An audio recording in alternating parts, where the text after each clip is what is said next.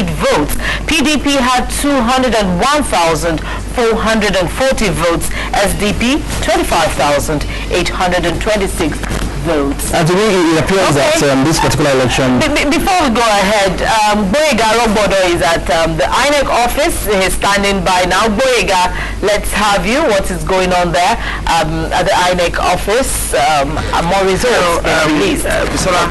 It's been a one-way traffic all along. Of course, we have had about 10 of the local governments released right now, and the whole exercise is on break, and we're to resume in just a few minutes' time. But I have with me one of the local observer whom I want to ask what exactly he has observed, since the whole exercise started this morning. But your name, sir? I am Arik Babu Sulaiman. Now tell me, what have you observed since we started this exercise this morning? Well, I think for me what's more important is the way the exercise has been conducted. It gives a lot of room for confidence in the polity. It's interesting to see that a replica of what happened at the national level is represented at the state level, where the chief returning officer and the state rec are seated, and the process itself instills confidence in the electorate. And also, if you are down, see that there is an air of camaraderie among the politicians. They are throwing banters at themselves, even though some of them know that they are not probably getting the kind of results they want. And that is instructive for some of us, because when you see the extent to which these politicians during campaign periods fight, say all sort of rubbish to themselves, and then for some people to risk their lives, for this set of people, it's unfortunate, because here we can see them already making jokes of one another, because in a way they have a small clique of themselves, especially for young people and also for the electorate. But in terms of the conduct of this exercise, I think, especially if you look at the recent recess that has been called, it was called at a judgment by the returning officer, because the need arises to double check the result before they are presented, because as they are being presented, they are being broadcast all over via social media, via traditional medium. So it's important that they are double checked, to avoid mistakes. Look at what happened in Oshodi Solo yesterday. Now we have a session where we have many polling units not having elections, and one of the party agents raised a very cordial that wouldn't the results of those polling units, assuming they have the elections, have affected the final results? There's no why we have just 500 votes in between the winner and the loser. Well, what is Oshodi Solo presents a very unique case, because during the presidential and House of Rep election, Ward 2 in Oshodi Solo, quite a number of about 14 polling units didn't have elections. The election was going to conduct election in only 3 polling units. The election has to be conducted in all 14. We didn't have the full picture. The protest the question was forwarded by APC to INEC. However, the scenario that played out, what is being reported here today, is slightly different, in the sense that if you listen to the election, he is saying that part of the reasons why election did not hold in Ward 1 and 2 is that people did not collect PVCs. And that's a different kettle of fish entirely. It's different from, there was a crisis and we couldn't hold the election. If you look at Okota, for instance, where election held in some polling units, but they were disrupted, INEC had said if your area is disrupted, we are going to cancel the election unless it is substantial enough to change the whole result. It is just suffer it. So that happened to the people of Okota. But in terms of Oshodi Solo, what we need to further find out is that is it all of these polling units that people did not collect PVC, or is there a carryover of during the presidential election? But in terms of the explanation of the INEC rec for now, it suffices to say, look, all parties suffered the same fate, and therefore it will not be tenable to say, can we give people PVC? No, the train has left the station in terms of that. But if there are other issues where people do actually have, the election was not conducted, then that would be an interesting matter to tribunals.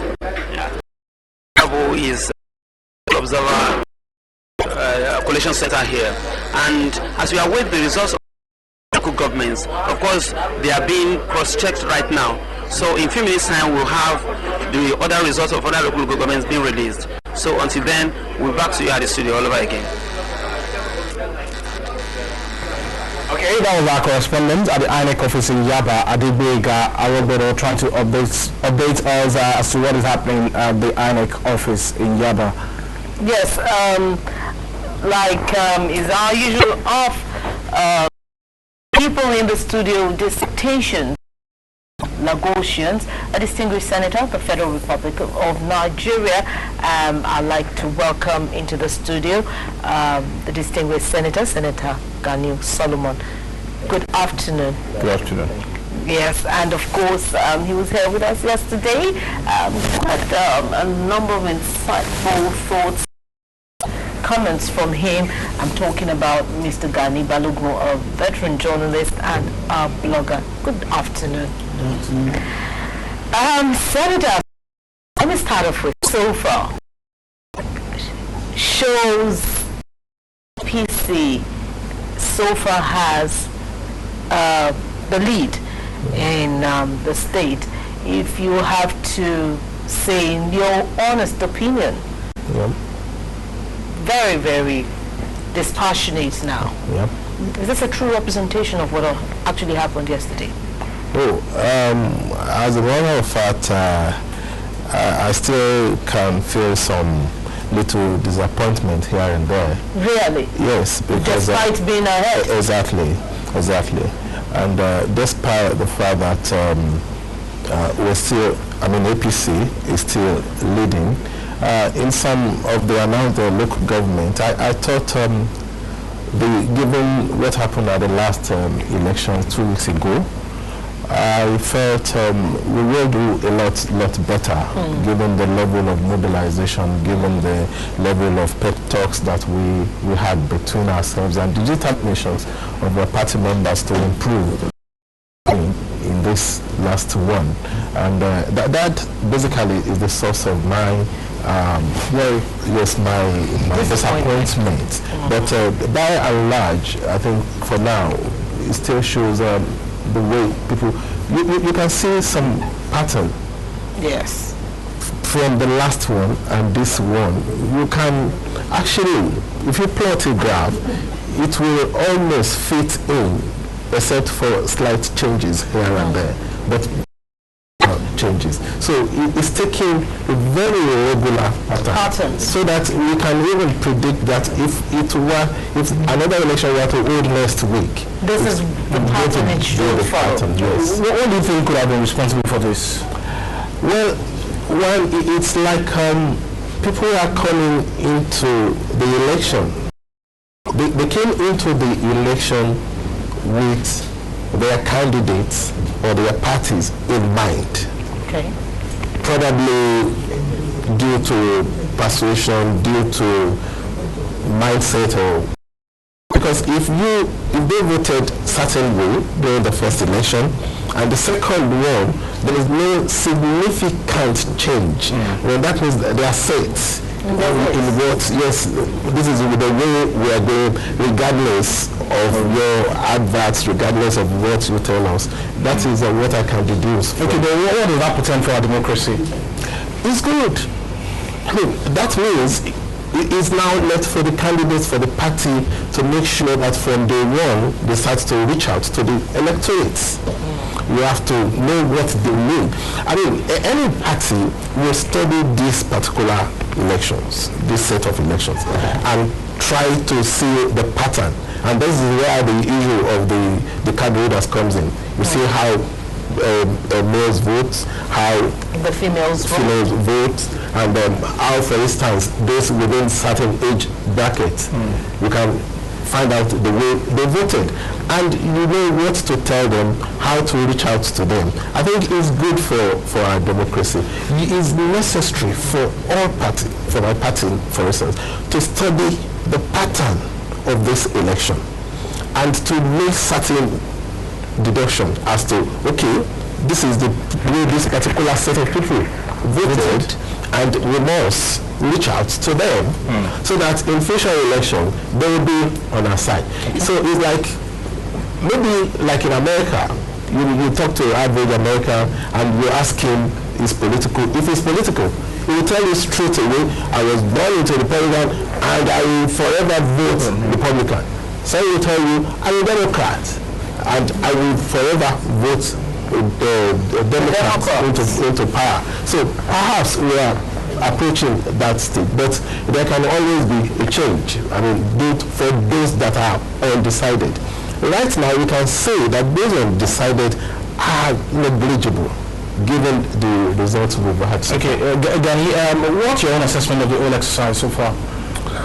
I think this is, like we said yesterday, this is the first step in a long journey. It's a process, and we'll get there eventually. And where are we going? We are going to a point where the political science departments of universities, the political parties will have institutes, whose job solely is to collect data, collate data, and then study. And so in a few years down the line, you can tell particularly that we need to waste so much funds in this area. So we are becoming more scientific. Ultimately, that's what we are doing.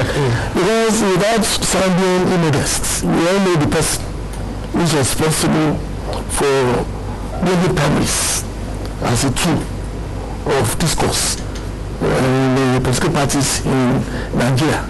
And as we go from that point, somebody started and insisted we have primaries to select the person that represents us. From that point, people will have to go back in and start from the basic elements, from the local government, from the ward. So the days of saying, don't worry, my party platform is enough. Those days are gone. And I can tell you the next 4-5 electoral circles to get to a point that those who decide elections will be the marginal few in the middle. Those who are another area. But one point that was thrown up yesterday, distinguished Senator, is the fact that this might not go down well. This scientific tilting and leaning for elections in Nigeria might not go down well with the political class, maybe because it will not give room for manipulations. For manipulations? There's nothing anybody can do about this. And when we talk about science, we're talking about the behavioral sciences, the behavior of human beings. You can't do anything about that because they are learning. They are developing. And when we talk about political development, democratic development, we are actually referring to the people. And they are learning, they are developing, they are also coming up with various attitude. Okay, distinguished Senator, we want to go back to the about now and let us have some more. We have 11 already, and the returning officer, Professor Adewale, is about to continue receiving results from the local government.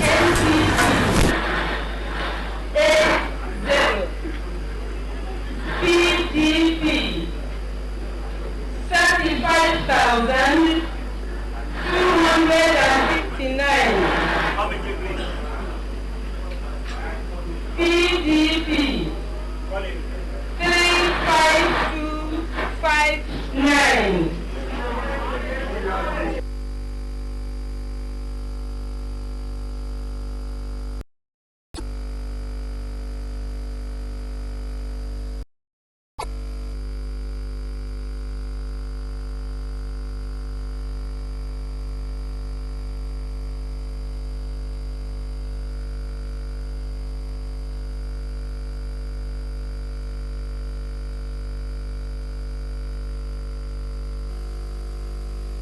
We lost the signal there from the INEC office. We'll reconnect with our correspondent with a live crew there, giving us more results of We have 11 local governments, 11, yeah. and we'll just be waiting for 9 local governments, and then winner will emerge. Who wins? Who becomes the next governor? That's a very good question. Let me ask you, Senator Solomon, whoever wins, what should be his stance at this point? His attitude. Yes. His attitude, I believe, should be magnanimous in victory. Yes, in victory, he should see himself as father of all. Immediately, he becomes the father of all. Governor of APC, governor of PDP, governor of Lagos State, or even governor of those that do not even vote. Talk less of those that belongs to certain political parties. He will become the governor of an immigrant just entering Lagos today after election. Is the governor of everybody. So he has to think about all. We should have an all-inclusive government. When we say all-inclusive government, it does not mean this person will not bring the commissioner. No, but a government that has everybody in mind. The policies should be people-oriented. Okay, the policies will be people-oriented. Let's go back to Anya Clara, Father. What's going on there? She want to, hello? He will want you to call and accredited voters only. Just inform me, please. The original. Once again, number of registered 281,680 registered voters.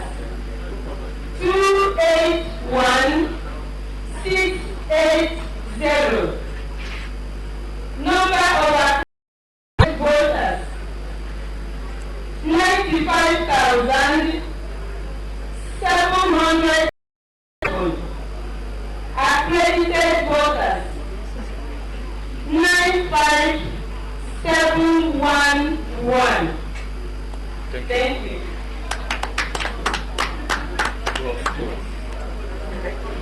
Who is next? Tell them to fill the correct form.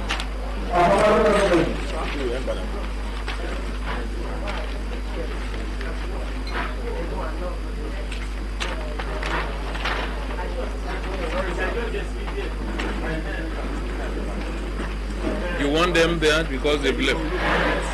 Okay, did you come back? Ikorodu, may I kindly request PDP agent, may I kindly request that you let us know if you have observations before they leave. I was reading off my hand. Ikorodu, can we have you back? Ikorodu. Where is your collation officer? Collation officer. Okay. Please take your seat.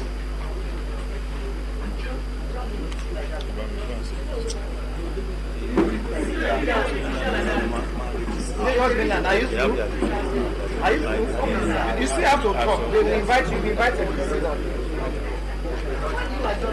Sir, I have sort of a query on page 26 in Ikorodu. Listen, please. In that particular polling unit, the number of people that were accredited was 542. But when the vote was counted, we had 580. And I believe that such a vote should be null and void, since the number of accredited voters is less than the people that voted. But to my surprise, it's part of the result. So I want to hear from them. And I want to also say that even though I was was not too comfortable with asking me to write, particularly on things that has to do with technology, which can be attended to here immediately. Respecting your opinion, sir, we are meeting our very strong petition as I speak with you. We have submitted a copy at the Rex office, and we believe that all will be attended to, which if we will do is also part of. So I think these are very germane to the roots of this election when it comes to accreditation being less than the number of total voters. Thank you very much. You wanted to respond to that.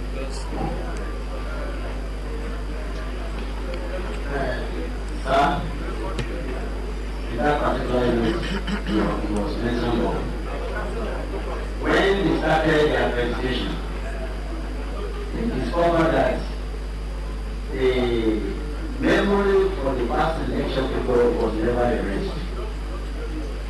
So about 2 or 3 cases complaint of that, I quickly sent the message to the RAC managers.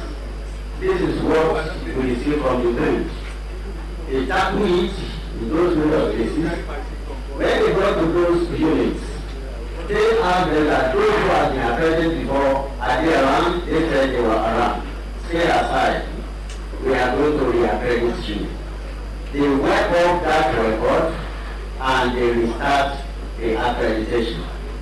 So the addition of the previous record of accreditation from the people done yesterday was added.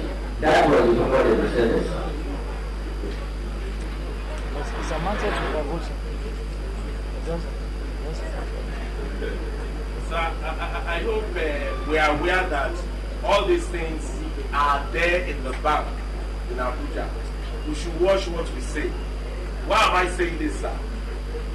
It was after the addition of the votes of PDP 177 and 370 that this person discovered that there was overvoting. The person now adjusted it to the figure to suit the overvoting. All efforts to stop this person was aborted. Let us take things the way they are.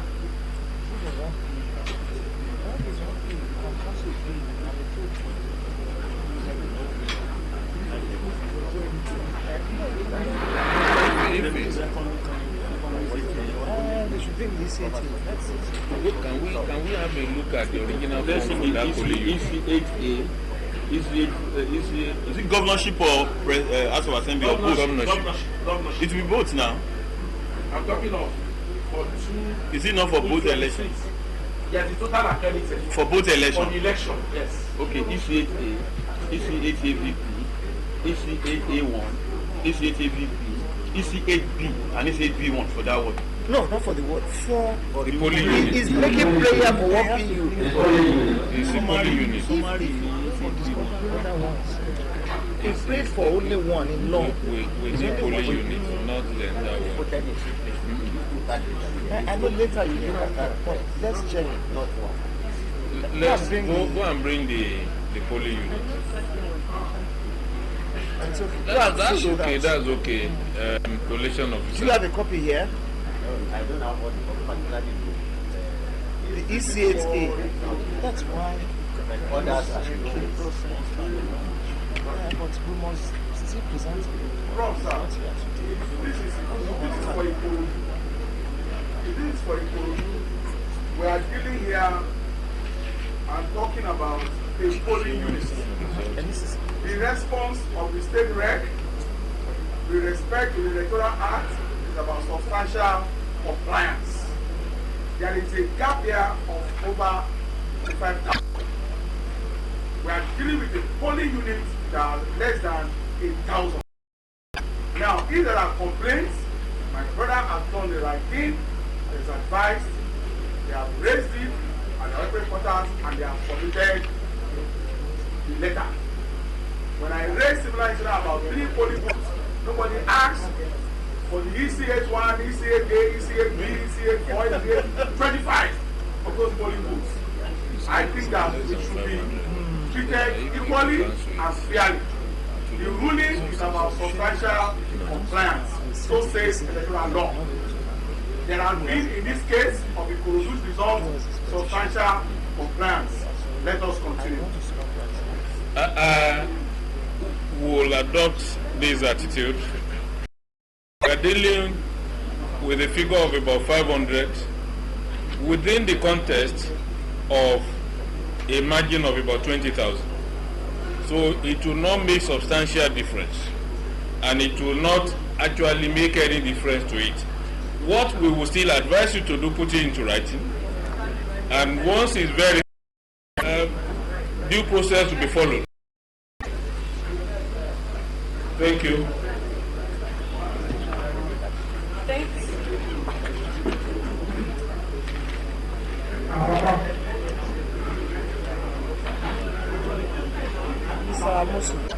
There is the issue of those inform us that voting actually took place. So we want you to test those. Please sit down. With due respect to this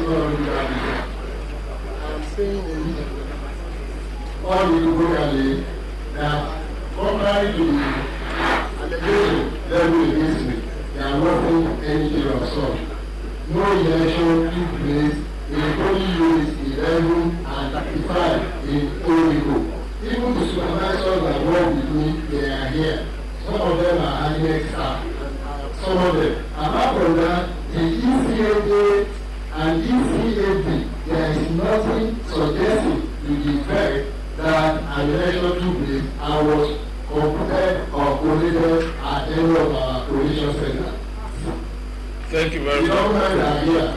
May I advise that the points raised by the PDP agents is not actually against your person. It's against. Don't take it personal. And be my suggestion. We're taking due note of your response. And again to the agent, since it's the necessary due process to be followed. Thank you. Thank you.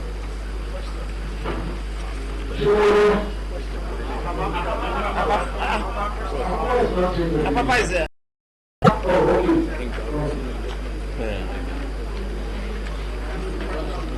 An agent to a party, media. The REC will address all requests, complaints by the REC. Who is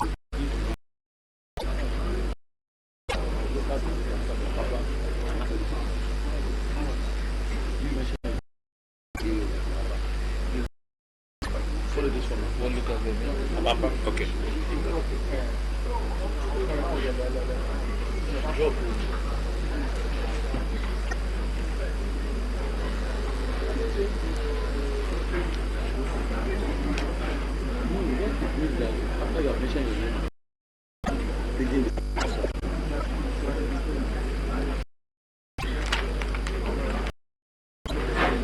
You must reach out. My name is Paul. We can't hear you. Can I have you? It was off. Good afternoon, sir. My name is Paul C.I.S. Electoral Officer, Papa LG. Good afternoon, sir. My name is Princess Aditun Badibo. I am the projecting officer for Apapa local government. Apapa local government, we have registered voters 170,266. 170,266.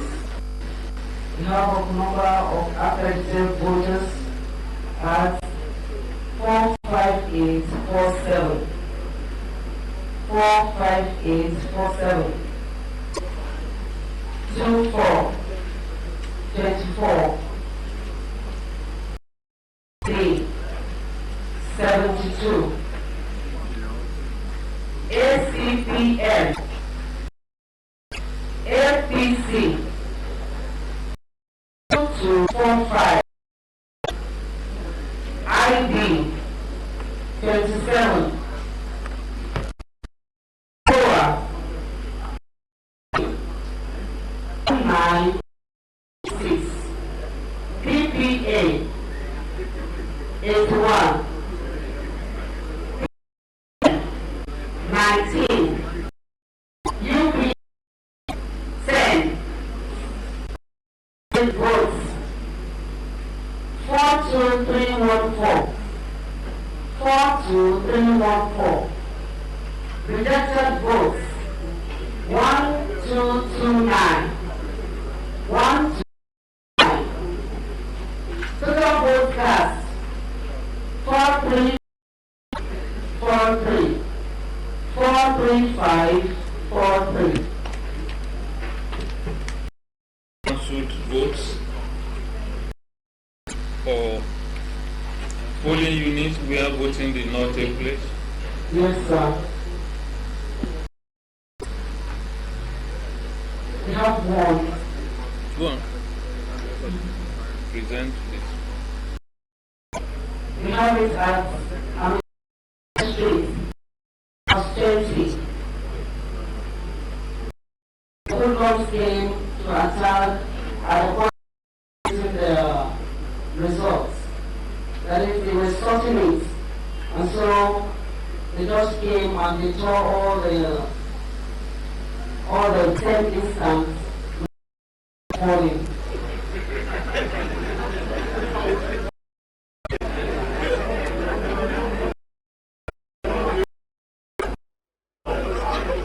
Thank you. We have number of residents there as 655, 103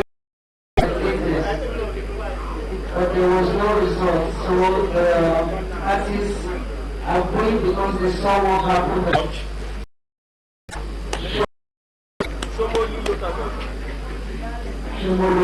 Are you a party agent? Shomolu. Eh? You are Shomolu? Which one is yours?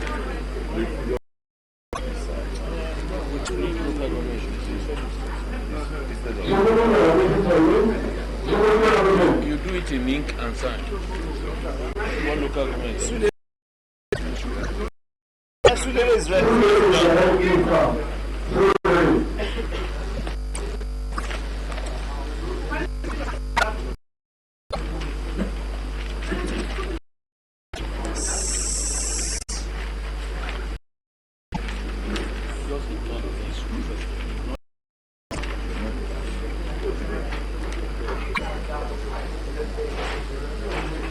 Ekwe should be ready to represent their total tally.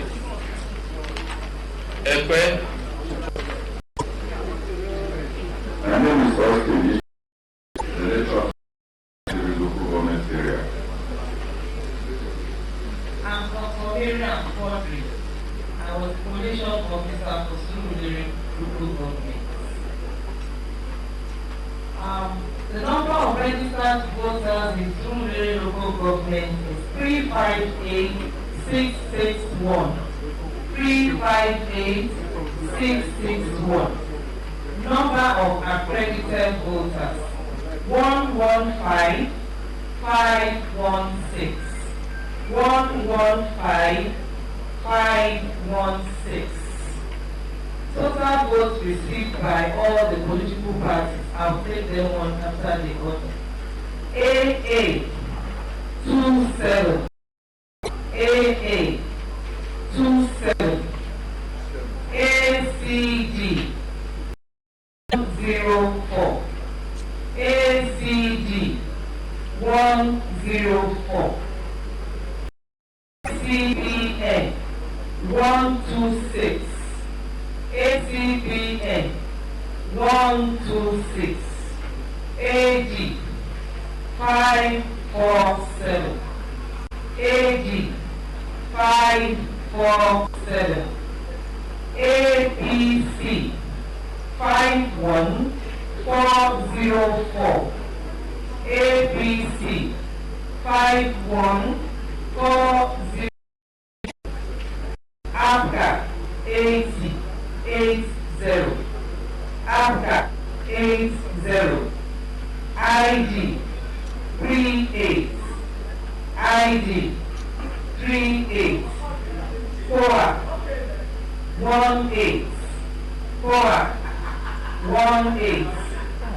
LP 54. LP 54. NPPP 23. 23. NPPP 23. NCP NCP 40. NNPP 92. 92. PDP 54202. PDP 5402. PPA 139. PPA 139. PPN 14. 14. PPN 14. UPN 14. UPN 14. Total valid vote for Surulere local government 106,922. 106,922. Total rejected votes 2682. 2682. Total vote cast for Surulere local government 109,604. 109,604. Election held in all the local government. There was no cancellation. Thank you. IT, are we okay? Thank you.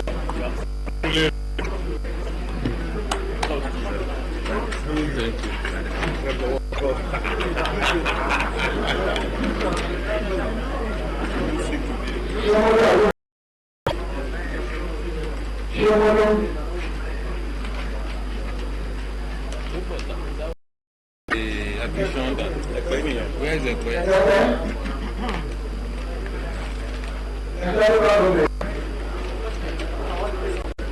Don't take time, just the addition. Epe local government, we have to agree on your total figure. Epe, we can lend you a calculator if you have challenges.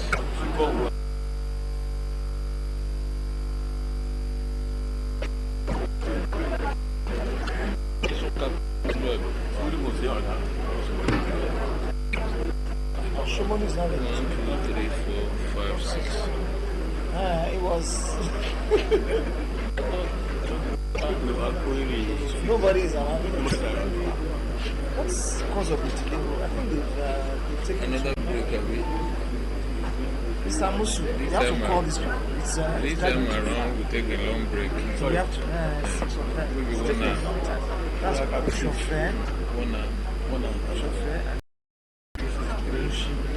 We still have to wait for 6 local governments, and we want to advise that we adjourn. We will reconvene at 4:30. This is to give them time to get here. We shall reconvene at 4:30.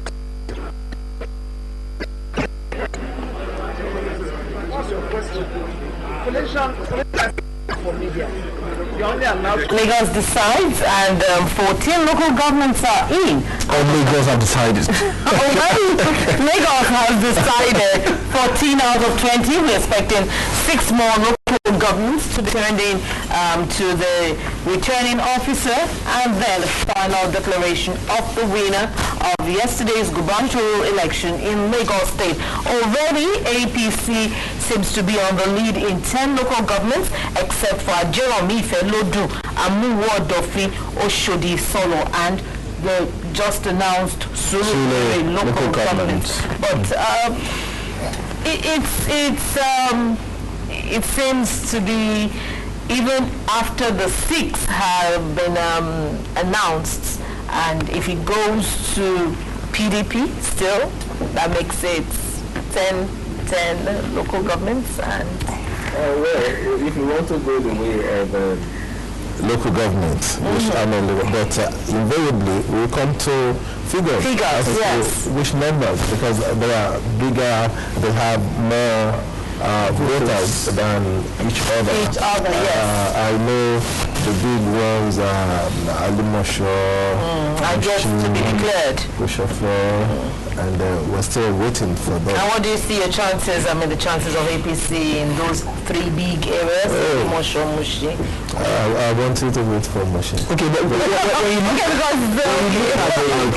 look at the voting pattern for yesterday, did it send any message across to the political class? Well, generally, this series of elections is, if there's lessons to be learned, when the voters, the electorates are becoming more aware of their power, in the votes, power to say we want this particular person or we don't want this particular person. And again, it's also showing that the democracy is developing. Politically, the country is developing. Let me go back to the issue of the last election. During the last election, 2 weeks ago, we saw the pattern. And political parties now went out, intensify their efforts, really double their efforts. But at the end of the day, there's a slight difference. They still have the same pattern, they still retain the same pattern, to the extent that you can say, okay, this block is for a particular party. This block is for a particular party. So now to change that, you have to work. And it's not going to be the work that will start 2-3 months before election. You start from once you get to office. From now, tomorrow. Because the election was there yesterday. So it starts from now, today. So people are more aware now as to the power they are aware, and they are becoming more independent-minded. You may want to ask, but we had stomach infrastructure going about, giving people food, giving them money. So you can also conclude that perhaps some of them, where they are offered, some will receive, but still go ahead and do what their conscience asks them to do. Gary, does that imply that politics has gone beyond people attaching you to your political party, but focusing more on your personality and what you have to offer them? Actually, it focuses more on your personal needs and sometimes your personal convictions. Because the platform you work for at a particular electoral circle will not be representing your values as of that period. And that's when we now decide to test the other side. And that will occur more and more as we develop in this democracy. Because you got to the point that, okay, fine, this man is on the education committee, and I live in Ojo, like example, and actually in Lasso, and Lasso has been closed for 3 months. And at the day of this man, and the man said, don't worry, we'll do something. On the day of the election, I made for that same reason. He said to vote, I did not his party. I vote his party for the president.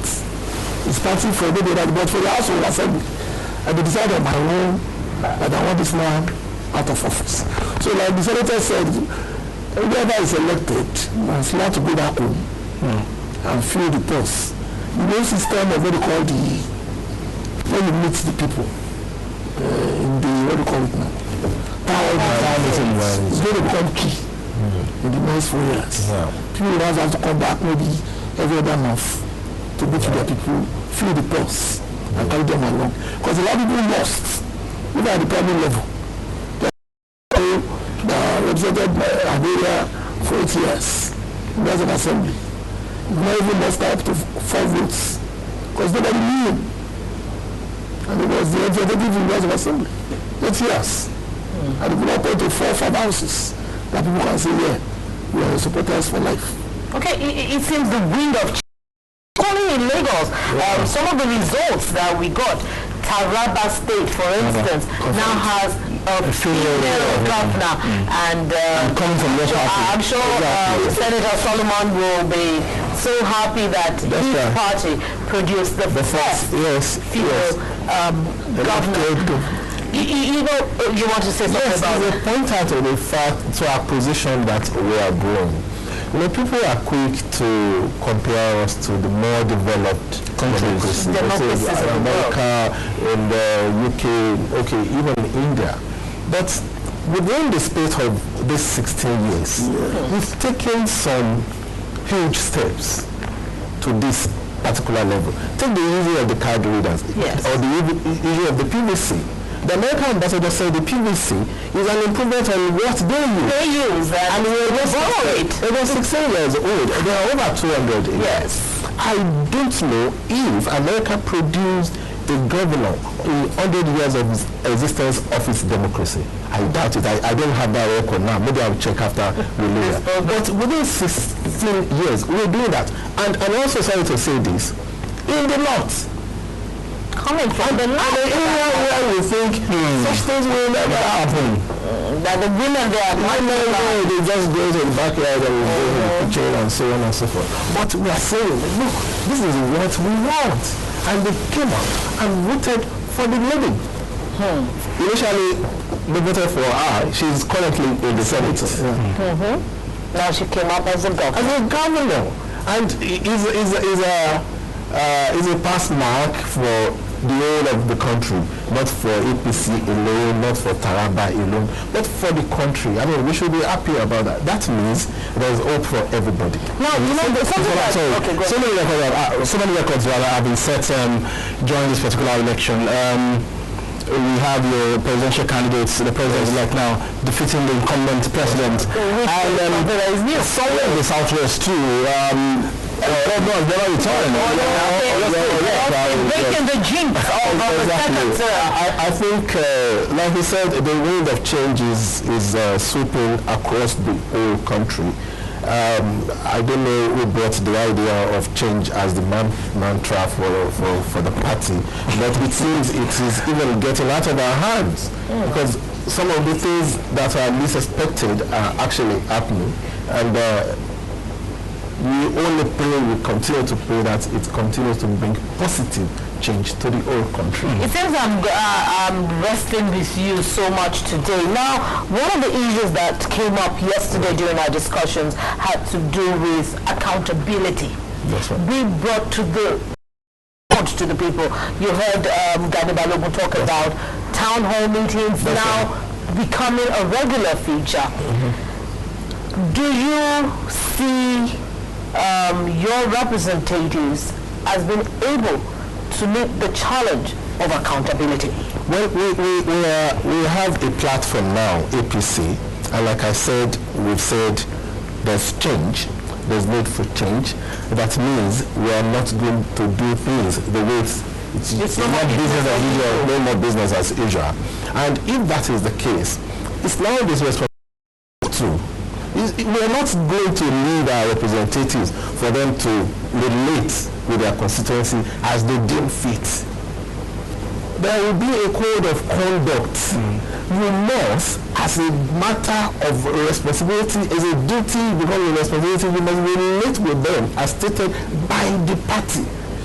Because right now, there will also be what they call the parliamentarian meeting or something like that, whereby you meet with the party leaders and you brief party leaders on what your activities in the various positions are. because you must meet before the party now try to sell you to the general public and you must in terms of performance. Yes, you must be able to convince party leaders that you are doing whatever you're doing it very well, and of course you are also living within certain constituencies. So we must be able to see if our representative is performing or is not performing. And because of this principle of collective responsibility, we cannot wait and allow somebody to bring our names into the mud or to now make a mess of us by not performing. Does that translate to the fact that APC will now be on its toes? Yeah, they have to be. If the change does not come in 4 years, if the change does not come in 1 year, 4 years is a little long. Attention span, as you know, is very short. 3-6 weeks. In the next 2 months, we'll be asking questions. So, like the senator said, the parties in their wisdom have decided that they set timelines for those that they elect. So, of course, it's a wonderful idea because then you know that if I can't get to my representative today, I have an opportunity by the end of April to meet with him and send him something. And in addition to that, I think another thing that this election has come up is the quality of people we are sending to represent us. The area that is still very low is the area of support service. For especially those in the Senate and various assemblies. The quality of staff. Because most of the time, the man has only 24 hours. And he has committee work and other areas as well to get constituencies. In the US, there are people who do this. He gets to be the point man. But where they do everything. He meets with 200 people a day. He saw a problem that is not his problem. He has to reply some personal letters. And sometimes when you meet with them, you feel pity. But before you know it, 4 years just 48 months. Not that much every time. And the guys have not achieved anything. So I'll be the happiest person. If ABC could do this, set up timelines. Even PDP and the other parties, that you must come back, the ABC. Then they must not work on the quality of support staff. Because that's the next step. Okay, please go ahead. For the issue of support staff, from experience, I think I have 1 or 2 words for our elected representatives. We've had 4 terms already, 16 years. And if you look at the rate of returns, it's not that much. 2003, some people returned 2003 to 2007. They had some people working with them that were left off. The same thing happened the subsequent ones. So they should look among these experienced hands. You should not see it as, okay, let me go and make my brother, or let me put my sister-in-law. No, because the work is enormous and is becoming so by the day. So you need experienced hand. Those people that have worked with people there before, so they bring the experience to bear. Otherwise, you can imagine, if you bring somebody new, maybe you are allowed 3 aides, and you bring 3 brand new aides. Your son, you are new. All of you will be broken in the dark. Because you don't have the experience. Before you fire your feet, 9 months is gone. And before you know it, you are almost. So it means experience is very important. It's very, very important. But unfortunately for us now, majority of the members of the House of Reps, majority of them will not be coming back. The same thing in the Senate. This is what the parties will have to work out. There must be a way of making sure that a sizable number at least return, so that it impacts positively in the workings of the assembly of the maybe House of Reps or the Senate. But a situation where majority are no, there is no way. I mean, because they are just exposed to what it means. You can be watching the plenary and think it's very easy, but the works done at committee level, yes, at the committee level and so on and so forth, are much more than the plenary. The plenary are just to take certain decisions that must be taken at plenary, resolution, laws, and so on and so forth. But other works are done behind the chambers. Okay. So the experience is instead of the political parties trying to work out things or ways of ensuring that they return, should our constitution be amended to suit that? No, I think people are already suggesting that instead of spending 4 years, it should be 6 years. No. The problem we have, just like you said, is this. In the UK, and even in the US, there's something we call safe seats. So when you have problems in your own community, the party can decide that we are going to take it away and give you a safe seat. Because the party requires your experience at that particular level. I don't want you to go. It's not everywhere. You take it from constituency A and take it to F. When you know there, or they want to make him the prime minister. When you want something to achieve that. You will get there. What I think the next step is that those who work in the National Assembly or state assemblies should become like a quasi-professional available for hire based on that level. Now you have something like that assembly that makes a law. And if you have done this and you are part of this, it's our job to require that at least one person of experience be part of the team that will come back. And every state does have that. And about, like the senator said, what I've done is a job. They have the capacity, they have the ability, and at the end of the day, they are not doing the man any favor. They are only getting his chances. But you said a while ago that the crop of elected officers this time around are people that on the individual basis you can vouch for. Most of them. Don't you think the intellectual capacity will be able to these rigors, because it seems the way we're going about it, maybe they're sending shivers down the street. You remember, there was a time in Nigeria before the reform, before the IDB reform, where civil servants are safe. You cannot be touched.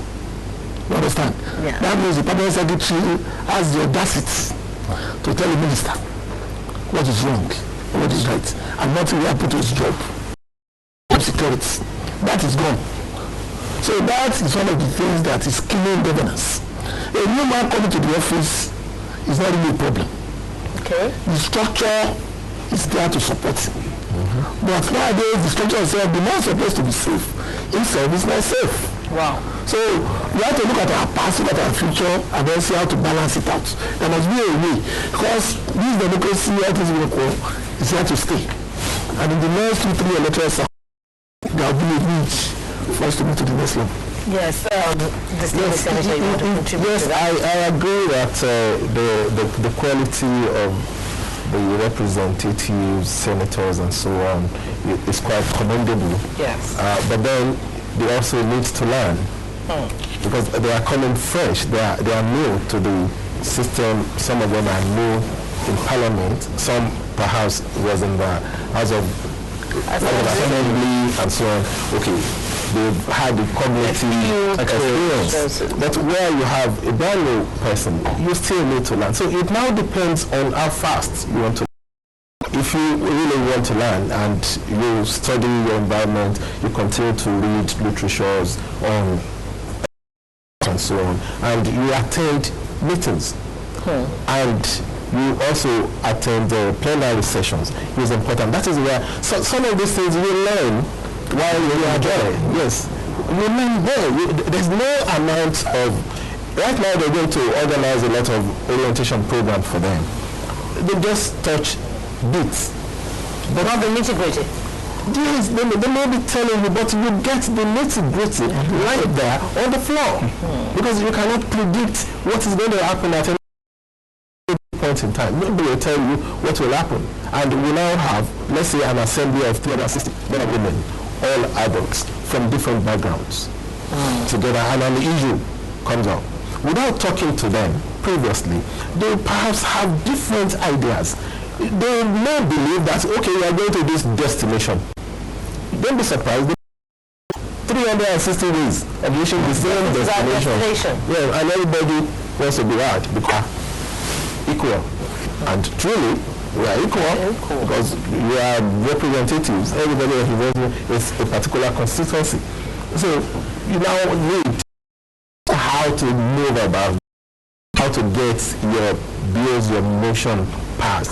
You don't go there that, okay, I'm going to oppose anything coming from that side and not to oppose anything coming from your side. So there are situations where there may be need for you to collaborate, not at the expense of the country or the masses, but there may be need to so that you get things done. So the real learning is on the floor.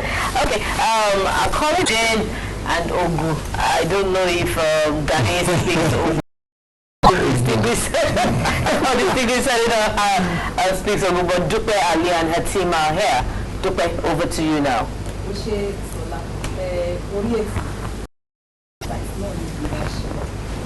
Gbogbo wa la sí retí lásàárọ̀ pé èsì ìbò báwo la ṣe fẹ́ rí àti rí èsì ìbò tí ń wọlé òyìn tó tẹ̀ wá lọ́wọ́ ó fi hàn pé àwọn ìjọba ìbílẹ̀ 14 ni èsì wọn sí Etí Ọ̀sà, Lagos Mainland, Ìkẹjà, Àmúwò Ọ̀dọ̀fin, Òṣòdì Ìsọ̀rọ̀, Ìfàkọ̀ Ìjàyè, Ẹ̀pẹ́, Ìkòròdú, Ìbẹ̀jú Lẹ́kì, Badagry, Ajérọ̀mí, Lagos Island, Àpápá àti Sùúrùlérè. Àwọn èsì ìbò ó ti wọlé ní àwọn ìjọba ìbílẹ̀ tí àwọn ìjọba ìbílẹ̀ bíi 6 ní àwọn èsì tó dẹ̀ jáde yìí ó fi hàn pé APC ó mókè ní àwọn ìjọba ìbílẹ̀ 10, PDP ìjọba ìbílẹ̀ 4. A ṣì ń retí èsì ìbò ní àwọn ìbílẹ̀ 4 kó tó di pé a bá àwọn àlejò wa sọ̀rọ̀ ní èdè Yorùbá àti àdàmàdì Gẹ̀ẹ́sì yẹn pidgin. Màá fẹ́ kí àwọn tó kù ní sáájú wa ń bí ọ̀pẹ tí ààbò kí òun náà bá wa dá sí. Thank you, Modupe. Country people, we still there inside Lagos Television Studio. On top Lagos this side, we've been learning at to say as we do exam on top election matter, of course, results will come out. And it only come out to know the small matter. In fact, then tell us, say, out of the 20 local governments, then what we get for Lagos State, say 14. The government say their results don't come out and no be small matter, and plenty winning don enter there.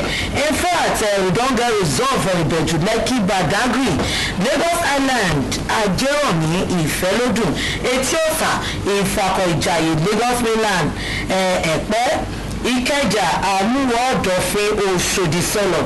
Even sef Àpápá don enter Sùúrùlérè, plus including Ìkòròdú, and the tori wey dey for Adomo don talk say out of all these people, all these 14 local government wey don get their results, so say APC na dem collect 10 out of the whole thing, and those 10 wey be say APC dey lead na Ìbẹ̀jú Lẹ́kì, Lagos Island, Ajérọ̀mí, Ìfẹ́lódùn, Etí Ọ̀sà, Ìfàkọ̀ Ìjàyè, Lagos Mainland, Ẹ̀pẹ́, Ìfàkọ̀ Ìjàyè, Ẹ̀pẹ́,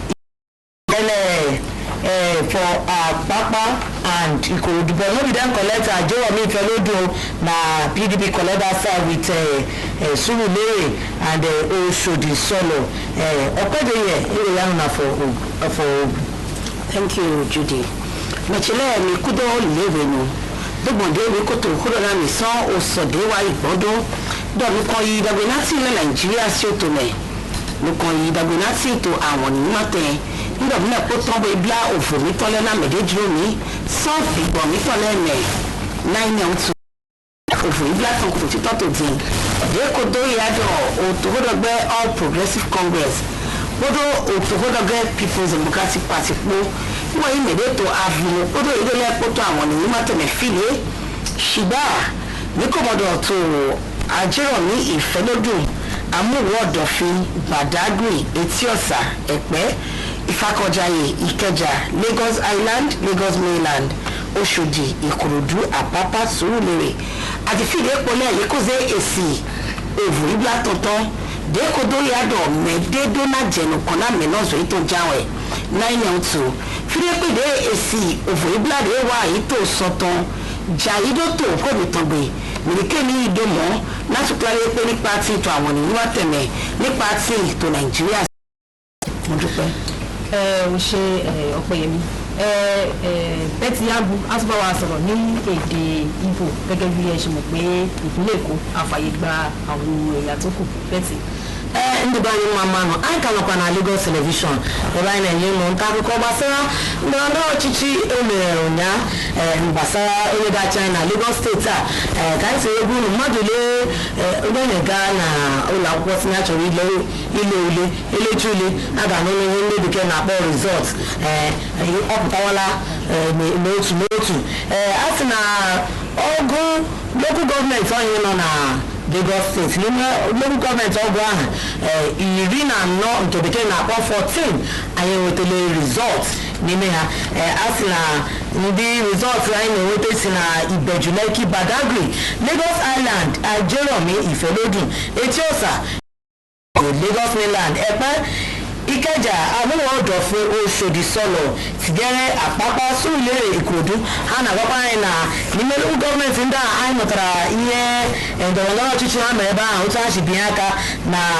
ọnwụ 10 ka APC nwetara n'ime 4 nke PDP ndị ebe APC nwetara aka bụ Ibeju, Lekki, Badagry, Lagos Island, Etiosa, Ifakọ, Ijaye, Lagos Mainland, Epe, Ibeju, Lekki, tinyere Àpápá na Ìkòròdú ebe PDP nwetara bụ Ajeromi, Ifelodun, Oṣòdì, Sọlọ tinyere Súlùlérè. mo dúpẹ́. ó ṣe bẹ́tì ìròyìn tó tẹ̀ wá lọ́wọ́ láti àwọn ìpínlẹ̀ mìíràn fi hàn pé APC ni ó mókè ní ìpínlẹ̀ Ògùn APC ni Ògùn rí níbẹ̀ pẹ̀lú nọ́mbà tó lé ní ẹgbẹ̀rún lọ́nà ọ̀ọ́dúnrún ní ìpínlẹ̀ Taraba ó tẹ̀ jọwá lójú pé obìnrin ló wọlé gẹ́gẹ́ bí gómìnà ní apá àríwá lọ́hùn eléyìí máa mú mi láti béèrè ìbéèrè lọ́wọ́ àwọn àlejò wa máa bẹ̀rẹ̀ láti ọ̀dọ̀ aṣòfin Ganiu Solomon. ìgbà àkọ́kọ́ rèé tí a máa rí pé obìnrin wọlé pàápàá lókè ọ̀yà lọ́hùn ní Taraba kí ni ìròyìn lórí ẹ̀. ó jẹ́ ìdùnnú wa ìdùnnú yìí kì í ṣe fún wa tó jẹ́ pátì wa nìkan kì í ṣe fún ti Taraba nìkan ó jẹ́ ìdùnnú fún gbogbo orílẹ̀-èdè Nàìjíríà. ìyẹn ni pé gbogbo nǹkan tí a ń sọ pé àníkẹ́ máa fọwọ́ obìnrin sẹ́yìn wọ́n ti wùwà ẹ̀ níbẹ̀ yẹn wọ́n dẹ̀ ti fi lélẹ̀ nìyẹn tó bá tún di ìgbà election míì tó tún bọ̀ kò ní yàrá lẹ́nu tó bẹ̀rẹ̀ tó bá tún pọ̀ jù báyìí lọ. èyí tí máa kàn sọ ni pé kí àwọn ìyá wa àwọn àbúrò wa ọmọ wa àǹtí wa kí wọ́n wo àwòkọ́ṣe lọ́dọ̀ ẹni yẹn kọ́ máa ṣàṣẹ́yìn pé ẹ má jẹ́ kí n lọ síbẹ̀ wọ́n gbúlà yìí máa wúri mọ́wọ́ ni kò sí nǹkan kan tí wọ́n kan máa ṣe tí obìnrin náà lè ṣe bẹ́ẹ̀ kọ́ gbáradì kọ́ lọ àti rí ìwọ̀kan tó fàyà gbà tó dẹ̀ ṣe tó já èrò olúborí which means pé táwọn náà bá gbìyànjú tó bá ṣe náà jẹ́ kó bọ́ sí ìdùnnú gbogbo orílẹ̀-èdè. ìdùnnú wa ni tó túmọ̀ sí pé kì í ṣe pé kí táfẹ̀ ló ní ìgbòho tábàtẹ̀ ní káwọ́ ó dẹ̀ pé lérò tèmi bẹ́ẹ̀ ni pé àwọn obìnrin ló máa ń pọ̀ jù ní àpéjọpọ̀ olóṣèlú àbí bẹ́ẹ̀ kọ́. oníṣòwò sọ bẹ́ẹ̀ ọkùnrin pọ̀ obìnrin pọ̀ iṣẹ́ oníkálùkù yàtọ̀ ó lè ṣàlàyé ẹ̀ bí fún yín ṣùgbọ́n ó ní àwọn iṣẹ́ tó jẹ́ pé àwọn ìyá wa lè ṣe ju àwọn ọkùnrin lọ ju àwọn bàbá wa lọ ó ní àwọn iṣẹ́ mi tó jẹ́ pé àwọn ọ̀dọ́ ọlọ́kùnrin lóbìnrin ló lè ṣe gbogbo wa la wúlò níbẹ̀ pẹ̀lú nípa ìwé pẹ̀ jù wọn ẹ má jẹ́ kán. ẹ ṣe kí tó tún kúrò lọ́dọ̀ yín màá béèrè ìbéèrè kan tí a bá wo iye àwọn tí ó forúkọ sílẹ̀ bíi mílíọ̀nù márùn-ún 5 million ó lé ló forúkọ sílẹ̀ nínú ìwé àjọ INEC ṣùgbọ́n tí a bá wò ó dàbẹ̀ ni pé iye àwọn tó kúkú dìbò ó dàbí pé já wọlé díẹ̀ tá a bá wò sí ti eléyìí tí ó wáyé níbi ọ̀sẹ̀ méjì sẹ́yìn a rí pé níbi kan tí akọ̀ròyìn wa tiẹ̀ fi hàn wá lára ìròyìn tá a gbé jáde a rí pé wọ́n ti ń gbágo níbẹ̀ nílùú aago gbàlà ẹ jáde o ẹ jáde o báwo ni eléyìí ṣe rí bẹ́ẹ̀.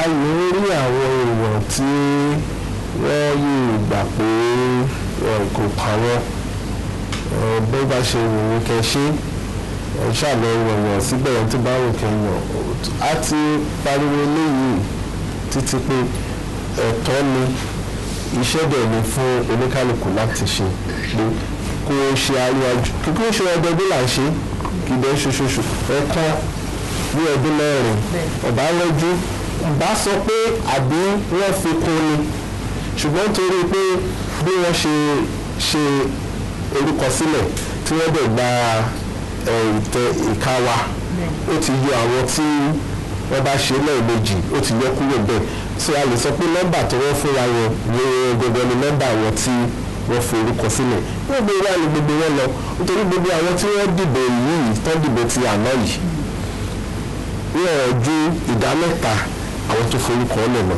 ó lè ìdá méjì tó kù wá ṣé wọ́n gbà ní ilé wọn sùn ni gbogbo nǹkan tó bá dẹ̀ ṣẹlẹ̀ yìí ẹni tó bá yẹ̀ síbẹ̀ tó bá yẹ̀ dọ̀la wọn máa ń kọ́ pé àwọn òrí kò wá sọ́dọ̀ àwọn tó ìsórí kíní kan wọ́n ọ̀dẹ̀ jáde torí nọ́mbà wọn yẹn ó lè mú ìyàtọ̀ tó pọ̀ wá nọ́mbà tó jókòó sílé yẹn ó lè mú ìyàtọ̀ nítorí nọ́mbà wọn tí wọ́n wá ó ìlọ́po méjì àwọn tó wà ní so àmọ̀ wọ́n gbogbo tá a máa ṣèjọba pé kí lẹ rí tẹ fi jókòó lé but bí mo ṣe sọ nígbà tá à ń sọtò ìbò àwọn yìí jẹ́ nǹkan tí àwọn ẹgbẹ́ wa tá a máa ṣe ìwádìí ẹ̀ láti mọ kí ni nǹkan tó ṣẹlẹ̀ ní apá bíi ìwọ̀n mélòó ni ò jáde nítorí ó tún béèrè ó yàtọ̀ síra wọn ní àdúgbò sí àdúgbò so tá a bá lè wo ara fún ara wa bóyá tá a bá ń béèrè lẹ́yìn ìlẹ́sọ̀ pé ṣé o ṣe nínú o lọ́wọ́ nínú ìlẹ́sọ̀ tó ṣe yìí ṣé báwọn ṣe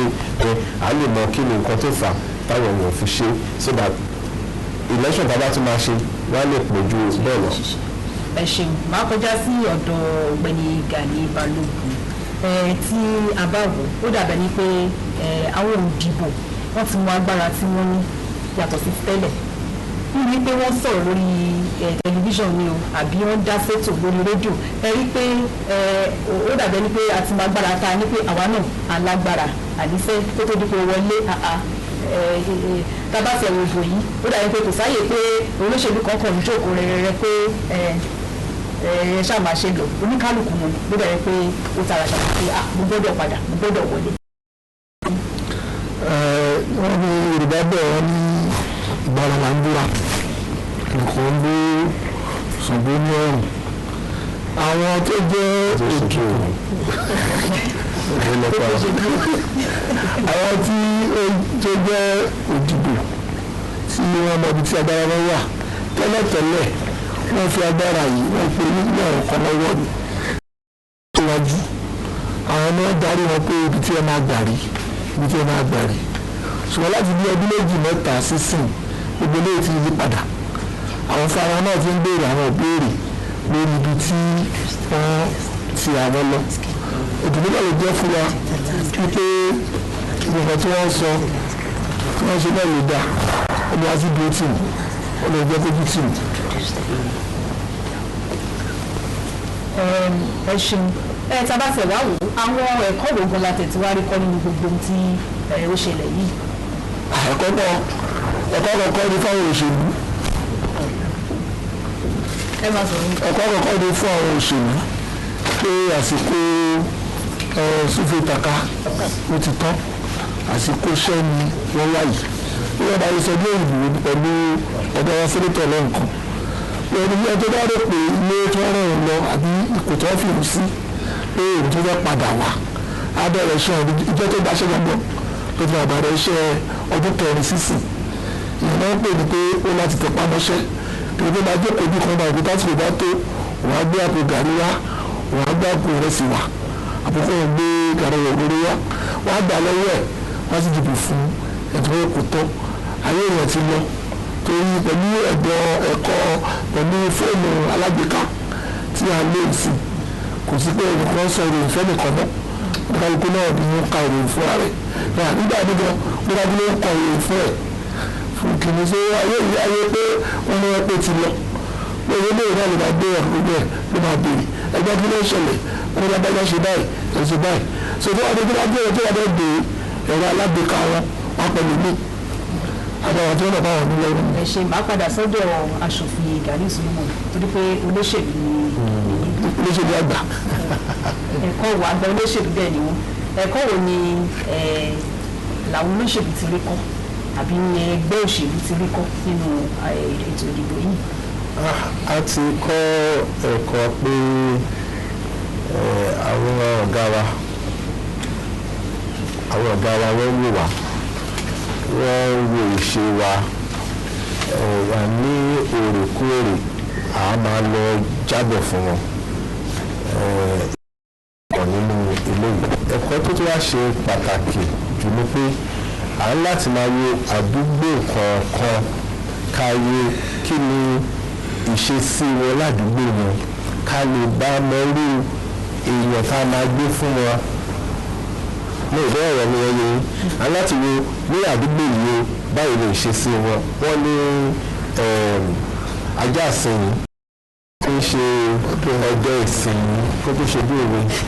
àti ìpínlẹ̀ ti kọ́ wa ní ìyẹn pé a kàn ní wà níbi ìkọ̀ọ̀kan kan pé tá a bá ti ju eléyìí sí bẹ́ẹ̀ náà lè ṣe máa rí báwa ṣe ń gbọ́n sí làwọn ọ̀gá wa náà ti ń gbọ́n sí gbogbo máa wà ní ojú kan náà mo rò bí ẹ̀kọ́ tí a rí kọ́ nìyẹn nítorí àwọn olùdìbò náà gẹ́gẹ́ bí wọ́n ṣe sọ àwọn gan ti di olùkọ́ lórí ọ̀rọ̀ gbogbo òṣèlú wọ́n lè má gbàpò tí wọ́n lè má sí ní. ẹ ṣeun kó tó di pé àwọn ìtajọ wà níjókòó àwọn ẹlẹgbẹ́ mi wọ́n tún béèrè ìbéèrè pàápàá tí Gẹ̀ẹ́sì kẹ́ máa gbáradì fún yẹn. ẹ̀rọ íńtánẹ́ẹ̀tì ayárabíàṣá ipa wo gan ló kó nínú ìbò yìí. ipa tí ó kó ó pọ̀ ipa tó kó pọ̀ gan-an débi pé ìwọ́n ní láti máa wá ṣọ́ra nísìnyí òun láti máa ṣọ́ra ibi tó máa rìn sí òun láti máa ṣọ́ra nǹkan tó máa sọ òun láti máa ṣiṣẹ́ lẹ́ni tó bá ti jẹ́ public servant nísìnyí òun láti máa ṣọ́ra conduct ẹ̀ ó jẹ́ kí n máa sọ ìwàsí ìṣesí ẹ̀ ìsọ̀rọ̀ sí ẹ̀ nítorí ó lè fi ọ̀rọ̀ ní ìṣeré òun tó wà lẹ́gbẹ̀ẹ́ tó ti kọ́ tó ti record òun tó ń ya fọ́tò ẹ̀ bó ṣe ń ṣeré tí wọ́n bá gbé bí ẹ̀rọ ayára bí àṣà yẹn kó tó ìṣẹ́jú mẹ́wàá gbogbo ayé ti gbọ́ àwọn ọ̀rọ̀ míì tí wọ́n á lò ní ọ̀nà tí ta lè sọ pé mo mọ bá ṣe sọ lórí wa bí wọ́n negative ọ̀nà òdì wọ́n lò lọ́nà òdì ṣùgbọ́n kò sófin tó lè mú wọn àákàn sọ pé ókè ayò náà lọ ń ta bí ọ̀gá wa kan ṣe máa ń sọ pé èyí ara ìjà ló wà tó bá lò ẹni tó bá lò fún ló máa mọ̀ pé ó máa mọ ibi tó ti bá òun so àǹfààní ẹ̀ wà èyí tó kù díẹ̀ káàtó ẹ̀ náà wà ibi tó bá bọ́ sọ́dọ̀ oníkálukú ló máa ti mọ ibi tó ti gbà ó lára ṣùgbọ́n èyí tó pọ̀ jù ni pé ó dáa púpọ̀ ẹ̀yin bí wọ́n ṣe ṣe election tán ní àná ní polling unit kọ̀ọ̀kan gbogbo ẹ̀ lọ́jọ́ sáfẹ́fẹ́ kì í ṣe INEC lóde o àwọn tó wà níbẹ̀ kò sí níbo míì tí wọ́n ti ṣírò ẹ̀ nígbà tó bá ń sọ ó máa ń dọ́gba nǹkan bíi méjì mẹ́ta àbí díẹ̀ ló máa ń fi yàtọ̀ débi pé at least èyí tó ṣe kinní bẹ̀ ó máa ń dọ́gba so àǹfààní ẹ̀ pọ̀ ju kinní ẹ̀ lọ. ní báyìí máa fi àyè gba bẹ̀tì ààbò kó tún bí ní èdè obìnrin ní ìbéèrè ní àdàmọ̀dì Gẹ̀ẹ́sì pidgin àwọn tí àwọn olólùfẹ́ wa àwọn tí ń lò wá tí wọ́n gbọ́ èdè pidgin bẹ̀tì ààbò. Thank you mo dúpẹ́ una don hear the things wey dey ṣẹlẹ̀ on top the election wey ṣẹlẹ̀ yesterday for Lagos State. As we take the do am una know say no be only us dey tutorial na even sef other people ogbonge contribute the followers dey shook eye for the matter take commuter check out the way thing take waka unto whether the thing good or a next one make e dey gidigba. We get ogbonge people for studio today. We get Oga Senator for Federal Republic of Obodo Naija, Senator Ganiu Solomon, and even say we get Ogbologbolo person for studio sef, Oga Gani Balogun. Dem go follow us dey shook eye for the matter. Now start with Oga Gani Balogun. Balogun, we don dey hear of the results as e take dey come out, and we will start with how the whole thing take the waka, especially the government say even for Taraba for the first time say woman like we say this see seat capture for there. How you take see the whole matter? Thank you, my sister. The thing wey dey we say maybe just the thank God say we dey alive. This time make we take our own choice, see better thing. We become governor. Because you know say just like yesterday, if they tell some people say we might be the governor for Nigeria, we dash monkey banana. When you and I know say as we reach small now, where we get president, we the woman. Even first they will be like Lagos, we don't get deputy governor so pay for women. Then become automatic for them. Now the last time we had the deputy governor for Lagos, he don't pay small. So we are happy area. We will now win. And I don't say our mama Sabi economy area. She will do the job. And once she does succeed, other women will come out and go to do the job. And before you know, everybody will be governor of Nigeria. Become women now. It is really government. Oga Senator, from wetin we don dey yarn dem since, dem tell us say na before dem go talk say where you kaput na there you go just stand there. But how you take dey see the whole matter? E mean say if dem put if contribute vote take their own hand vote you say na you dem want to, no be say you just go there come do like say na your papa house. Na be say you must to work. If not 4 years the thing dey for una o.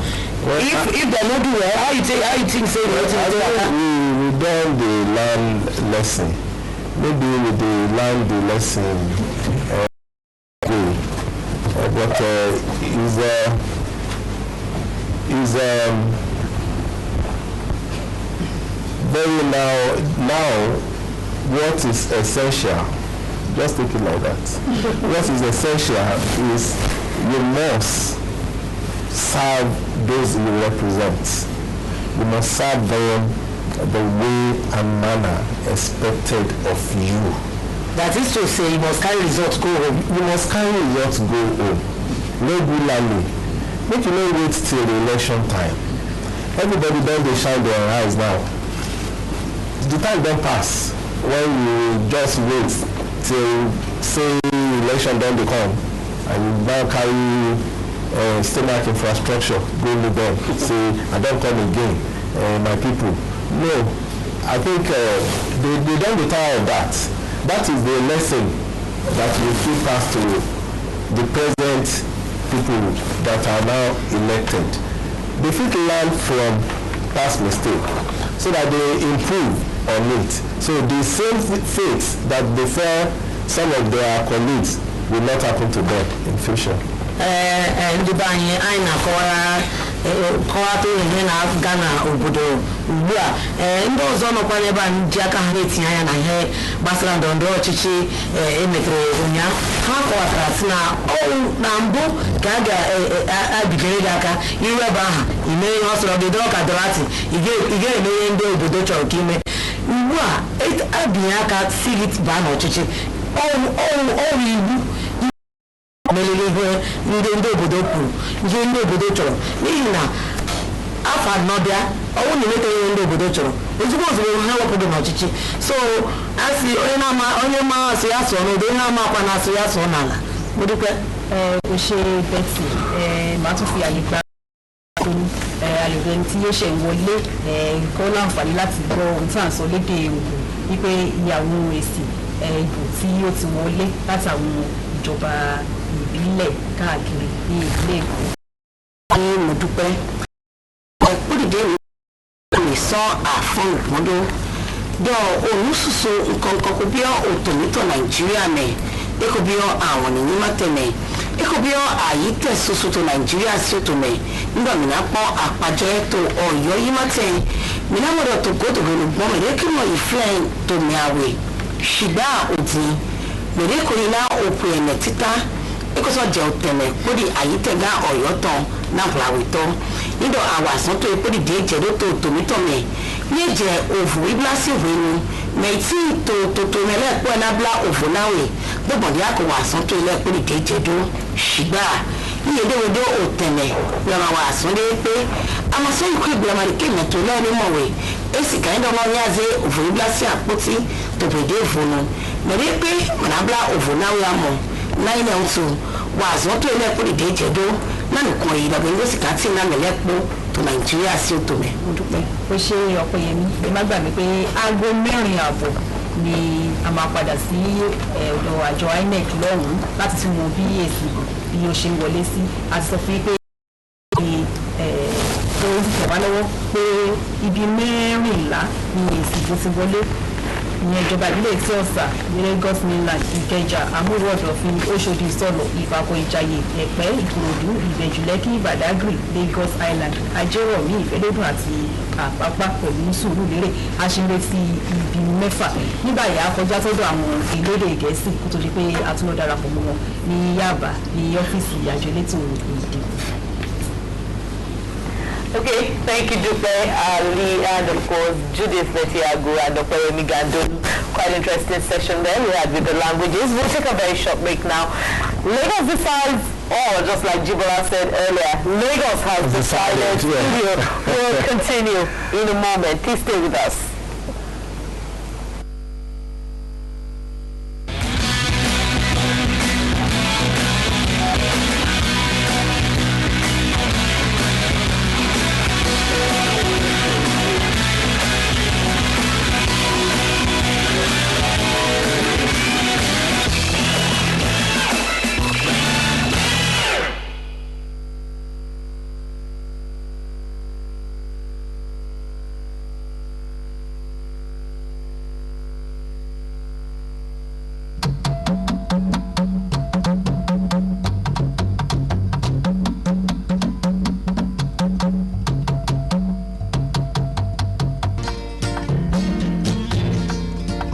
Akéde ìdúró ọgbọ́n.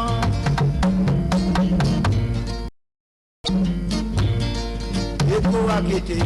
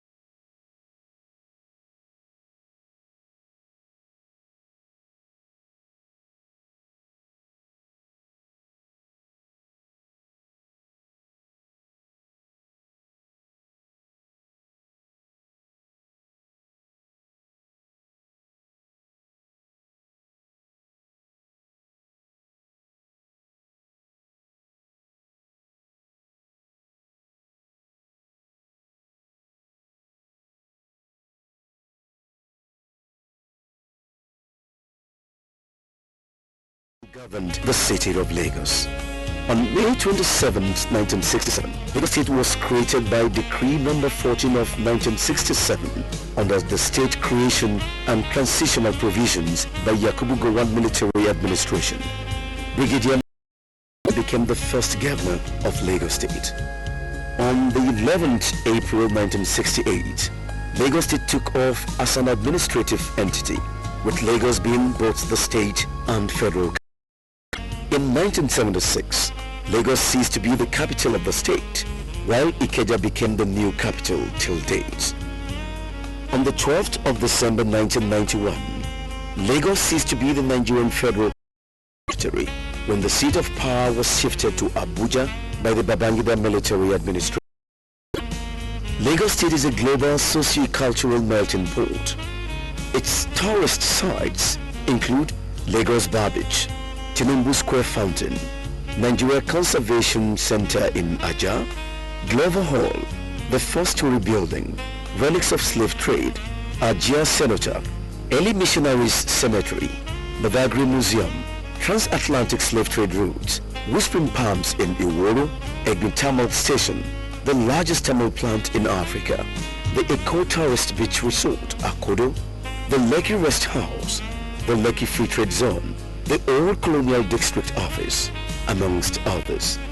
Occupationally, the major occupation of the people are fishing, farming, trading, and business activities. In its festival celebrations, the festivals so observed in Lagos are as follows: the Adamu Orisha Play, popularly known as the Eyo Festival, the Fanti Carnival, the Wara Dance, Sangbeto, Egungun, and many more. The seal of Lagos is a symbol of authority with primary colors of cyan, magenta, yellow, and black.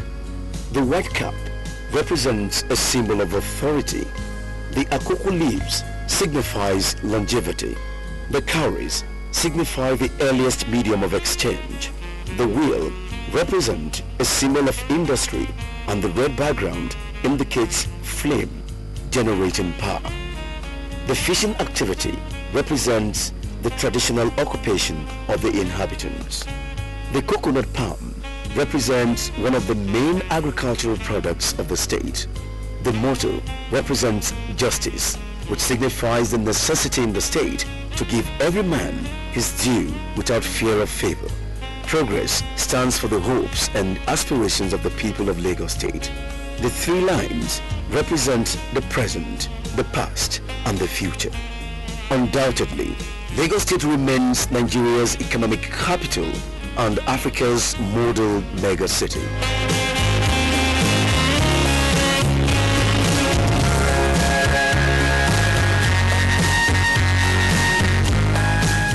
Only the best is the best option for the Alausa seat of power.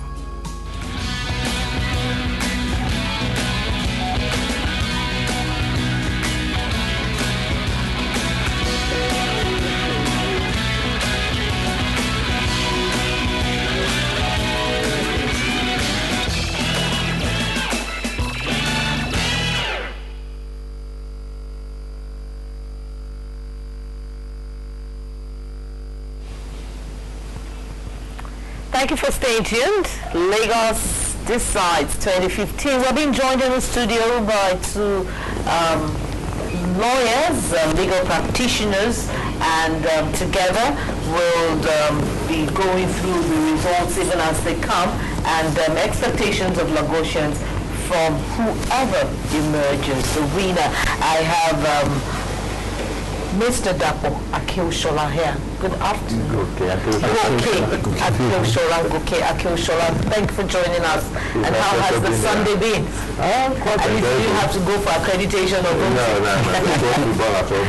You don't watch football at home. Nice one. And Mr. Adeshino Ogunlano, you're very welcome, sir. Thank you so much. Good afternoon, yes. Good afternoon. Of course, our own colleague is still in the studio, Gani Balogun. Thank you for being there. Okay, we've had, let me start with Goke. We've had 14 local governments in so far in Lagos. Out of 20. Out of 20. The pattern, basically, following that of 2 weeks ago. If you look at that, would you say what you said yesterday, that basically it's going to be the same pattern? Do you think that's still the issue here? Yeah, I think people tend to vote in a similar way. Obviously, they will have made up their mind how to vote when the election is coming, and I believe that it's all about deciding which party to vote for. Some people tend to vote for candidates. Maybe they vote for presidency for one individual. At the governorship level, they will vote for another individual rather than the party. But in the main, people tend to vote along party lines. And looking at the pattern of what happened in Lagos State during the presidential election, I think it's obvious, or it will be slightly above average in terms of percentages to say that the pattern will continue. I mean, based on what has come in since yesterday, and with the remaining 6 local governments to go. So I will still maintain that the pattern will continue and will end up where we're. For you, was it about the personality of the party now? I think. Or it's a combination of the two? I think either a combination of the two, and what I want to say that is I'm predicating it on that. Follow the pattern, it will look as if all other things being equal. It could be that the party that is leading will lead to the, and if that happens, there will be to me an explanation for that, apart from personality and apart from character behavior. What happened at the federal level elections happened in Lagos when a particular party continued to say, this is what I'm going to do, this is what I've been doing. Another party now complaining politics in the other party. In the federal elections, you find out that a lot of energy was expended on the Buhari's was expended on his certificate, was late wife and all those kind of. Here in Lagos State, a lot of noise was made on Obakiolu's statement. Instead of these other parties talking about this is what we can really do, in fact, it was not a matter of fine-tuning the template that have been set down. Really, these are very fresh, bold ideas. What you continue to say is that Obakiolu, and you find out immediately Dr. Jonathan, to have lost the election, they were not dropped. Runners, now the second part now drop for them, and it's against the normal Nigerian. When we play our football, you find out that the real good team are 3-0 down, 5-0 down, they will still be playing as if they are winning. That's when you have the mental strength. But if the typical is that when everything is sunny, you are bright. When it is raining, you are down. So that's what has, to me, that's what has happened. And then the thing now backfired again. First, as people say, they say the first leg belongs to the complainant. But the round comes down, come back, people become to be sympathetic. They have begged you, they have apologized. What that who could possibly be swung to the PDP and now begin to be tribalized. They too now begin to be this is not a matter of whether one person is better than another, one party they want to take our land. We have been begging. This again is a tactical or strategic mistake. And the way you look at it ordinarily, I would have thought that there will be a greater showing on the part of the opposition party now, following the presidential election. When you look at it, there's 100,000 gap in the presidential elections.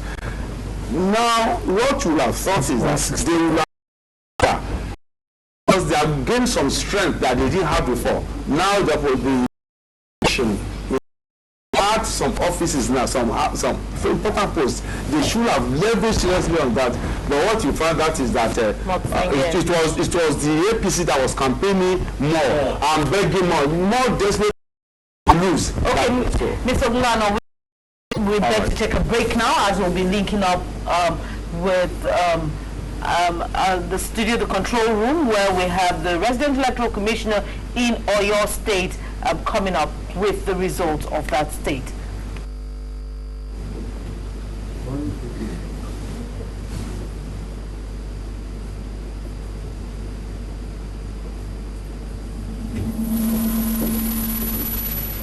Next is to the political party. I can say they are the soil and also pepper. They are the integral part of the democracy, which is party-based. No room for independent candidates.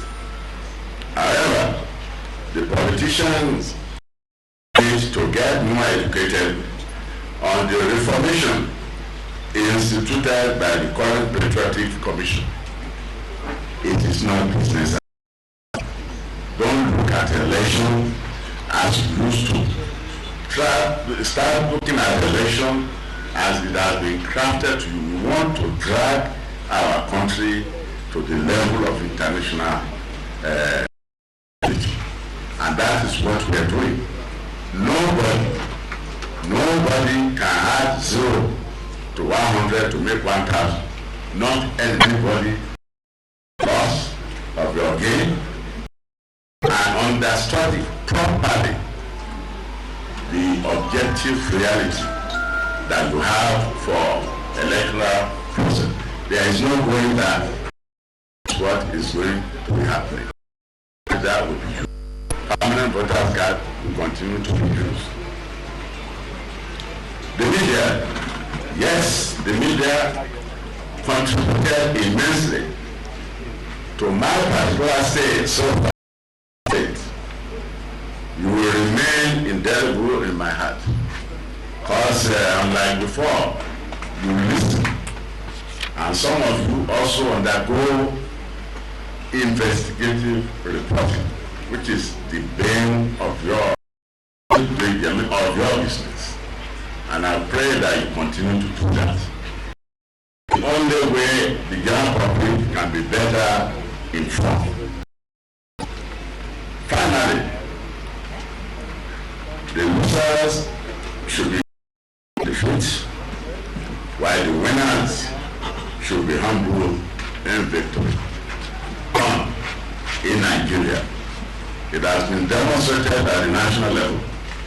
I see no reason why it could not be done at the state level, even at the local level.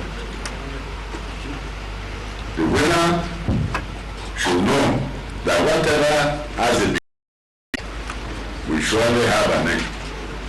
The electorate must be well served. If not, the mandate will be withdrawn. Thank you all for coming. Listening.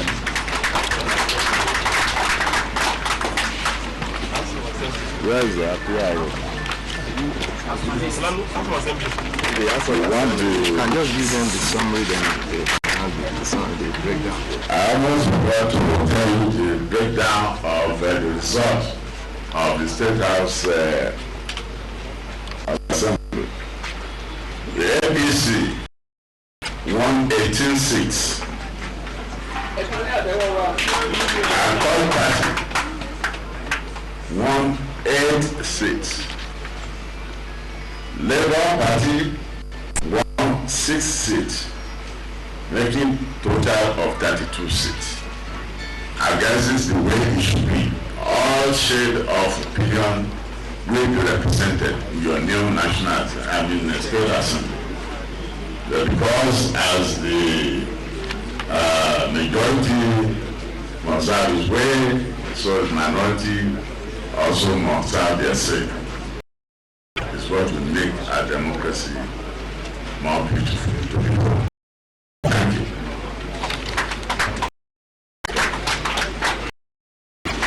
Thank you, the resident commissioner for the state, members of the high table, gentlemen of the press, distinguished and gentlemen. We have finally come to the end of the collation exercise from 20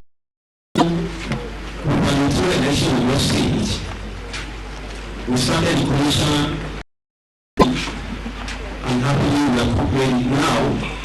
What is left as the returning officer to declare the result? I, Professor Ayobami Salami, hereby certify, 1, that I was the returning officer for the Oyo State governorship election held on the 11th day of April 2015. 2, that the election was contested. 3, that the candidates received the following votes. 1, Rashidi Adewale Ladoja of Accord Party, 254,520. That is 254,520 votes. Odebeye Ibiyemi Taiwo of AA scored 1397. That is 1,387 votes.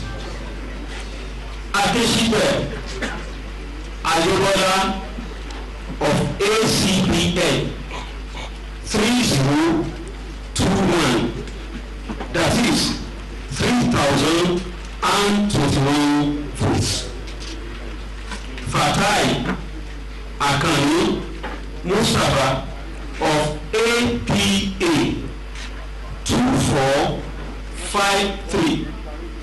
That is 2,453 votes. Abiola Adeyemi Ajimobi of APC 327,310. That is 327,310 votes.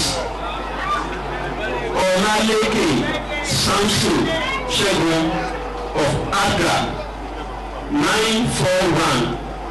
That is 941 votes. Yunusa Kasim Ayodele of DPP 1654. That is 1,654. Akim Olayiwola of Kowa Party 1041. That is 1,041 votes. Christopher A.A. Akala of Labour Party 184,111. That is 184,111 votes. Mustafa Rukayat Shalil of NNPP 4258. That is 4,258 votes. Teslim Kolawole Kolani of PDP 79019. That is 79,019 votes. Oluseyi Abiodun Makinde of SDP 54740. That is 54,740 votes. 4. That Abiola Adeyemi Ajimobi of APC, having satisfied the requirements of the law and score the highest number of votes, is hereby declared the winner and is returned elected.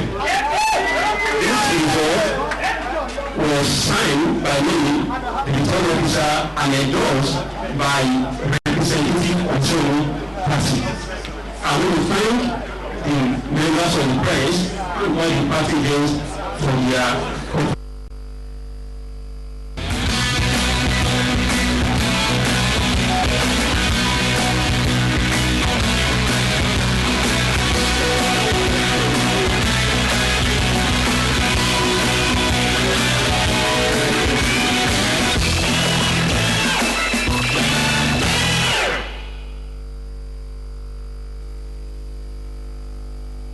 For Oyo State, Mr. Ayobami Salami announcing the results, and from the Accord Party, a former governor, Rashid Lado, tried to come back to the House. He scored 254,520 votes. And the incumbent governor, Abiola Ajimobi of the APC, scored 327,310 votes. And Christopher Alawo Akala, another former governor under the Labour Party this time around, scored 184,111 votes. Oluseyi Makinde of the SDP scored 54,740 votes. And Teslim Folari of the PDP had 79,019 votes. 79,019 votes. Let me ask you, Mr. will come for a second term in Oyo State, and it seems that Abiola Ajimobi has broken that jinx. If you look at it, what is this? He who won, the party that won 2 weeks ago, influenced the votes this time around, or what exactly could have swung the votes in his favor? But I think in the case of Oyo State, it's actually self-explanatory what happened in Oyo State. Despite the jinx, the so-called jinx, even the Oyo State people, they've actually come to believe in that assertion that we don't serve twice, that we never elect a governor twice. But I think that was a fallacy that has been exposed to be just that. The incumbent governor of the APC has been there for the last 4 years, and the Ibadan or the Oyo State people could actually see the impact of what he has done over the last 4 years. And I think he has been justly rewarded by being voted back to come in for another 4 years. And that is the essence of democracy in action, in the sense that if you perform, if you do well, you'll be rewarded with another term in office. But if you don't perform, a couple of those people that contested against him were former governors of former senators. And you could actually see that, I think the closest thing was Senator Ladoja, which in a way, because when he was governor, he tried compared to the other former governor that contested.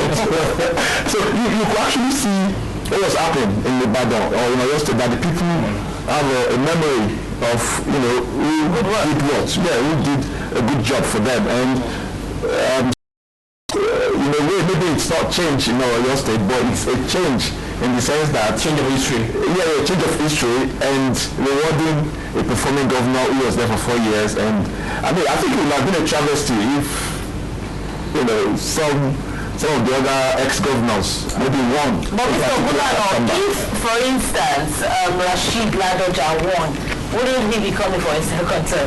Even though not back to back. Yeah, that is true. But I want to say that really, when you look at it, while I agree with my brother here that Ajimobi's performance actually put him in good stead. Also, two things appear clear in this election to me. The first is that the PDP's loss at the federal level affected that election. Certainly, it would have been harder. It's not that I wouldn't have won at all, but it's going to be harder because you know the effect as it is. The past 2 weeks, even the ship of APC is now almost capsizing due to defection. What people say,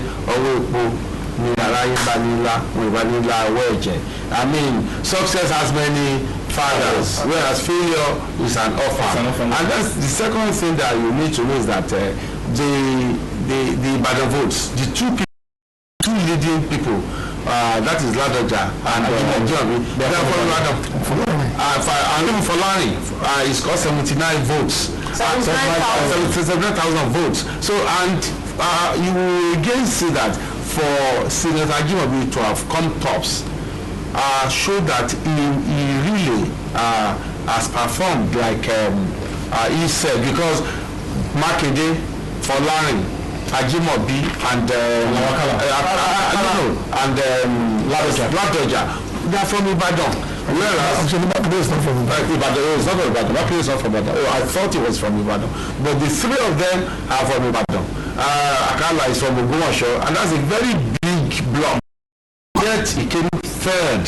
Ogbomoso is like the Alimosho of Lagos. Yes. And in fact, yes, it's a very big settlement. Ogbomoso is quite big. In fact, those days after Ibadan and Kano, you take Ogbomoso, you'll be surprised. Very vast city, and he was in control. Akala is in control of that. You remember in the last election, people that came under him won. Yes. In the from that. So it's again both performance and then your luck in politics. The Ajimobi person really put in his best, and that, I remember what Yemi Oshiwaju, professor of law, vice president-elect, now said that all these advertisements about what Dr. Jonathan has done, if they are true, it's those words that will speak. You see, when you perform, I think you are premature to be a postmortem term on Lagos. We don't have all the results yet. We don't know who has won yet. We can do that for your states. The state is already announced. And the states. But I think it will be premature on our part as analysts to assume that somebody has lost, or somebody has won. Maybe it's not fully here. We can sit down and do 2-3 hours of postmortem on what went wrong or what went right. We did what and what didn't do what. Okay, do you have anything to say to what Mr. Akeju said regarding the Oyo State or your state? Oyo State. Yeah, I think you gave a very good analysis of the setup in Oyo State, because he said he's a stakeholder there, and I think it was a fact that was well demonstrated by the fact that Ladoja is 70. He shouldn't have really come back to contest, and even Lawakala, I don't know why he came back. But some of these politicians, like people said, some of them are political jobbers. They think it's something that they do for life. They keep contesting, and because really, obviously, there must be challenges too. But if you look at it, I think the challenges to the incumbent governor Ajimobi should have come from somebody like Teslim Folari and Makinde. These are the younger generation, and they have something to offer. They've not been there before. Not somebody that left the stage in a kind of under a kind of cloud. For him to come back and contest, or somebody who was there, he was impeached rightly or wrongly, and then I think he came back again. Why did that come back? So I think, but having said that, I think the people of Oyo State have given their judgments, and thank God for that. Their judgment will last for the next 4 years, and they've rewarded, like you said there's a new big cat in town, which is Governor Ajimobi. He has been justly rewarded by the people and by his people, and I'm sure he will learn the lesson that he has to go back there and do much more and work harder for posterity, because now he's not contesting again. But you have to, I think our politicians, they forget something, that it's not about winning elections. It should be for posterity's sake, so that people will remember you that when you were a governor, you did a good job. Forget the fact that you want to win second term. Even if you're not contesting, if you're not going to contest, maybe there's no third term, but leave a good legacy, a good name, so that your name will be written in gold in the book of history, and people will remember you long after you might have gone. Okay, Vice Governor, what kind of assembly would you like to see in your state? According to the Resident Electoral Commissioner, APC has 18 seats, Accord 8 seats, and Labour 6. What you guys say is that there's a saying, law. It says, The thing speaks for itself, or the fact speaks for itself. If you add 18 plus 8 plus 6, you are having 32. 18 plus 8 is 26, plus 6, 32. So clearly one party has a majority. But the number, the combination of 8 plus 6, that is 14, is enough to be a kind of considerable check. It will be wiser of the party with the majority to carry these other people along, and there's nothing permanent, especially in legislative politics. People do cross carpet, either officially or unofficially. You remember the emergence of Tambua as Speaker. Ordinarily, he ought not to have emerged, but by coalition of forces of the head of APC, what are not APC, the ACL, one way or the other, the man, in fact, that day had to disguise himself wearing one Texas cowboy cap to enter, because they were trying to use physical force to debar him and all that. So what you find out in that house is that I would call it a slim majority that the ruling party now, or serving party or governing party has in Oyo State. And if our rulers will just embrace one principle, very well, that's Benthamism. The greatest you seek, the greatest good, or the greatest number of people in the polity. When you lead a parliament like this, the best thing is to try as much as possible to seek consensual leadership instead of put it away, because already it shows that 6 plus 8, that's one of the if you do a very critical evaluation of democracy itself, democracy is actually a fiction, really. When you look at it very well, somebody has won in that election with how much now? 320 something votes. The next person scored 327. 327. Another fellow scored 54. If you now calculate 254 plus 79 plus 50 plus 80 and all that, you see that the majority of the people did not vote for the governor. That's what it means. It is when you now do competitively. I say, well, let's count the children of my mother. That's what I say. The governor has won, but the majority of the people do not want him as a governor. So if you're a wise governor, you take that into consideration and you not be doing like this. So in the parliament too, you not take that into consideration. It is not as if you have 90% majority. We have a slim majority. So robust debate should be allowed, and then you should, when you respect the opposition, you say, they too have senses. So it's only that the gods of election have not smiled on them. For them to have had 6 seats, to have 8 seats, and we have 18, 6 plus 8 combined. So definitely they too will have ideas and all that. And for the opposition people, they too should not be acting in spite or be blackmailing, because what we've learned have not participated at that level of policy. But what we've heard is that we used to have a lot of blackmail, especially in the legislature, within themselves and against the executive too. That we are not going to do this. If you don't do this for us, we will block this out of spite.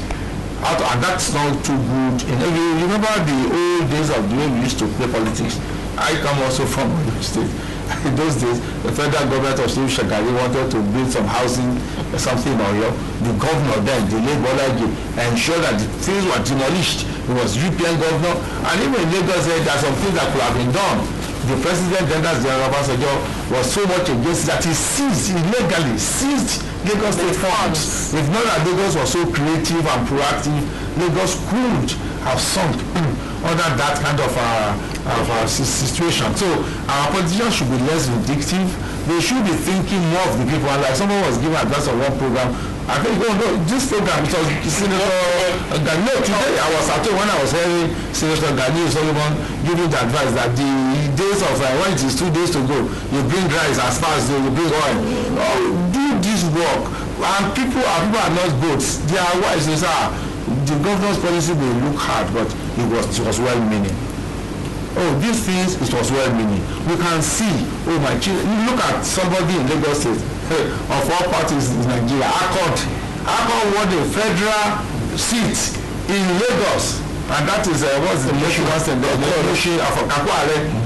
What people live around that area testify that this one federal rep who was acting as if an executive officer bringing development to his people in that area. Even when he left a major party like the APC, he won. And that's a lesson that somebody should learn, that not only the party, the individuals do matter. And I used to advise that people should take a lot, the politicians should learn a lot from individual culture. You can learn a lot. In those days, Nigeria will fail, fumble, and will get a good contract. Because he will have performed, he will have shown his own stuff on the field of play. You may crash out at the first round or second round, but some individual players will have displayed their own abilities, and then the world recognizes that, and then they reward them with opportunities. Setting the agenda for Abiola Ajimobi, being a chief of Ibadan, I'll come to you now. You have seen all that he has done in the last 4 years. If you need to set an agenda for him at this point in time, Gani Balogun, what would you be asking Abiola Ajimobi to do from this point? I'm sure that if you calculate the votes, yes, you know, 47% or thereabouts. So what the other 64 people are saying is what you do. Physical development is welcome, but you must emulate it with human relations. And that's the key. Also, it's a very peculiar place. As you know, one of the oldest civilizations that we have. So they don't forget things easily. But they will remember. But they will tell you. We're going to visit our chief. Economic that failed was because people reminded him. One of his Akala failed, but people reminded him. He too will remind him because he wanted to do something else after being governor. And other people will remind him. So right now, what people want in the states is a combination of the physical development and the human development that will make it a total package. I'm sure that's what they want to go to the Southwest. And these are not that many. They are easily contented people. So we don't know that I provide those two. But the good thing you said about your people now, that's the people of Oyo State, is that they never forget things. They remember things easily. So do you see them as being positioned and ready to bring to account Abiola Ajimobi, even like you suggested, within the next 1 year? He's aware because the result does not reflect the problem on ground. It doesn't reflect the level of physical animosity that went on. That's why I said this is no cat in town. Because from day one, the opposition never lets him have a peace of mind. They're always on his case. And I'm sure for the next 4 years, they'll be on his case. So there's no way they say like that they will give you. We are ready tomorrow. If it's going to cost something like 2 naira, 2 hours later they bring another costing of 1 naira 50 kobo. That's who they are. And you see that bringing the needed progress and development? Yeah, but to be fair to the 3 men, whatever Ajimobi is doing now, whatever colors achieved, are basically Ladiga's blueprints, essentially. But if you do not, if you allow the little things like this stingy or not doing certain things, spoil your legacy, other people will grab it. Because the circular road going through Gubernatorial State is basically Ladiga's templates. It's what you brought to the table and what I wanted to do for the Southwest, starting from Ibadan. Okay, the other time one of our guests did say that 4 years isn't too much. That's okay. Well, Daniela said that after 1 year, Nigerians will begin to complain. You have set an agenda for the central government now. What do you think they should do in the first in their first year in office? I mean, it's so obvious that the expectation is very high in the country. The mantra of the APC during the election was change, and change is something that's glaring that people can see, they can smell, they can taste it. if you don't give them that change, I'm afraid, people, they will find you out. So setting the agenda for the incoming APC government at the federal level, but be very conscious of the fact that things have gone very, very bad. Yeah, you see, we say things have gone very bad. Let me give you an instance. Let me give you an instance. In the United Kingdom, in the politics, historically, in the 70s, okay, they had Labour Party. They were the government party for most of the 70s. But they lost the trust of the people. The people could not trust them to manage their economy. So when Thatcher came in 1979, she came in because she promised the people that she will turn the economy around and she would do well. And she came in 79. There was a lot of obstacle on the ground, but she did it, and she won 3 general elections. But she was moved in 1990. She was succeeded by John Major. John Major came in 1990. Finishing the term of Margaret Thatcher. So he had to do his own election in 1992. In 1992, May 1992, there was a particular day called the Black Wednesday. What happened on that day? What happened was the governing party then, the Conservatives, they made a mess of the economy. They had to change interest rates twice in one day. So based on that, they lost the trust of the people to manage the economy. And Tony Blair, when he was campaigning, he said, look, because they had to raise the interest rates twice in one day. Why? Because of political interference in the running of the economy, So when Labour came in 1997, when John Major lost the election, they said, look, we will run the economy very well. And when they came in, the first day, this is where I'm going for our own income, the first day that they came in, I think it was May 1997, the first day, the first policy decision that Tony Blair did was to grant autonomy to our own central bank, which they call the Bank of England, our own Central Bank of Nigeria. They granted them the autonomy. I mean, that critical decision was made on the first day. And what happened? People trusted him. Tony Blair went on to win 3 general elections. So, sometimes you can make gestures, big gestures. You can make decisions. Sometimes your gestures can actually work better than decisions. So for instance, if the incoming president, the president-elect, comes in first day and says, okay, look, our presidential fleet of 10 planes or God knows how many, we are scrapping them, we don't need them. The money might not be, much compared to our national budget or what have you, but the symbolism will go a long way. People will say that, okay, he's walking the talk. The era of wastage is gone. So that's the thing for the president-elect to come in and say, okay, look, he has to hit the ground running. When people say the first 100 days doesn't matter, it matters. It's set agenda. We raise the bar, we raise the expectation level of the people. So the areas that he has to focus on is the economy. I mean, there's no doubt about that. The economy has been messed up. But you see, the issue of power. I think you said things have gone. Before you go to power now, are you conscious of the fact that the price of crude oil has crashed? International. Yeah. Well, I mean, there is not much that we can do about the price of crude oil because it is being determined by the world markets. So internationally there is a. And we need money to do all of those things. Yeah, we need money. We can. You see, the problem we make in this country is that we focus too much on oil. It is an intellectual poverty that is affecting us in this country. Forget oil. Okay, in America there is a company, Apple. Apple is worth much more than Nigeria as a country. Apple is about, I think, $500 billion. That's the value of Apple as a company. And they are even projecting that Apple will be the first $1 trillion company in the world. So that is just one company. So if we as a country of 167 million people, if we make up our mind to develop our economy, forget oil. Okay, we can. I mean, people say agriculture. I think agriculture to a certain extent, but we have. If you look at our demography, we have very large number of young people. We have to unleash their potential. Okay, empower them to be creative, come up with products. I mean, so forget about oil for goodness sake. Okay, if we can diversify our economy into agriculture, in information technology, you see the problem we complain oil. You ask yourself, in terms of fiscal policy, how much tax is being generated in Nigeria? Are people paying their taxes? Or even so-called rich people, you see all these big cars driving on our roads, all these big houses. And we've asked those people, how much are they paying in taxation to the government?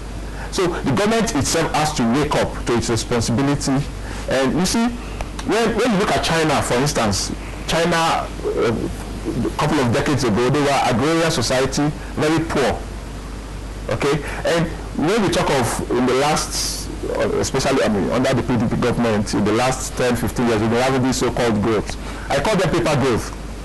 When you look at China, you see development, economic, there's a difference between economic development and economic growth. We've not had economic development in Nigeria. What we've been having is 7% growth. What growth? Now somebody is telling me that we are the biggest economy in Africa. Translate based on daily life. What they've done is, it is a statistical illusion, okay, that our GDP is now $501 billion, much more than South Africa. But when you look at South Africa economy, look at their manufacturing base. We haven't got anything near there. You see all these cars that we're importing to Nigeria, all these luxury brands, Mercedes-Benz, BMW, all these cars, they are being manufactured in South Africa. We don't have a single plant. So we should not fool ourselves that we have a potential to be the largest economy. Not even according to Jim O'Neill, one of the former world I think chief economist at Goldman Sachs, Nigeria. He was actually the one that coined the phrase that Nigeria could be one of the top 20 economies by the year 2020. But he gave certain conditions, which we never focused on. We just focused, 2020 will be one of the top 20 economies. So there's potential for us to grow our economy, to feed our people.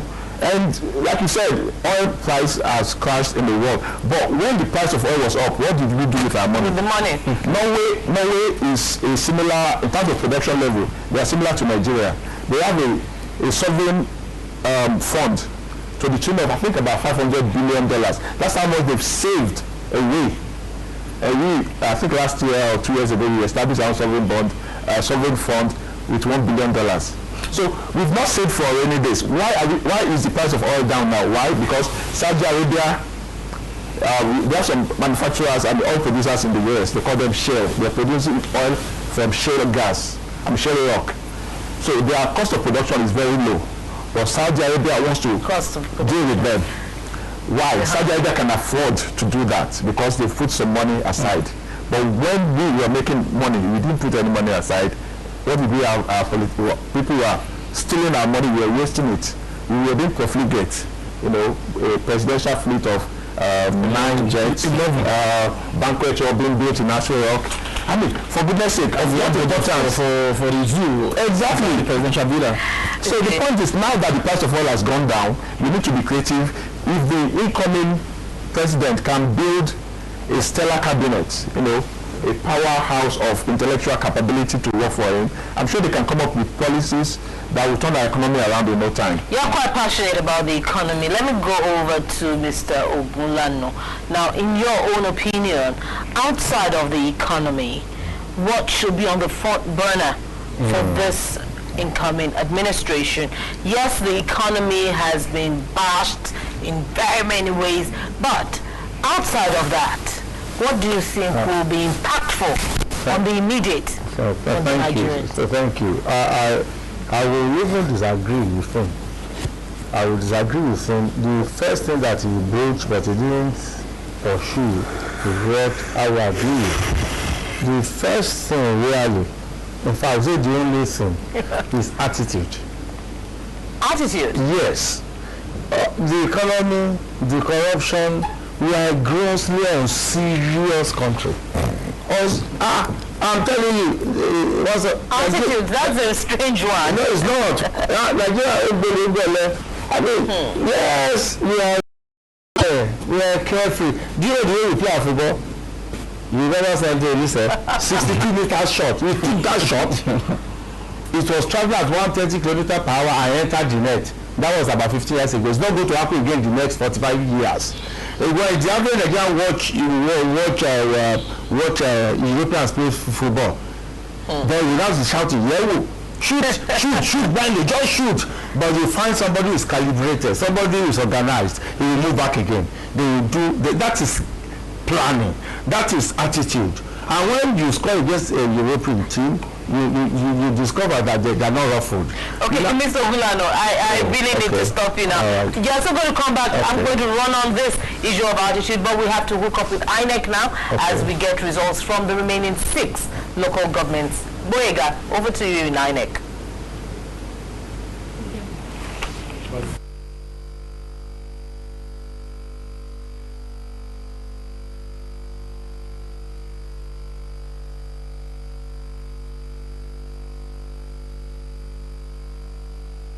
Be magnanimous in their victory, and those who are defeated too will just congratulate their winners, and everybody. After 1-8, ID 06, ID 06,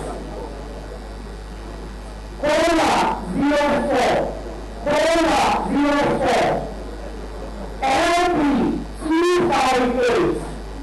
LP 258, MPPP 01, MPPP 01, MCP 09. No, you told us MPPP 29. That is another. The rule was NNPP 30. NNPP 30. So what is MPPP?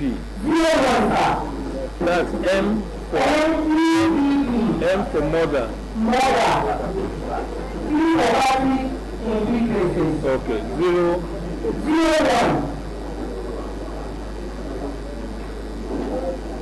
01. PPP.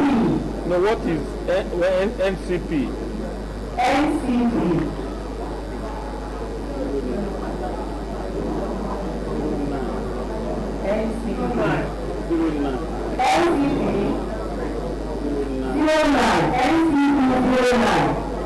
Yeah. What about NNPP?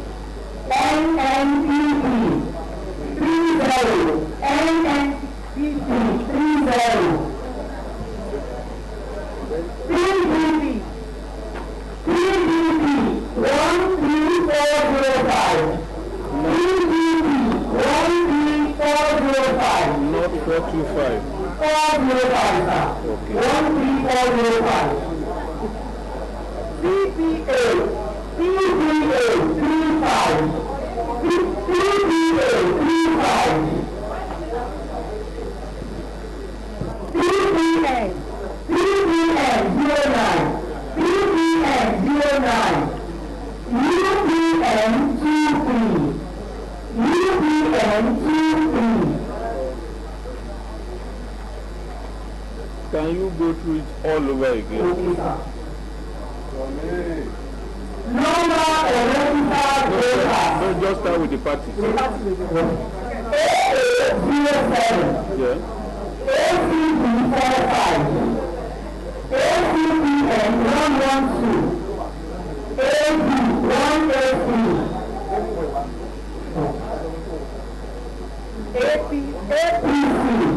31498.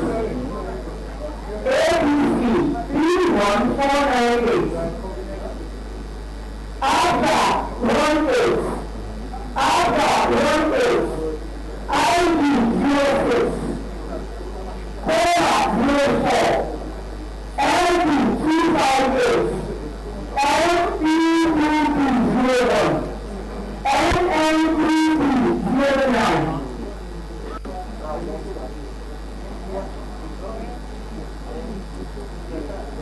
PPP 13405. PPP 13405. PPA 35. PPN 09. UPN 23. UPN 23. What is NNPP? NNPP 30. NNPP 30. Okay. Total bound votes. Total bound votes. 4,643. 3. Rejected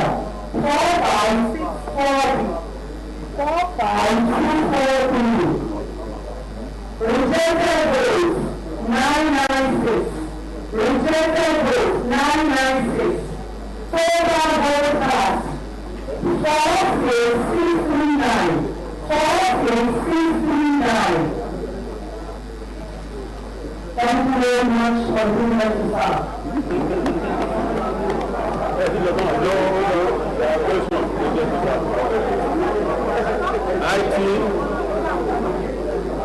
IT,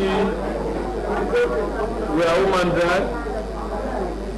What about the council votes and areas where voting did not take place? We are currently election in Law Valley,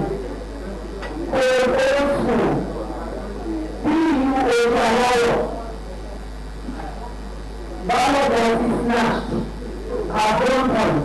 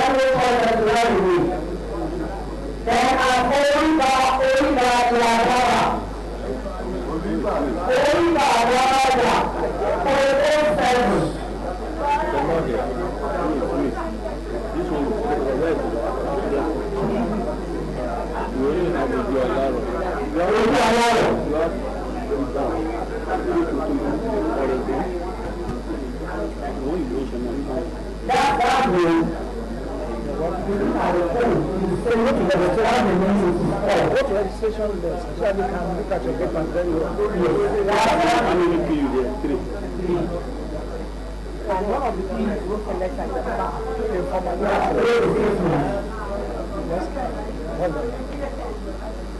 Thank you so much. Thank you very much.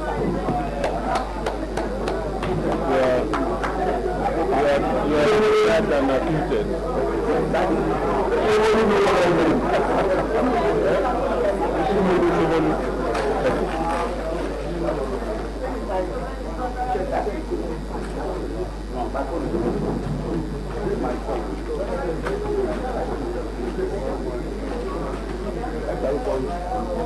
Good afternoon, sir. My name is Ayodele Oluwaseun. There is a man here. Electoral officer, Shomolu local government. Thank you, sir. Good afternoon, ma'am. Good afternoon, sir. My name is Dr. Dela Yobani from Investor of Lagos. Shomolu local government.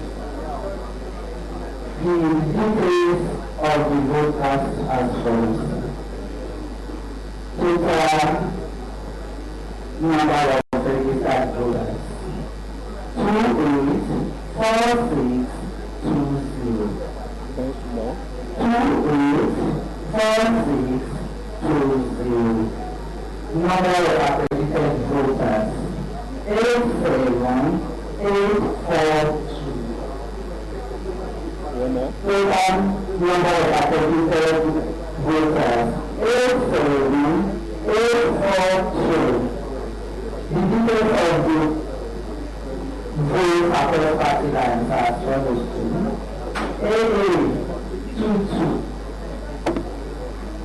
ACD. Call it once again. You call it AA 2, ACD 88. ACD, ACPL 99. ACPL 99. AD 346. APC 4369. APC 43642, ABRA 325, IB 22, COA 8, LP 19,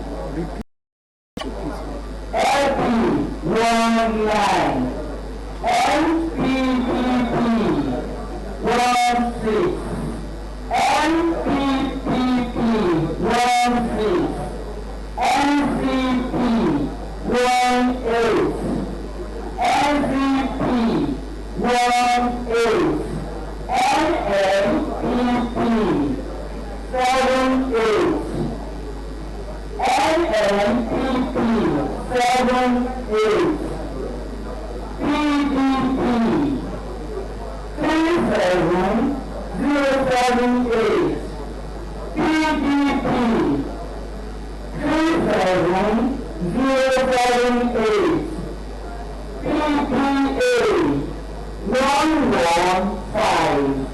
PPA 115, PPN 21, PPN 21, UPN 21, UPN 21, total government votes 81918, total valid votes 81918, rejected votes 2113, rejected votes 2113, total votes cast 84031, total votes cast 84031. Thank you so much. The result is as presented. Any cancelled votes? No cancelled votes. And no polling unit where voting did not take place? None at all, sir. Thank you. IT? APC? APC 43642. Yes, correct. IT? Total valid votes 81918. IT? Total vote card 84031. Thank you. Thank you for the privilege giving me to serve. Now you stop sweating.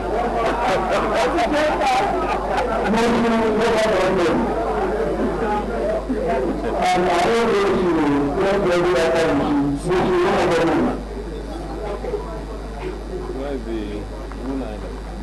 The plastic group.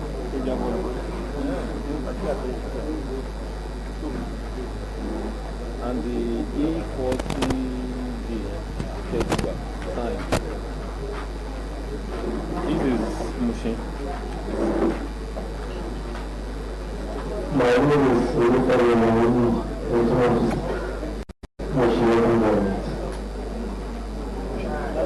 My name is Son James Adebayo, the returning officer for Mushin local government. I now present the result of the election conducted last Saturday at the local government. The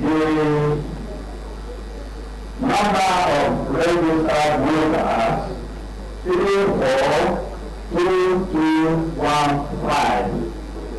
342215. Number of accredited voters 111902.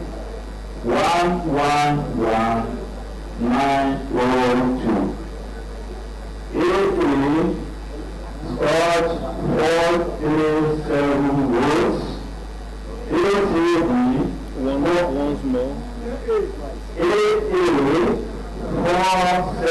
votes. Don't put just the figure. Okay. 473. ACB 436. 436. ACPN 210. 210. AG 478. 478. AQC 60220. 60220. AGA 80.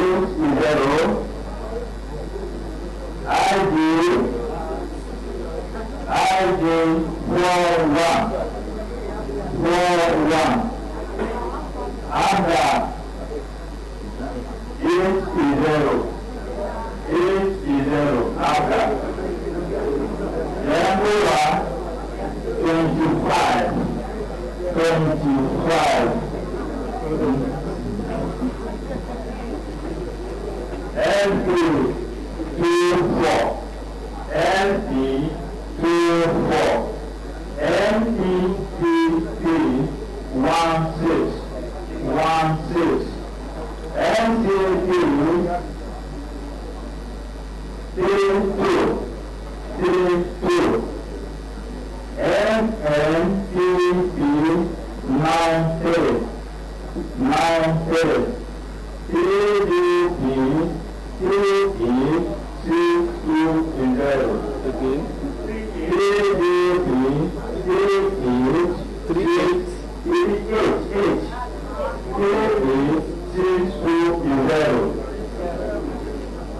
PPA 95. 95. PPM 28. 28. UPN 93. 93. Total value votes 100964. 100964. Again, 100964. Rejected votes 2392. 2392. Total votes cast 103356. 103356. Thank you.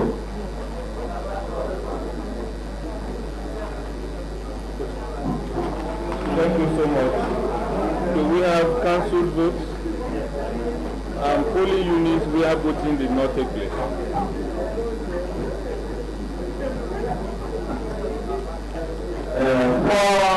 This is not working. Results were cancelled.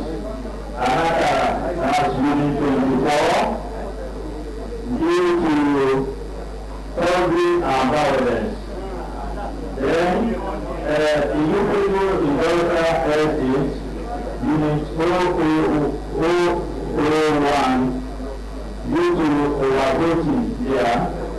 And the last one is the 003 due to the design officer made use of the EDR. So as a result, the sort of that unit was cancelled. Thank you, sir. When there was overvoting, will you tell us the total number of those cast? You told us 107 were accredited. How many people voted? In that unit, 107 were accredited and 109 voted. 107 accredited, 109 voted. Is there any people that were not treated? No, sir. IT.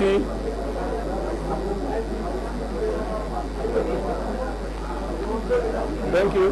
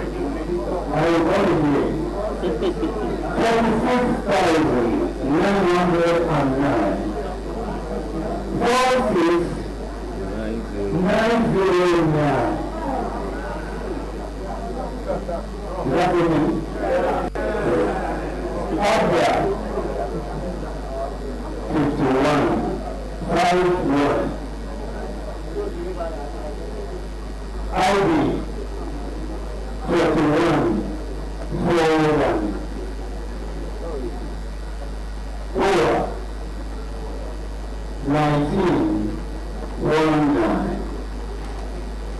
LP 338. 338. MPPP 17. 17.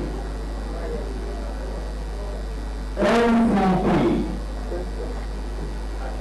65. 65. NNPP 67. 67. PDP 32,885. 32,885. PPA 919. 119. PPN 22. 22.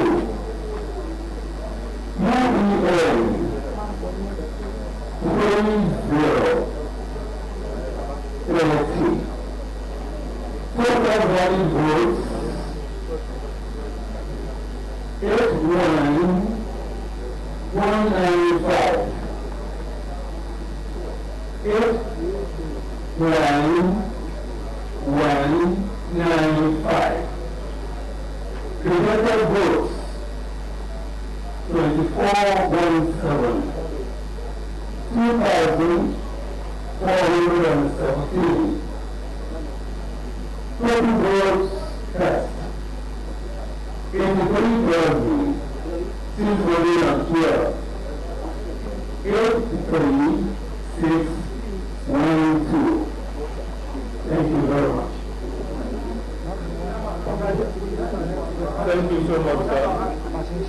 Can we have an idea as to the number of council votes?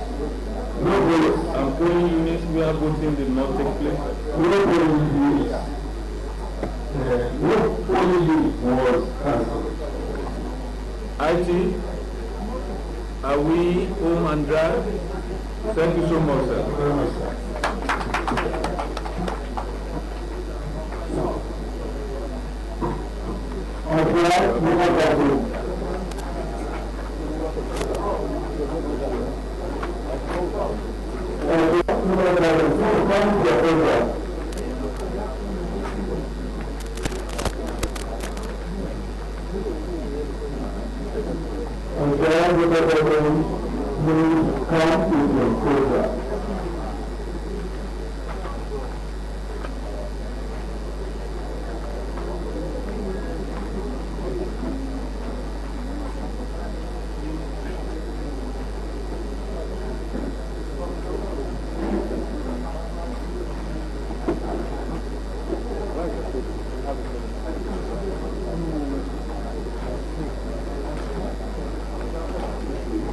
My name is Kenneth Chibu Obiang, the electoral officer for Omasho local government. I am Dr. Mrs. Obiang Alaki, the solution officer at local government area Ojo LGB. The results of the governorship election carried out at Ojo local government. Number of registered voters 240,946. 240,946. Number of accredited voters 72475. 72475. The pattern of voting AA 43,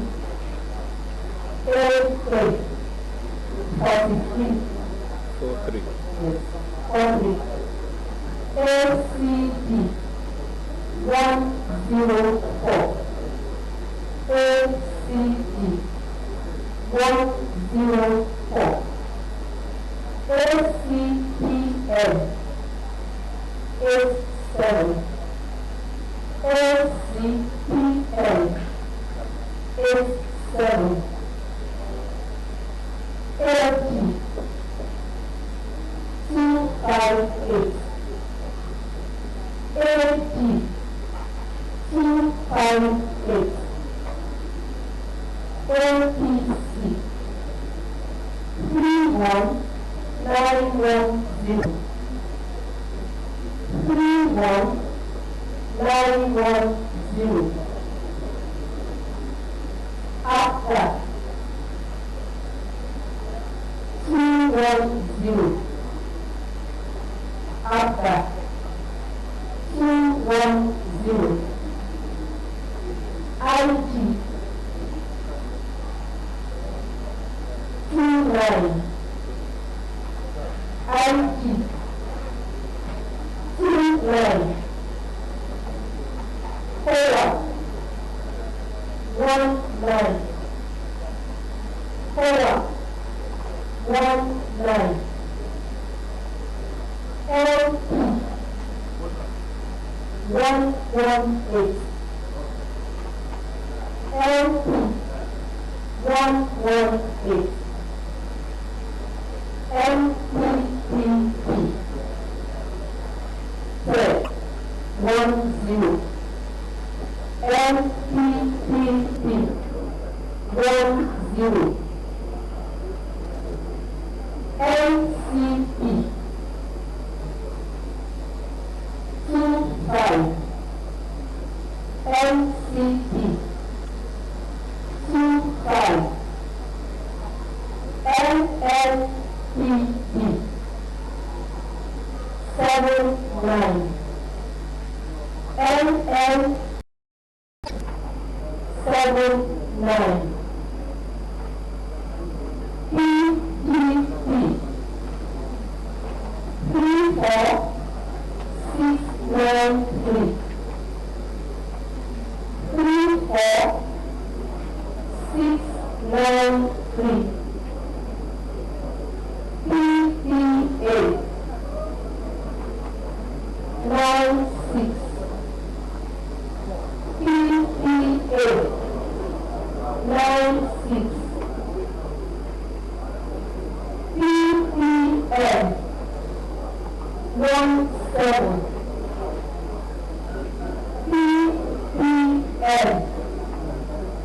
PPM 17. UPN 32. UPN 32. Total valid votes 67730.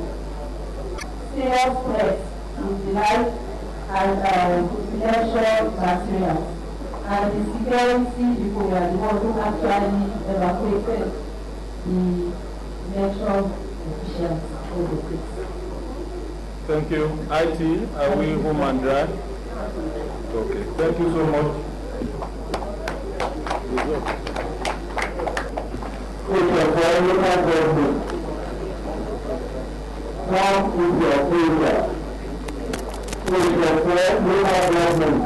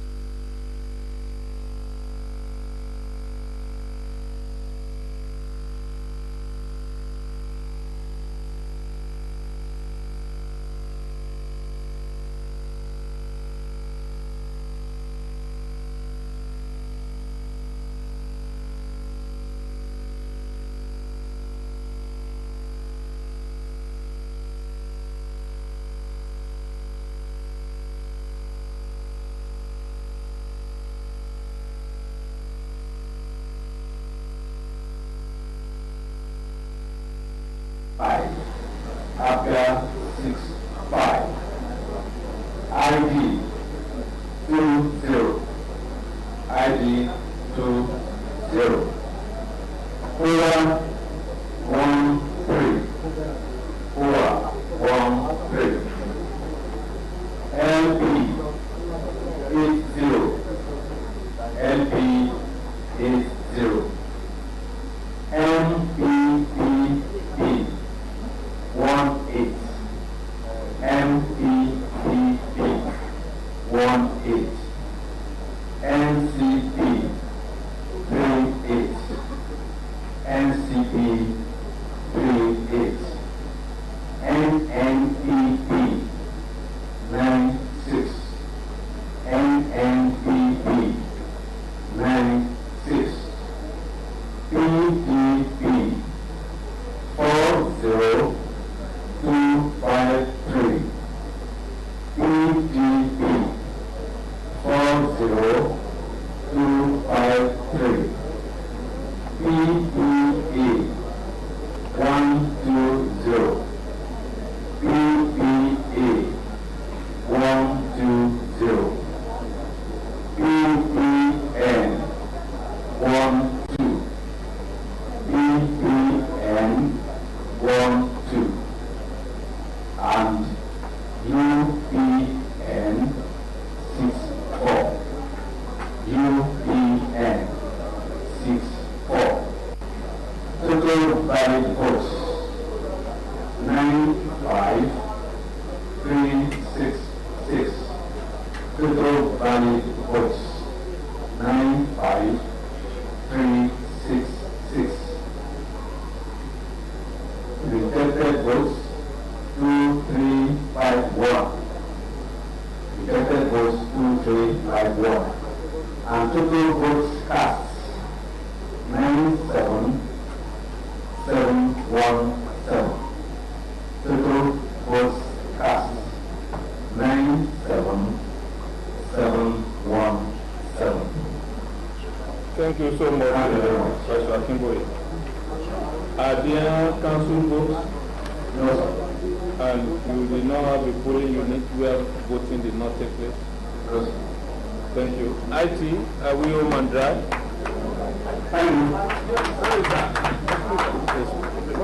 Simply sit down.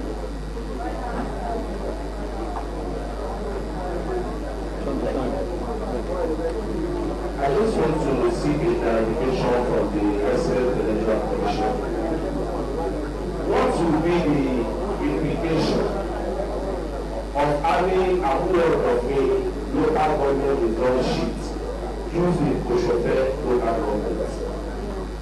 Because we were here, we were at CBA on Wednesday, we were here on Thursday, and we did the inventory of all the items.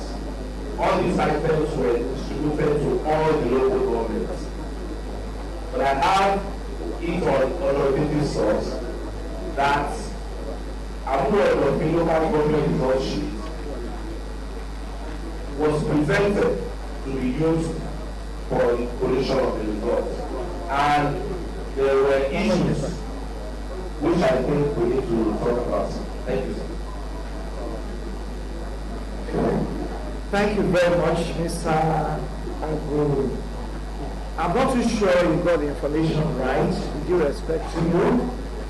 What happened was that a single ballot paper, one single ballot paper belonging to Amuru Odofin local government was found among the ballot papers in one particular polling unit in Koshofe. And when we were informed, although that ballot paper had been used, what we simply advised was that that single ballot paper should be rejected.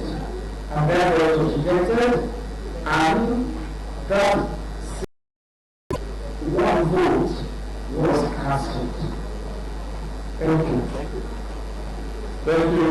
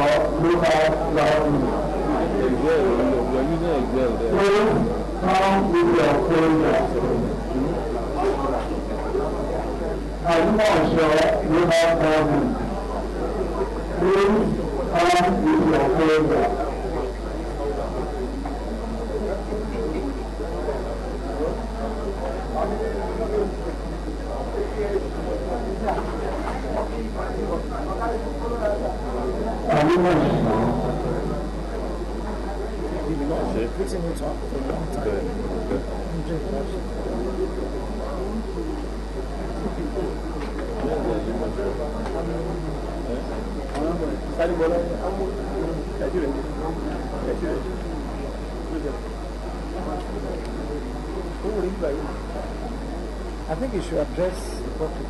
What do you think?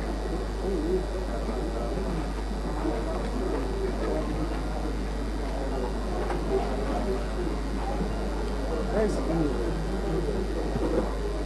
Where is the EO? I'm not sure.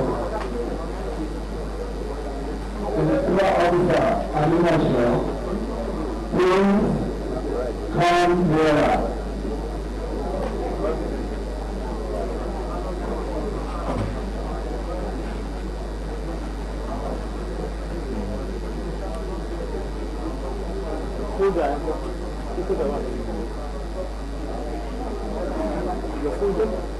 Where's your folder?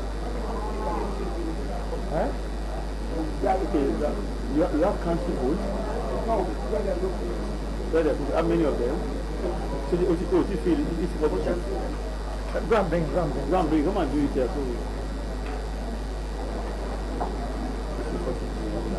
They can present their results. They can. While we're adding up, they can sort it out. Okay. Come out.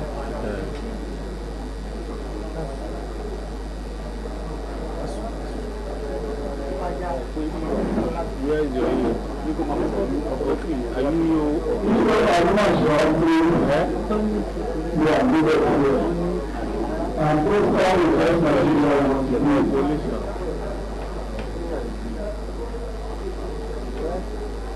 as soon as you are done with your results, then you can be filling the E40.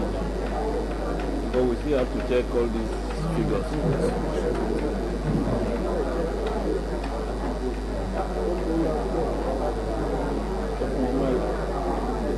That's a chair.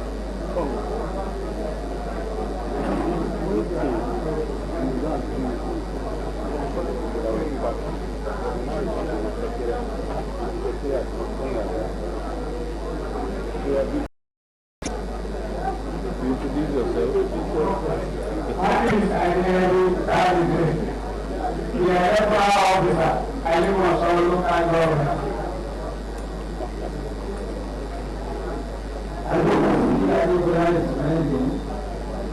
I was the returning officer at Gubernatorial government for state of safety election 1 and 2.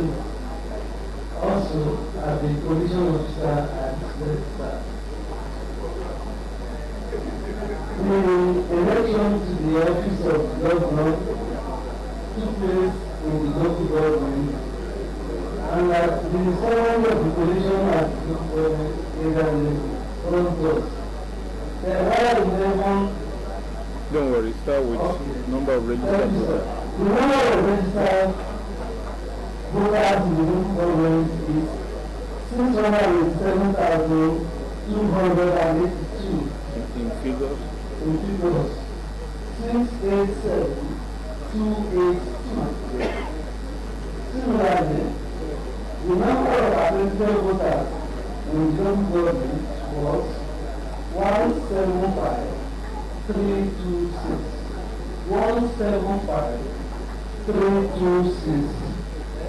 The parties share at the election were as follows. AA party scored 92 votes. ACB scored 331 votes. 331 votes. ACPS scored 242 votes. 242 votes. Leave the votes. Leave the votes. AD scored 607. ABC No, say it a second time. 607. ABC scored 90558.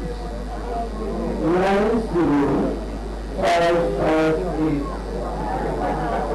Abra scored 116.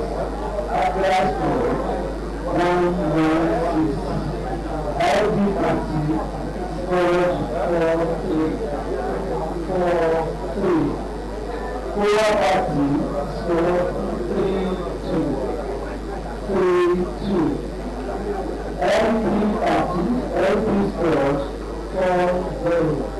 LP 40. MPP scored 16. 16. NCP scored 60. 60. NPVP scored 123. 123. PDP scored 67480. 67480. PPA scored 151. 151. PPN scored 20. 20. UPA scored 2434. Total valid votes cast at the election 159,945. 159,945. The total votes at the election was 4658. 4658. Total votes cast at the election was 164,603. 164,603. There were no cancellations at the election. However, in elections did not take place for absence of PVC and e-voter register. Thank you, sir. IT.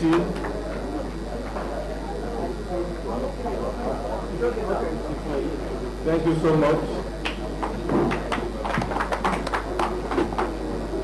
We have come to the end of the exercise. We will spend the next couple of minutes trying to do the additions, both manually and electronically.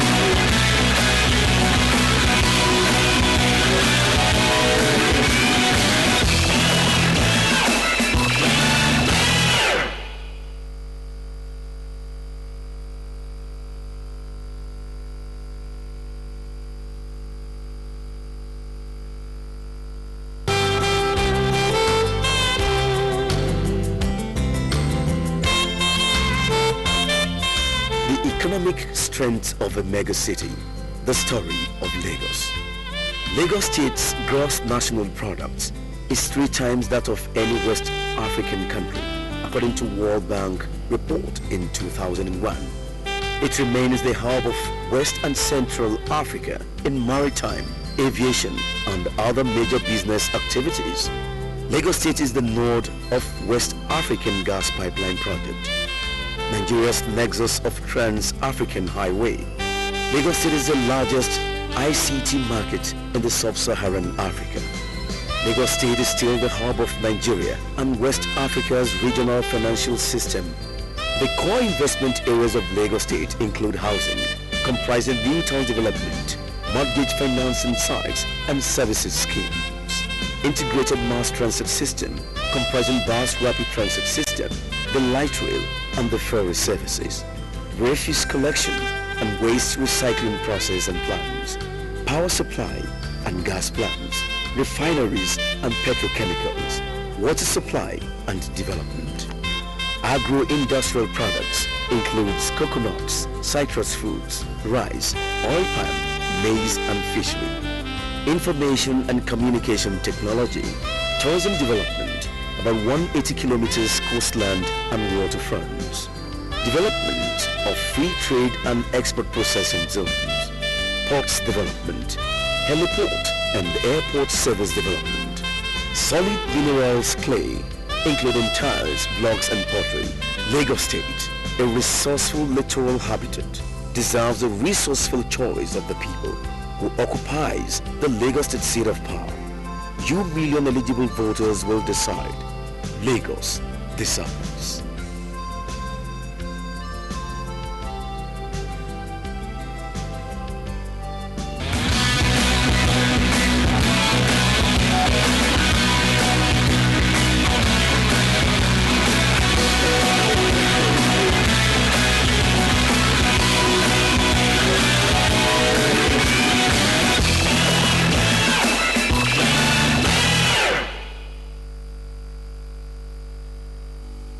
Lagos Decide Studios has just a couple of minutes to discuss before we go back to the INEC office, where the returning officer, the Vice Chancellor of University of Ibadan, will be given the final results after collating all that has been brought to INEC by the various electoral officers from various local governments. The last 6 results came in now, and that was Shomolu, Mushiagege, Ojo, Kushofe, and Alimosho. In all of that, Surulere had come in earlier. It was one of those that we talked about earlier. But the last 6, in all of that, APC is leading, except in Ojo local government, where the PDP has the upper hand. All in all, 5 local governments have the PDP having the upper hand, and 15 local governments have the APC having the upper hand. We looked at this voting pattern earlier. We had all discussed the voting pattern and come up with this conclusion that indeed it's following the pattern of March 28th. Strong local governments where the PDP's presence is heavily felt, and all the local governments where the APC's presence is heavily felt. So by and large, and there were just a few questions by the party agents there. So really, what's your take on all of this? Like you rightly said, the voting pattern did not change. PDP, just like we had during the March 28th presidential and National Assembly election, okay, they still retained Ojo, Surulere, Ajeromi Fellow, yes, Amuwo Tofi, and Oshodi Solo. So Lukman Olabi is also joining us at this point in time, and he didn't have to vote today, or take his wife, compel his wife to join him to vote. Good evening. Good evening. We monitored all of this together, and you know, just before the electoral officers come on and I tell you, that's what you always are. No, this is the party that has this. Same pattern. It's the same pattern. It's the same pattern. It's the same pattern. Okay, I understand the returning officer is ready to roll out. Now let's go over to INEC office and find out what.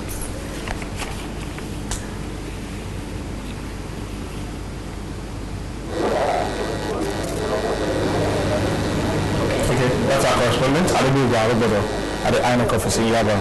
Yes.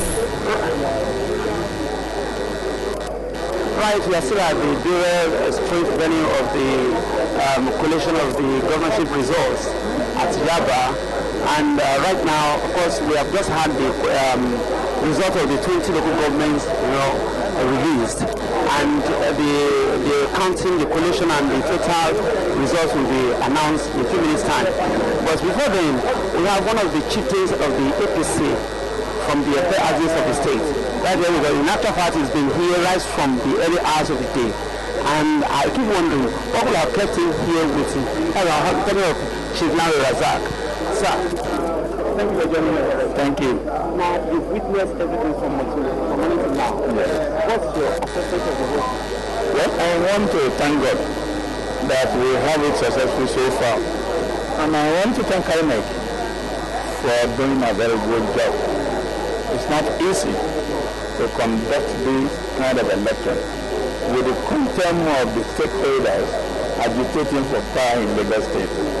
We thank God it has ended this way, and that is the wish of our life. I'm pleased with the anticipated result. Lagosians are equally pleased.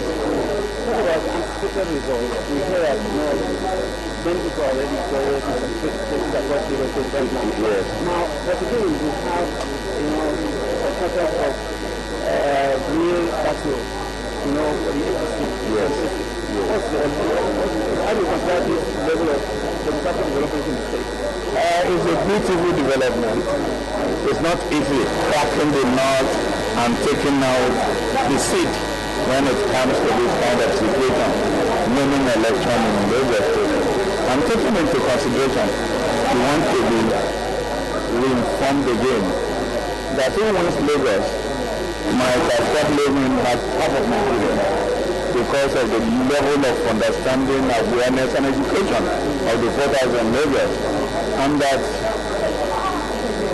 Lagosians still strongly believe in the leadership of Ashwaji Tinubu for taking the development of Lagos, both inanimate and animate objects, to this level, and for providing that bridge in Nigerian politics, and for fulfilling the need and the anticipation of people to have at least a change in the federal government.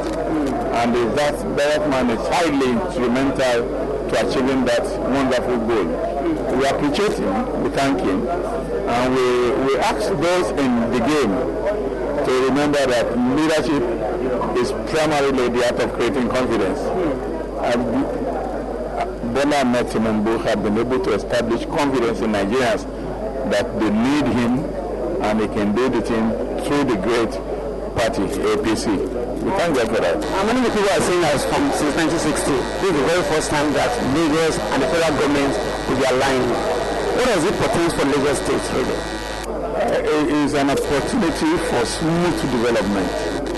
It's an opportunity for a smooth intergovernmental relationship to achieve the thinking, the need, and provide that egalitarian society in Lagos.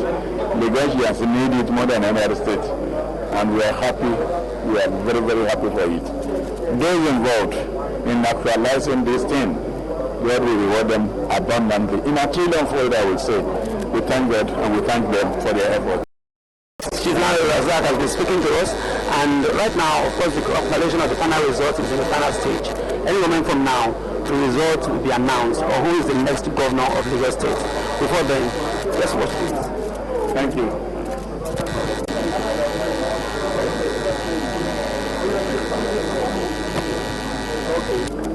Okay, you've heard that Gubernatorial with Chief Larry Razak, one of the APC chieftains. in Lagos State, and he's simply attributing whatever has been the outcome of this elections totally to God and the good people of Lagos State. Now, we were talking earlier about the pattern and all of that. Your own opinion, it has to just follow that of March 28th. Yeah, because, you know, when we're talking about elections and electioneering and the process, you know, that has taken place, if you look at the voting pattern of what went down on the 28th of March, I mean, there's no way that could change because the issues have not changed, really. What were the issues and what are the issues? So the issues were that, you know, some people have decided to vote for PDP. I don't know, we told you earlier that many, no matter what happened in this election, some people have made up their minds long ago who to vote for.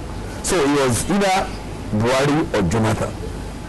And after General Buhari defeated Jonathan, you know, some people felt a group and they said, look, the thing has to go on. We are not going to lose interest. We're going to follow it, you know, all the way down, because they felt, you know, the change must percolate to every nook and cranny. And we understood that the pattern was going to be the same, and it turned out the same. And you know, we should also attribute this to, you know, the existence of, you know, the latest sheriff in town, as I call it, you know, the card reader. And we have seen in Lagos that you know, largely election in Lagos is reflective of the wish of the people. So unlike, you know, some other places where they could just sit down and write results. So we'll see that what happened in Lagos on the 28th of March, the same pattern followed, you know, itself. So it repeated itself. So when we even started the original result, we knew that, you know, the PDP was going to take Ajayemi Felodo. And those so take, you know, or join local government and the rest of it. Okay, let's go back to INEC office now, where our correspondent Gubernatorial is standing by. Let's find out what's going on there.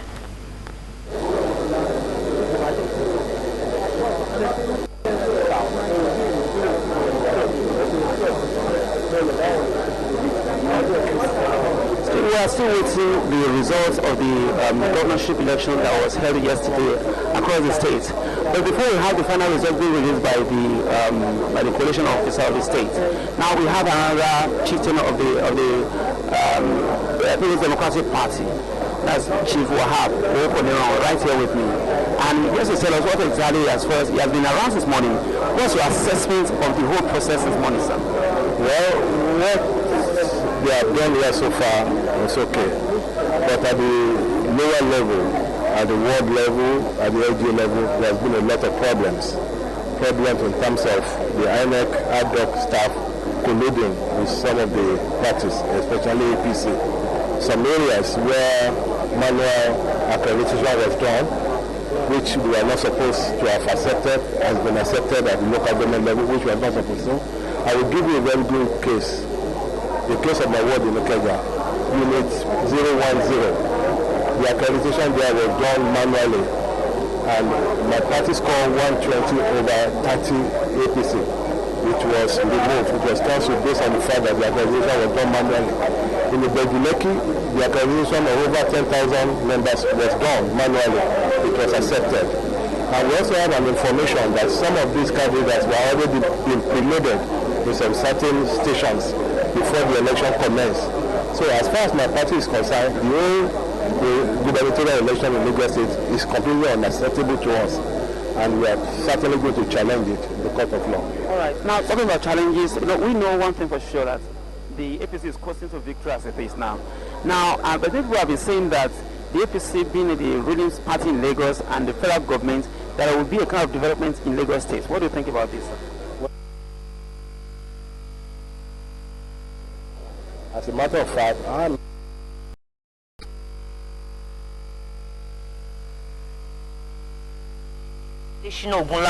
who started an issue on attitude and the need for that to be addressed immediately. Now, one of the things that Mr. Wokoniro has said is that the results so far, I want to deduce from what he has said, does not go down well with him or his party because they discovered or they pointed out some anomalies. However, there is a process which the resident electoral commissioner kept on harping on.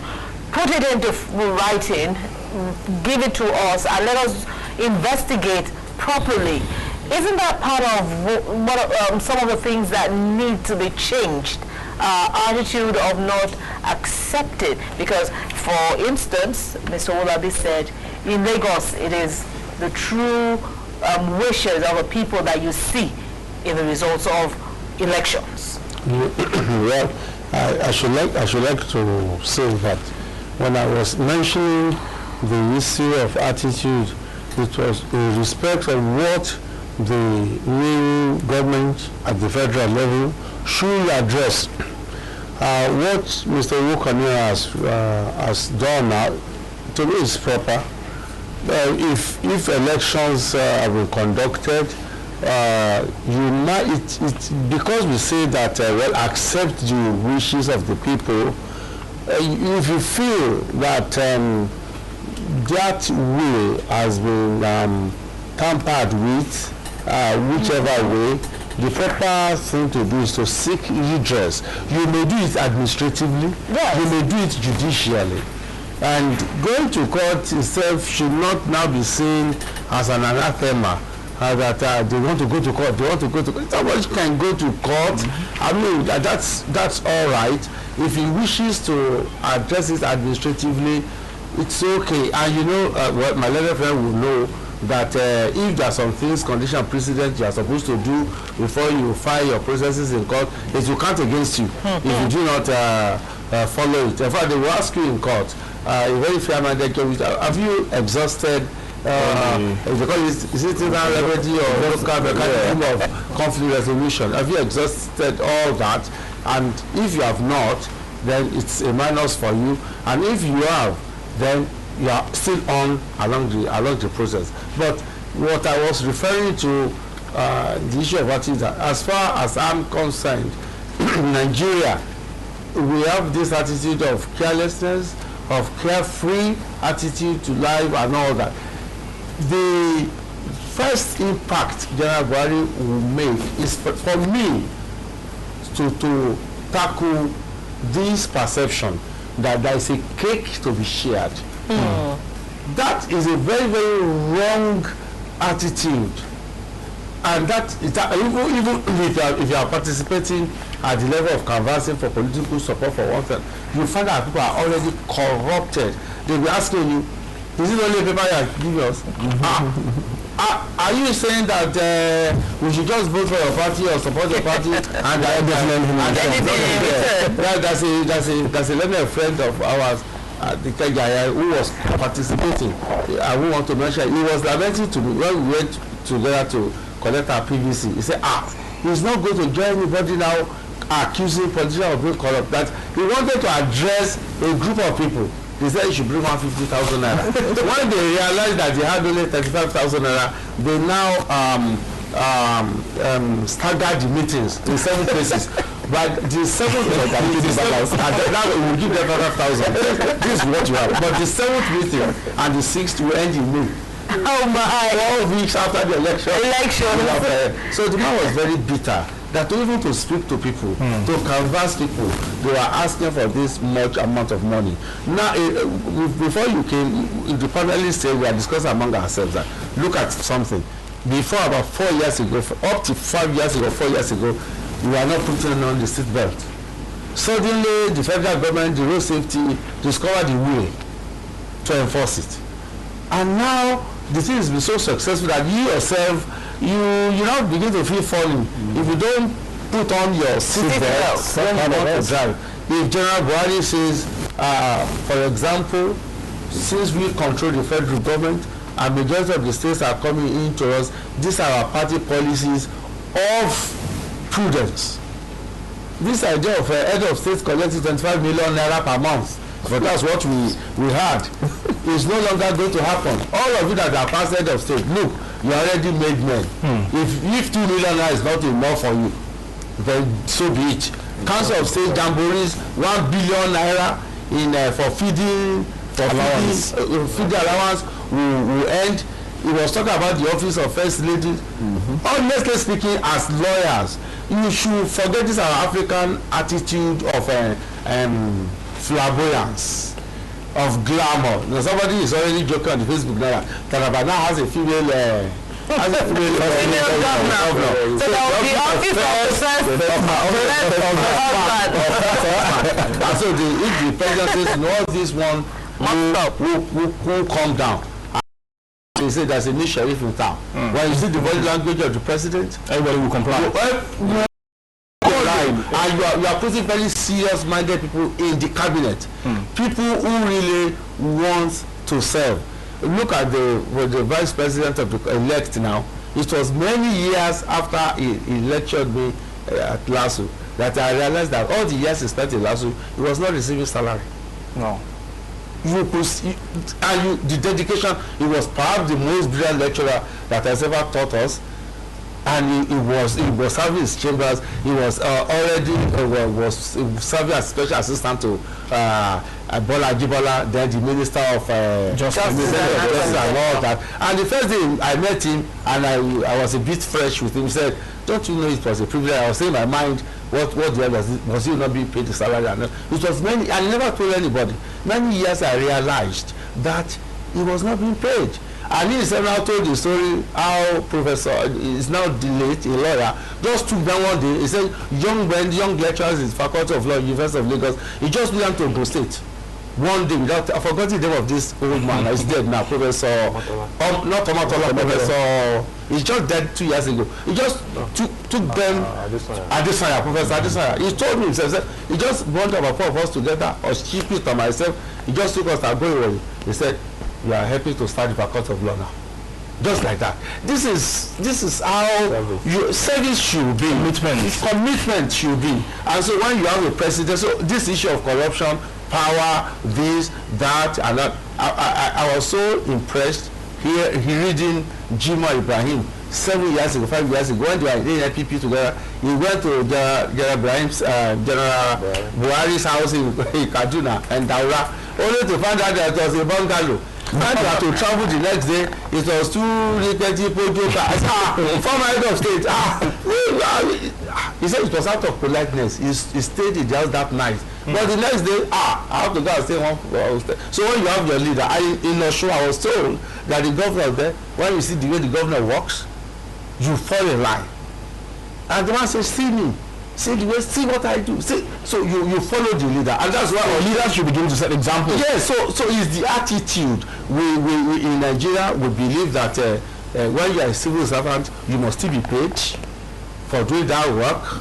You must be paid for being nice, for doing your duty, and all that kind of a thing. And that you're a big man. The other day they showed us pictures of the president of America going on the plane carrying his own bag. Well, we had ours. Even the bag you are wearing is enough. So I like the vice president elect now wearing that is small. So in short, the picture you're trying to paint is that our democracy is too expensive. No, I'm saying that apart from being expensive, it's the attitude that we are rulers, we are in power. There's national cake to be shared. But you put in ministers there. You say, "Minister, in fact, should be already successful as a pharmacist, you are already successful as a lawyer, already successful as something. In fact, you are going to go home with only 200,000 naira a month." But are we not the problem? The people. No. If you are my brother now and you have made the minister, I will come to you for favors. I'll make demands. Let me answer you, please. If you come to me for favors, and people must have come to General Buhari for favors before. Yes, he made the mark. Murtala Muhammad spent only 6 months in office. Forever and ever, people are going to be talking about Murtala Muhammad. How many months? Not even 1 year. So if you are my brother, you come over to me, and I tell you, I don't have that to give you. There's a new sheriff. We are talking about change. Okay. We are talking about change. We are talking about change. And when you see, just like I used to use this example of the Lord Jesus Christ, I happen to be a Christian. They now mingle so well with his disciples that they need to kiss him to identify him. Do you know the implication of that? If Jesus had not kissed him, Do you know the difference? The leader between the follower and the leader. So, okay, what's your own opinion? Because I saw that you were trying to pass on the message. The point that Mr. Agulama is making is well taken, and but to build on that, I think the problem is the fact that the issue of profligacy, corruption has become institutionalized in our country. Because he was talking about somebody who wanted a candidate, and people were asking him for money. So you look at our constitution, for instance, it has been built in. Now, in one particular section, it says that ministers shall be appointed from each state of the federation. So automatically that means you must have 36 ministers. But for goodness sake, why do we need 36 ministers? 36 ministers? Let me tell you, I think Nigeria is probably the only country in the world that has a Ministry of Aviation. There's no need for a Ministry of Aviation. Aviation is divided into two. You have the civil aviation and military aviation. Military aviation is the Air Force. So you have civil aviation should be catered for by the Nigerian Civil Aviation Authority. It should be a parastatal in the Ministry of Transport. But we don't need a Ministry of Aviation. But of course, the Constitution says there must be minister from each state of the country. So automatically 36. What you really need 36 ministers for? But if this constitution is not amended, don't you think that the president-elect's hand is tied? Thank you very much. That's why I think I said it yesterday that there's an opportunity for a civilian revolution now. And what do I mean by that? We have an APC government coming in at the federal level. They're going to be in control of the National Assembly. So that is an opportunity to enact laws. People say, but when Buhari came in 1983, some of the things that he did then was because he was a military head of state, that he cannot do them now as a civilian president. They are making a big mistake. Look at what Governor Fashola was able to do in Lagos State. I mean, some of the things that he did were almost military-like. Remember Oshodi? Oh, yes. So a civilian government can be effective if you have the right leader in place.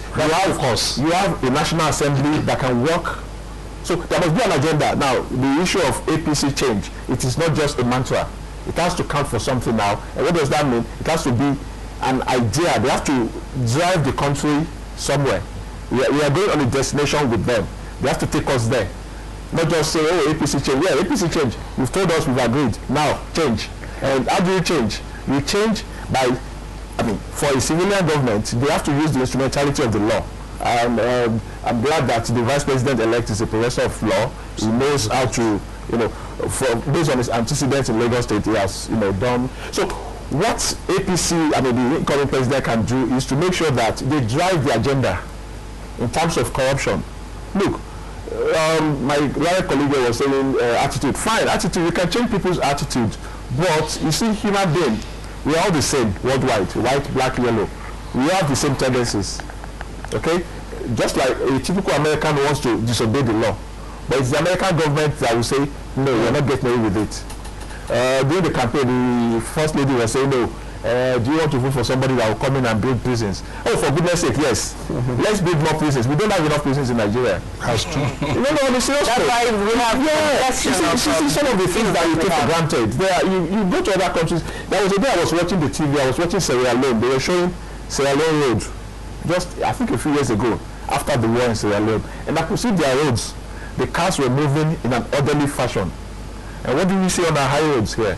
People drive anyhow. No, if you don't maintain lanes, you overtake anyhow. It's like a war when we drive on that. But that's not the way it's supposed to be. The basic law in any society is the traffic law. It's the most simple law in any society. And even when even when some of the elected officials, when they drive on some of the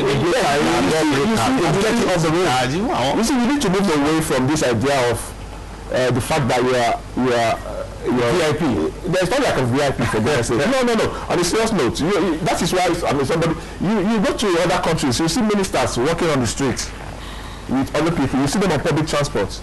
But it's in our own. Can you really say that about other countries? Let's remember this that happened recently in the United States when the Obama needed to go play golf, and somebody else had to do a wedding or so at the same place, and they had to clear the wedding for him.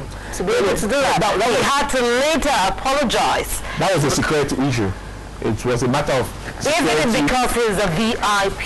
No, being the president, security is at stake. That's a different issue entirely. If the security... Being a governor. Wait, being a governor, I'm not saying I'm not saying the governor should not, I mean, for goodness sake, like the current governor of Lagos State, you don't see him going around in a huge entourage, blowing siren. He doesn't do it. And he stays in traffic with us. Exactly. And you're about to overtake, I say, is the governor... You see, you lead by example, okay? If you're the governor, yes, that does not entitle you to be above the law. It's just so simple. Nobody is above the law in any country, whether Nigeria or anywhere. So whether you're the governor, even the president, you see, I mean, it takes me to issue of section 3 of our constitution, the issue of immunity. I think we need to get away from the issue of immunity. Should that be removed? Should be removed. That's another matter entirely. I mean, since we're talking about this, I think we should talk about it. I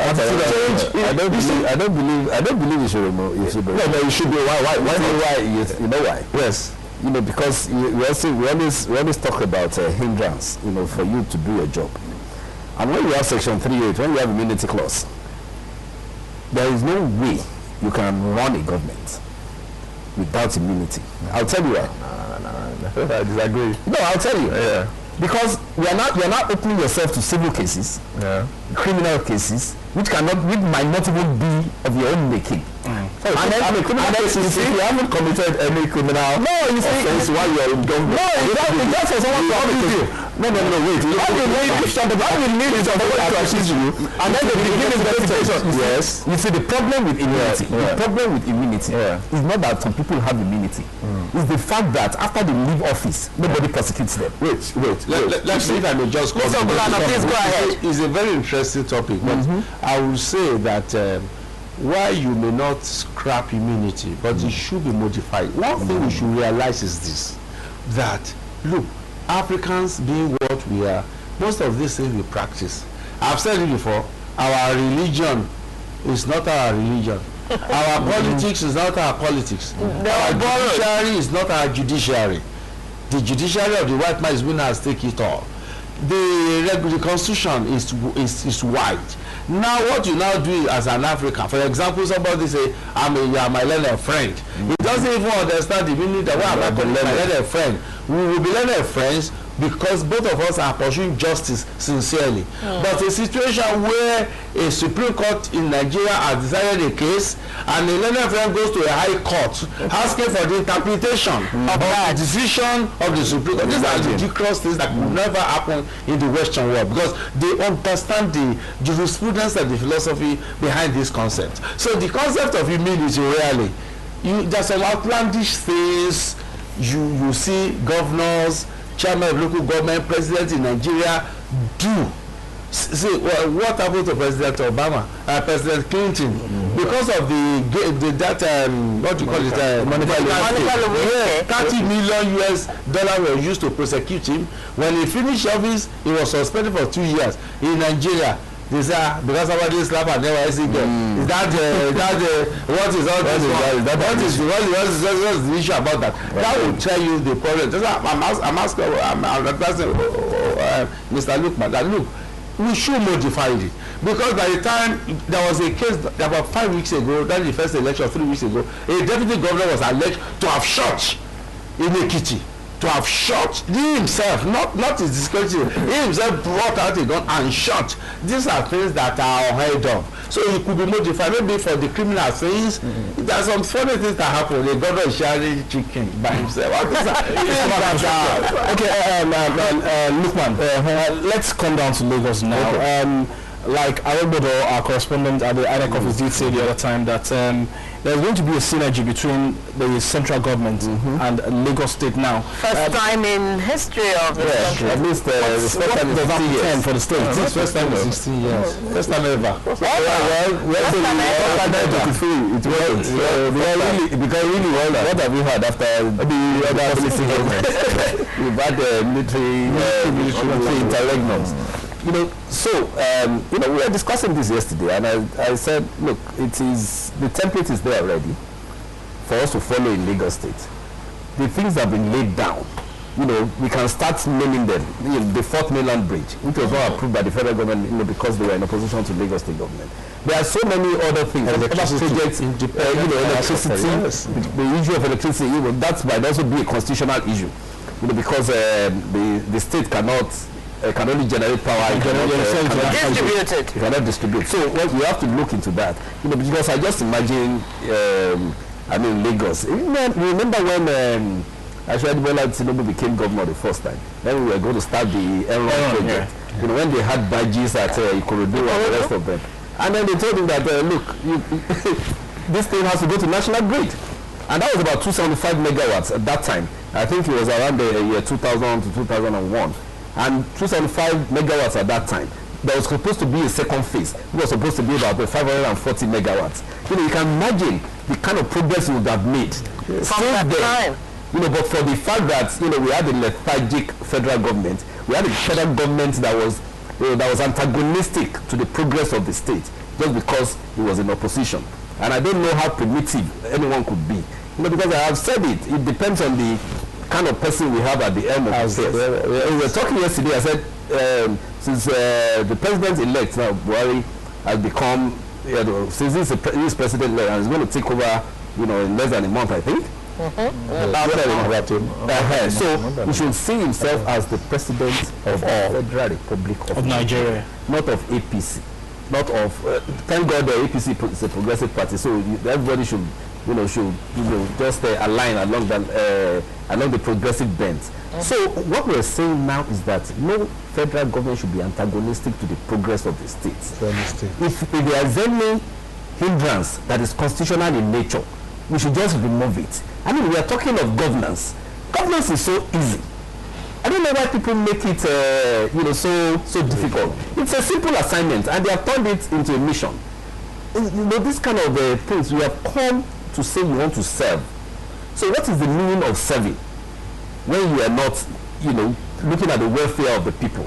You know, because I said in the I'm sorry, my learner, I won't call it my learner, my lawyers there.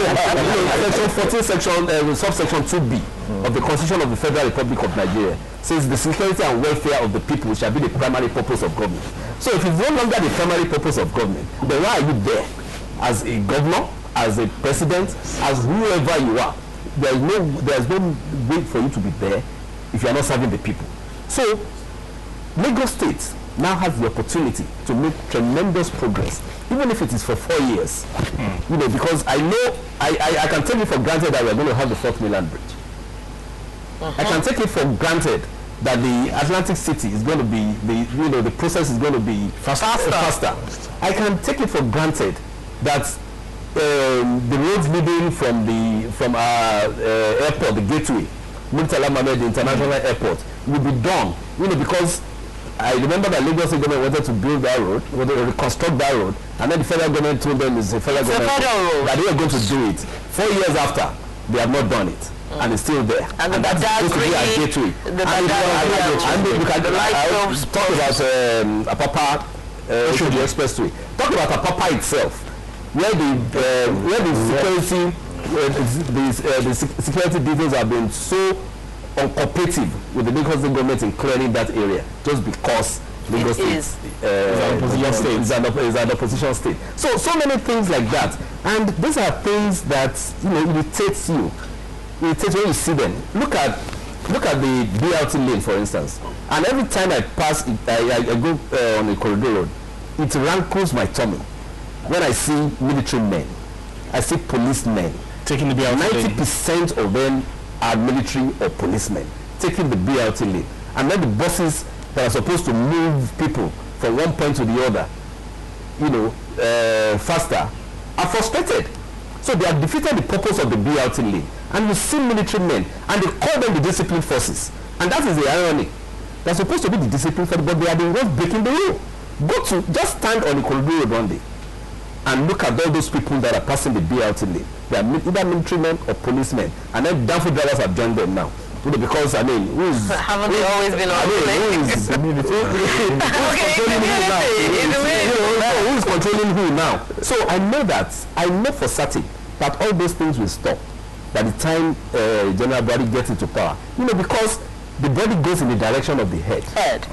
If the head is lost, the body can never find its way. Okay, let me take Gani Balogun up on this. Now, wherever the head sways, the body moves in that direction.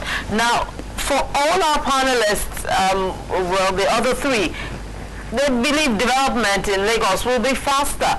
In your own opinion, once Lagos is aligned with the center now, how fast do you think the development will move? All the feelings, all of us will be back here in 1 year and review projected optimism. Because governance is my priorities, so by choosing. And one is not coming in solely to solve the problem of Lagos. It's coming in to solve the problem of Nigeria. And some of them will take high priority, and let's say Fort Minna Bridge or a new way to the port. And there will be conflicts because Lagos by itself is the economic hub, and it's not moving at the same pace as most parts of the country. So the demands they will make, being like let me use the word like a new girlfriend, a relationship, will soon never lead to conflicts because there is no way. The economy is down. Lagos is not the only powerhouse coming to the APC. They are not going to put the president in different directions, and they have to take a priority on which ones to come first. Of course, there will be synergy. The change is not going to come overnight. It's not going to be immediate. It will not even come in the next 2 3 years. Maybe the paperwork. Because I know there are things we know, as we also are journalists, about how things work. That people will tell you a story, and you go to the other side, and realize that the paperwork that they are complaining about, the president has not even been completed on their side. And already blaming the other side for lack of progress. Because I remember a particular case of a man who was blaming the minister for something they were supposed to do for the Lagos Ogun axis, part of the original Lagos Ogun master plan. And the minister was Yoruba man. So we accused them. So why are you doing this? The man said, look at me. What's the problem? I've taken this to the president. He has signed on it. The state is being expected to do A, B, C, D. And the president will do it in 2 months. This is the 2nd year. So what do you want me to do? I'm not giving you examples. Because that conflicts can come in. I like the optimism, fine. But the man himself has done the right thing. He has darkened it. And I'm not a magician. I'm going to solve the problem as they come. But I'm not going to get everything because you're not at the center. I don't think so. Okay, but it's 4 years too short to solve all those problems. We're not even talking about issues of money. We're not talking about money. We are talking about express provision that, look, go out, go and do this thing. But it will surely be for the Fort Minna Bridge. What was the issue? The issue was that Lagos State had already gotten the contractors that would build the place. It was supposed to be a PPP arrangement. Yes. All they needed was federal government guarantee. They are not supposed to pay. Federal government is not supposed to pay. All they needed was a federal government guarantee, and the federal government refused to give that guarantee. And that was what stalled the Fort Minna Bridge. It's as simple as that. We are not talking of whether federal government will bring money to Lagos. The Lagos State is already, set. There was a 2012 to 2025 plan in the offing. It is going steadily. All we want is cooperation. We are not asking anybody to bring Lagos State money. We are saying we have our own plans, but just cooperate with us. We want to enforce laws in these areas. We need policemen. And then that brings me to the issue of state police. So, all those things will have to be looked at. It's a constitutional issue. So all those things will have to be looked at. But meanwhile, before then, what do we do? Those military men and the policemen who are taking the third who are taking the BRT, must they continue to take it? Must they continue to pass that BRT? That means nobody is holding anybody responsible. Because I know that if the person in charge of the brigade of guards or something, or a cantonment in Lagos says, if I see any military man, any of you, take that BRT lane for a day, for once, if you are caught, you are a gunner. Nobody will take it. So that means somebody is not taking responsibility. So all you need is just a liberalization of the process. Let people do their job. It's because people are not doing their job. That's why we have all these kind of infractions. Mr. Kelshola. Yeah, I mean, I'm just intrigued by. I think he has mentioned the issue a few times now. The issue of policemen and soldiers using their it's a serious issue. But you know my explanation for that, which is why I'm keen to answer him. Was it's actually hinges on the issue of immunity that we discussed earlier. You see, the concept of immunity means that you are exempted from obeying the law. And it has been, it has become inbuilt in the soldiers, in the policemen, and hence our governors and nobody should be above the law. Whether you are a soldier, you are a policeman, you are a governor, nobody should be above the law. So once you are not put above the law, then the laws are meant to be obeyed. Now, on the issue of the president coming in, now what can be done is that there's a new government in place. Okay, and they're going to be in charge of the National Assembly to pass the laws. Some of these things you can't depend on individuals to do things or the body language of the president. Like President Obama said, Africa needs to build strong and not strong men. So if we are saying the head swings one way, we should follow. No, we should have institutions in place like the fight against corruption. It should be institutionalized to, dust up our laws, enforce them. Okay, if we need new laws, let the new government that's coming into place, let them do it. Is the problem really absence of law? Enforcement. Wait. Which is enforcement? Yeah. A land colleague of yours was here, that's Ajitio, and he did say that Section 419 of Police Act. And I don't know how he coined it that day, that ideally a senior police officer should be the ADC to the president, not a military man. It started from the time of President Obasanjo. You see, I think all of us are getting it right and wrong. Right in the sense that it is right to have expressed the optimism. Right also in expressing caution. But wrong if we are absolute. When Lukman says, for example, where the head goes, that's where the body will follow. It's right. Not in the sense that we are talking of one-man army. We are not talking of the head of state in the concept of a Samson. We are talking in terms of when you have a productive, thoughtful, committed leadership that goes through the process of the law, you tend to follow. One thing is in Nigeria, we call our president also commander-in-chief. Now, for the military aspect of our life, the military people must have a commander-in-chief they respect. That is very, very important. It's just like the head of department here, or whoever, the governor or something. Some senior people will say, who is the permanent secretary? They will not do. We can afford to disobey. I've been a teacher before.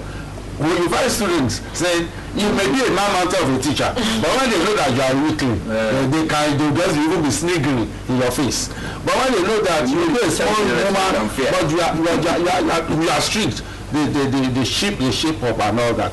The optimism is expressing is right in the sense that within a year, when you have a president who, for example, we have a president who has served before. This Muhammad Buhari was in the military of Obasanjo regime of the 70s or 80s. He knew that when Lagos was being moved out, capital was being moved out from Lagos, there was this issue of special status for Lagos. That all the other head of states before him had refused to respect. Everybody also knows that Lagos produces 70 to 80% of non-oil revenue in Nigeria. I don't know why it's always you that I need to cut off now. It has to go to INEC office where the officer, Professor Adewoye, will be announcing, Adewale, beg your pardon, the VC University of Ibadan will be announcing the winner of the 2015 gubernatorial elections in Lagos State. Over now to the INEC office.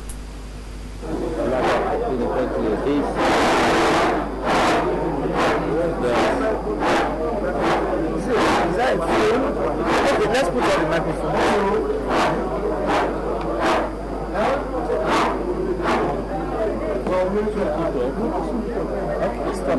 Maybe it's a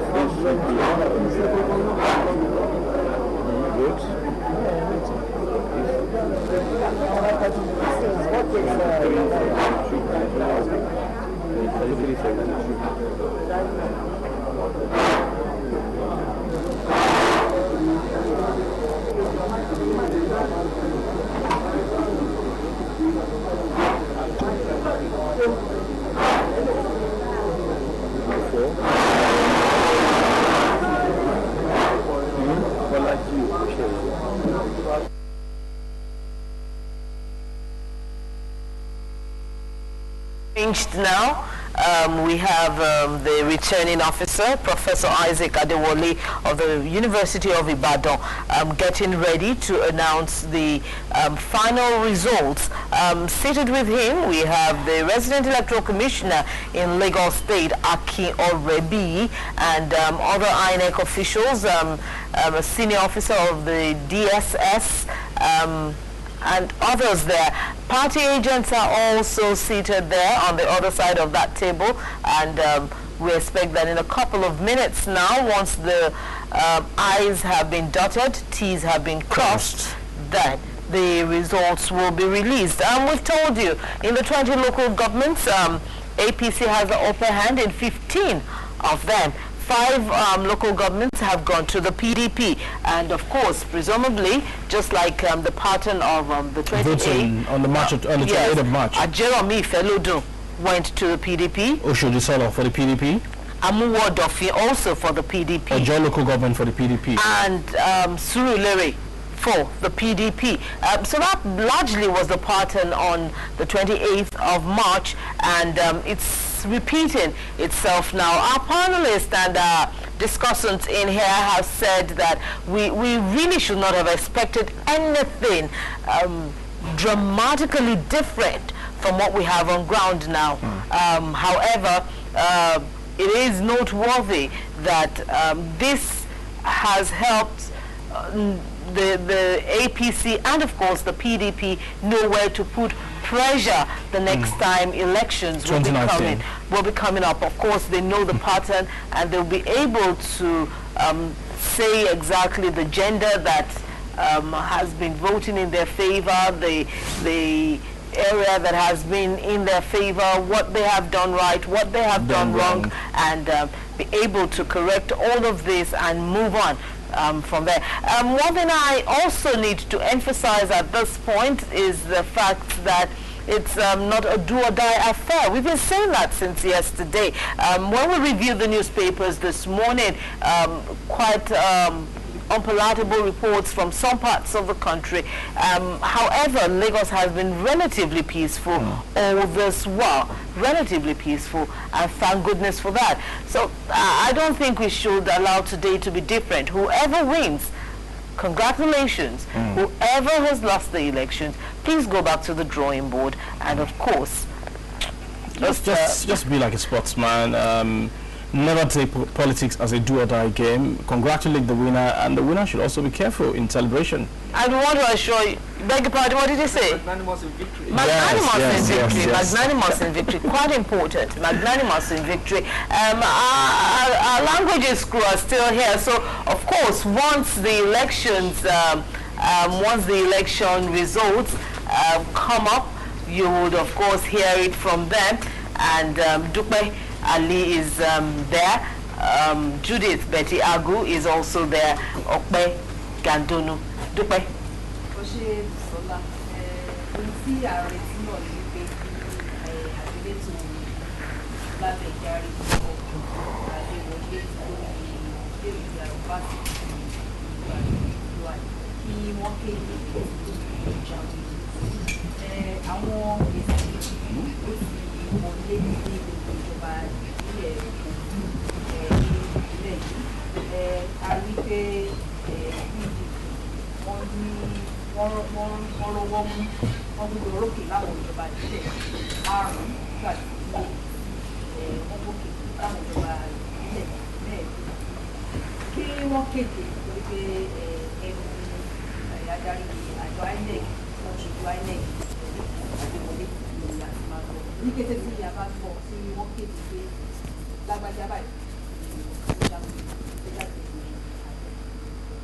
Okay, now we'll be handing over to the INEC studios where Professor Adewale is standing by to declare the winner of the 2015 gubernatorial elections. Over now to the INEC office.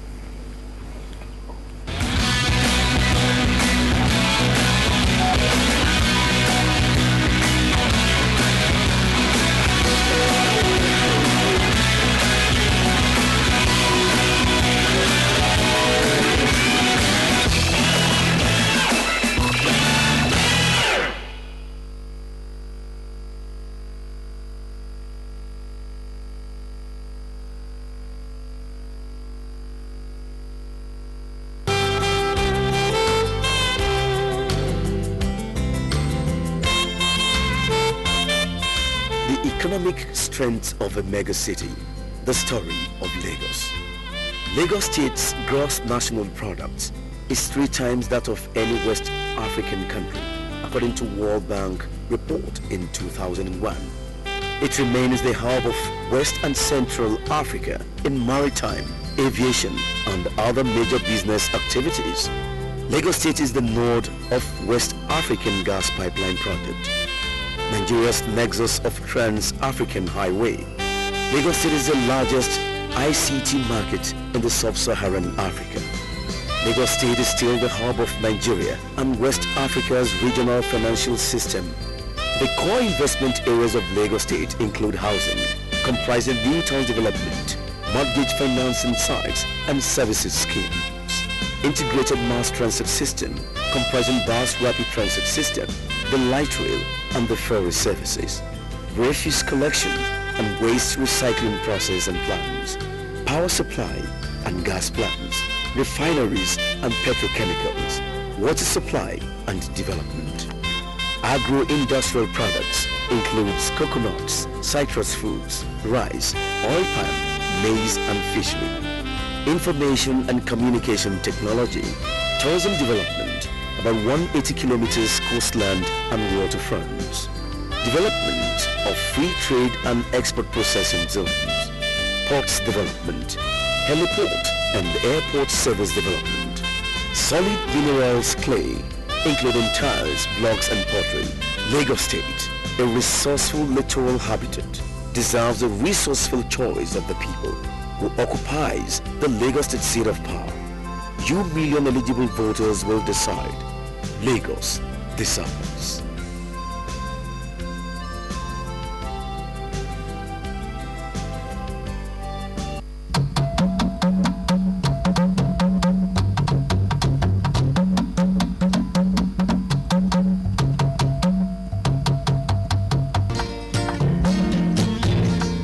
Èkó Akété ìlú ọgbọ́n.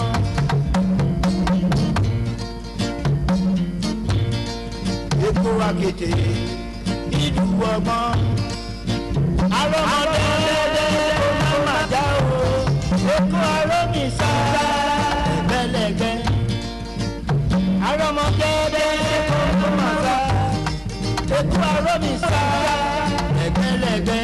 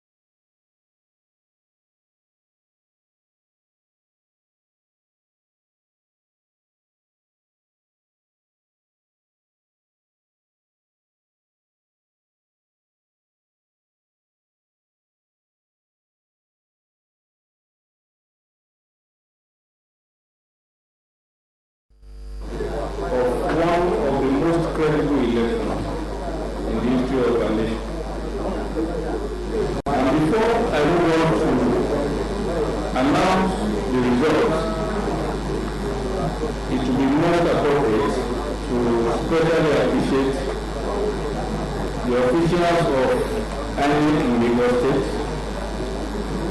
as well as the leadership of our security agencies, particularly the Nigerian police, we want to bring our record our appreciation to the AIG, Joseph Rondo and his team, and other security agencies. This is particularly important because we did not record loss of life in Lagos State. And this is what being put on record. We also want to appreciate all officials, electoral officers, polling agents, coalition officers for their hard work and for making this nation proud. At the end of the exercise in Lagos State,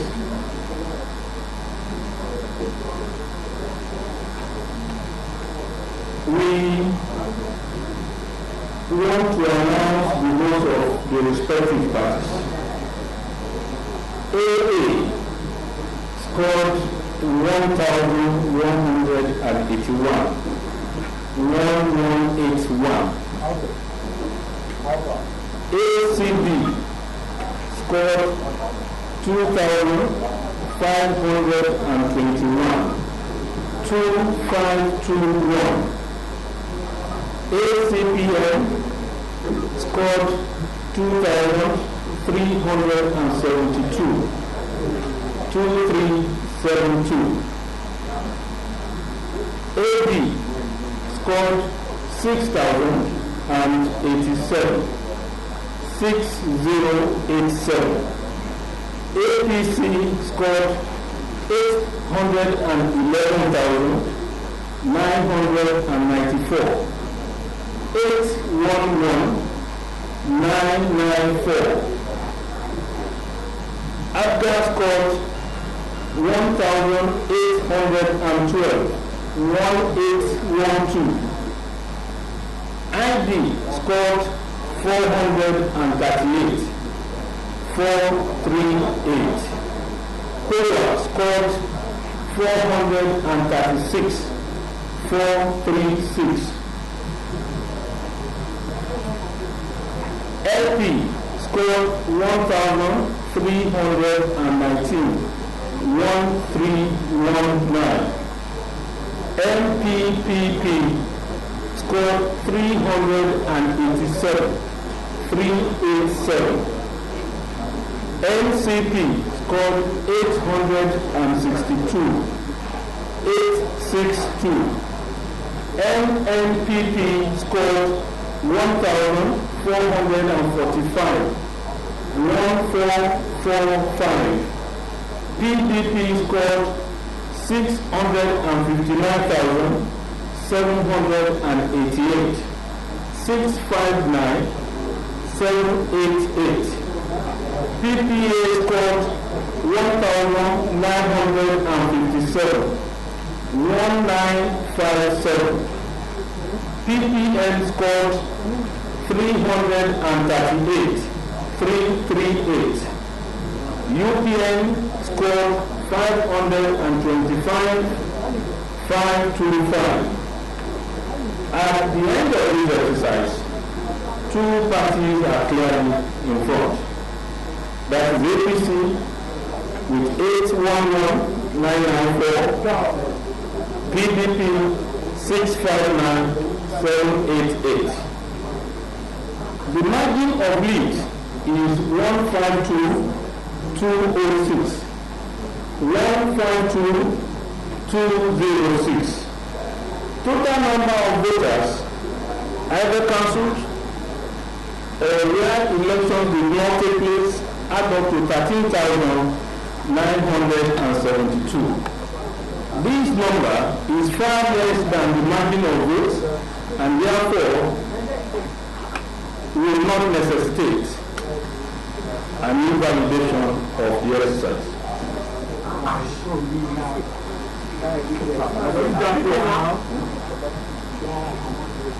Both parties held 25% of total vote cast in all the 20 local votes.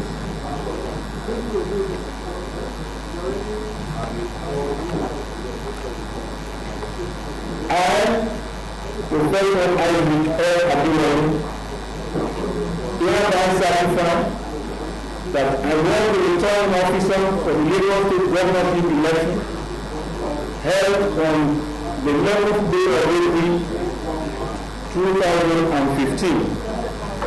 That the election was contested, as I earlier mentioned, and I need to declare that Ambode Akinwumi of APC with a total vote of 811,994, having satisfied the requirements of the law, securing at least 25% of votes in all the local governments, and scoring the highest votes, is hereby declared the winner and is returned elected. Signed by Mohammed Hussein as returning officer on this day, 12 April 2015. God bless you.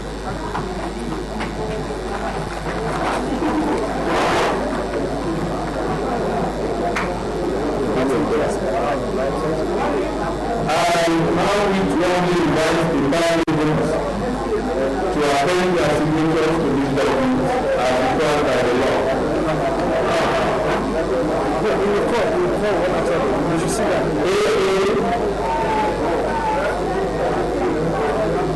Representative of AA, please come forward and sign.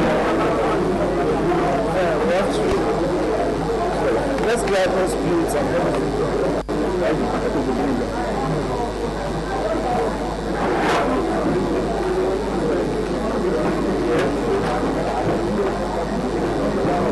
You will see them.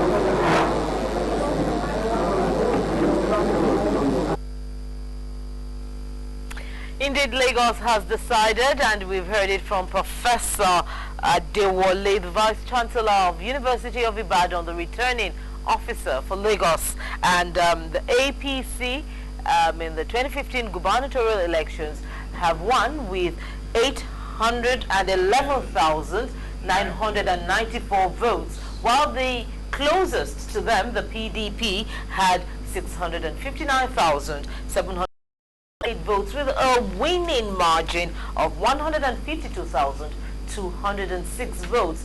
And of course, that we've heard from Professor Adewale automatically makes Akinwumi Ambode the governor-elect. It's official now. Well, you knew, we didn't know. The Russians have decided, and of course, before I come back to you, let's have a wrap-up of all of this and sort of set the agenda for the governor-elect, Akinwumi Ambode. I'll hand over to my colleagues who will be telling us all that has just transpired in the last couple of minutes in various languages. Modupe Ali. Oshe Busola, ohun tí a ti ń retí látàárọ̀ láti àná ó ti wọlé dé wẹ́rẹ́ wọ́n ti kéde ẹ̀ àti gbọ́ láti ẹnu adarí INEC tí wọ́n ṣojú fún àjọ elétò ìdìbò INEC ní ìpínlẹ̀ Èkó, Professor Adéwọlé ọ̀jọ̀gbọ́n Adéwọlé olórí University of Ibadan UI wọ́n ti sọ gbangba ó dẹ̀ ti jáde láti ẹnu INEC pé ọ̀gbẹ́ni Akínwùmí Àǹbọ̀dé ló jáwé olúborí. Wọ́n ní ìbò 1,800,900 ó lé máa pè ní òyìnbó 811,994.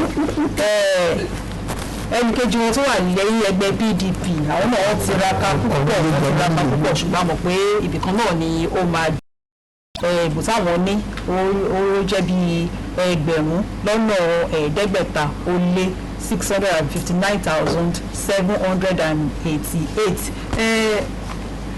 Ó sì já síbì kan àti ẹni tó borí àti ẹni tí ó kù díẹ̀ kó mókè mo mọ̀ pé fún ìtẹ̀síwájú ìlú Èkó fún ìdàgbàsókè ìlú Èkó náà ni a ti rí bí ẹ̀rọ tí a fi ṣe àgbéyẹ̀wò káàdì ìdìbò alálòpẹ́ àti rí bí ó ṣe ṣiṣẹ́ sí èyí tó fi hàn pé ìlú Èkó ti pinnu àwọn èèyàn pinnu a ti sọ ẹni tí a fẹ́ kó jẹ́ adarí wa eléyìí tó hàn pé.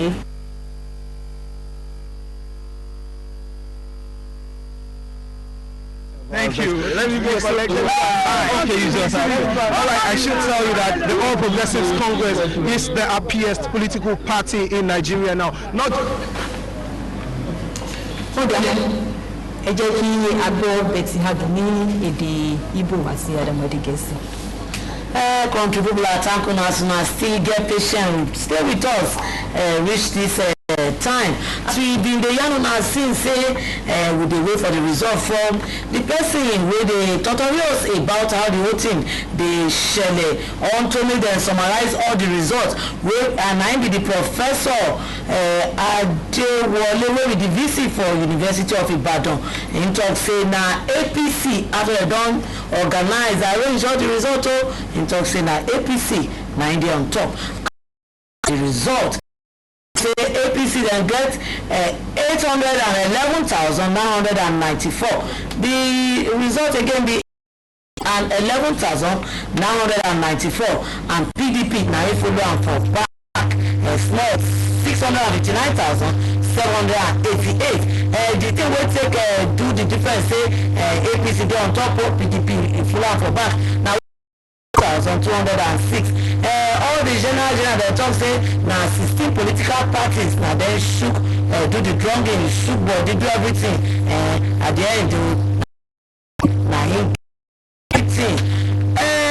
Ndi bayi aya no na otinye shime aya line na iche kam kai mata otu ya report card ya bro result aya lelule basara ndrondro chichi aya no kwa na ya na-ekwu ihe a na-ekwu kịta bụ na APC ọya ahụ kachitara na report card anyị na-ekwu okwu nde ọwụnye nọmba na-ekwu ya bụrụ n'okwu bekee 811,094 PDP bụ ọ bụrụ 659,788 ha si na ọrụ 16 political parties ọyanwa ọhanwa tiri anya na ihe ndọrọndọrọ ọchịchị a onye na-ekwupụtakwa na anyị rizọt bụ report card onye isi na mahadum a na-akpọ VC nke University of Ibadan ọkpọ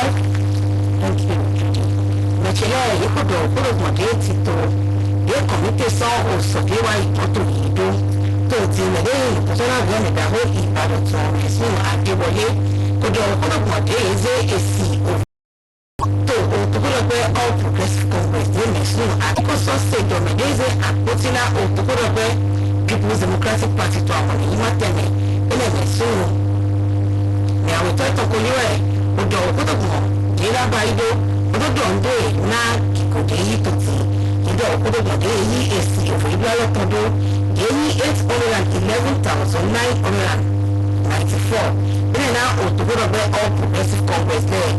Togodo to Lido Ogodogo Daily Bible Daily Dominion 659,788 where Otogodo People Democratic Party lẹ́yìn tó àbítọ́ 902 ìkọ̀dọ̀ Ogodogo Dàgbòdo 18 náde ìbílá òfurufú tó àwọn onímọ̀ tẹ̀lé òtúkúlárí kémàtì tó àlọ́pàdé pẹ̀lú.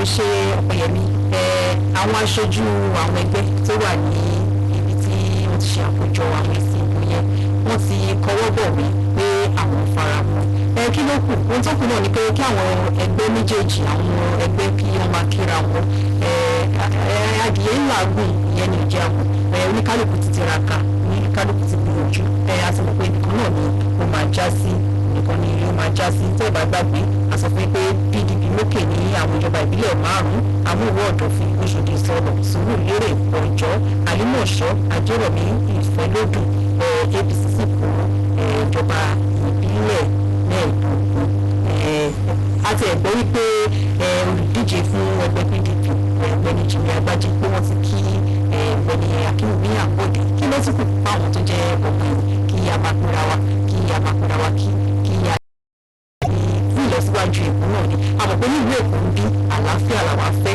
ìtẹ̀síwájú la fẹ́ ìlọsíwájú la fẹ́ gbogbo wa gẹ́gẹ́ bí ẹ̀yà ọ̀kan náà ni wa àti Ìgbò àti Haúsá àti Yorùbá àti sọ sí afẹ́ sí afẹ́kọ̀jẹ́ adarí wa láàrin ọdún mẹ́rin tó kù níbi ni àwa máa dágbére náà àkọjá sọ́dọ̀ àwọn elédè Gẹ̀ẹ́sì ẹ ṣeun ọkùnrin àdúrósì àti àánú àríkìní ọbíbẹ́tì àti ọpọlọ.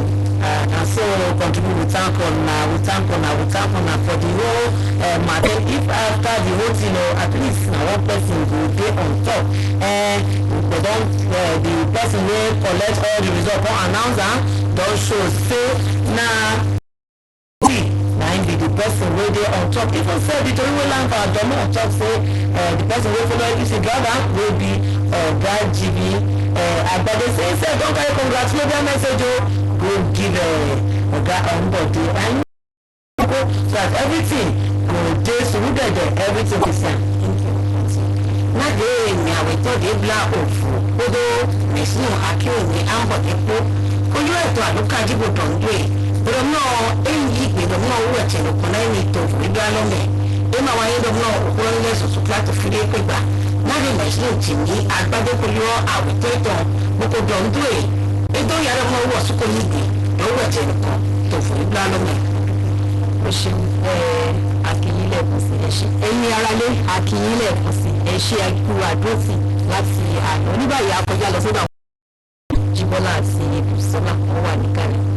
Thank you very much for the prayer and thank you so much. And of course, the winner has been declared. Let me start off with Mr. Danny Balogun. Even as we wrap up this, Lagos has this studio. Akínwùmí Àbọ̀dé. Yeah. He is now the governor-elect.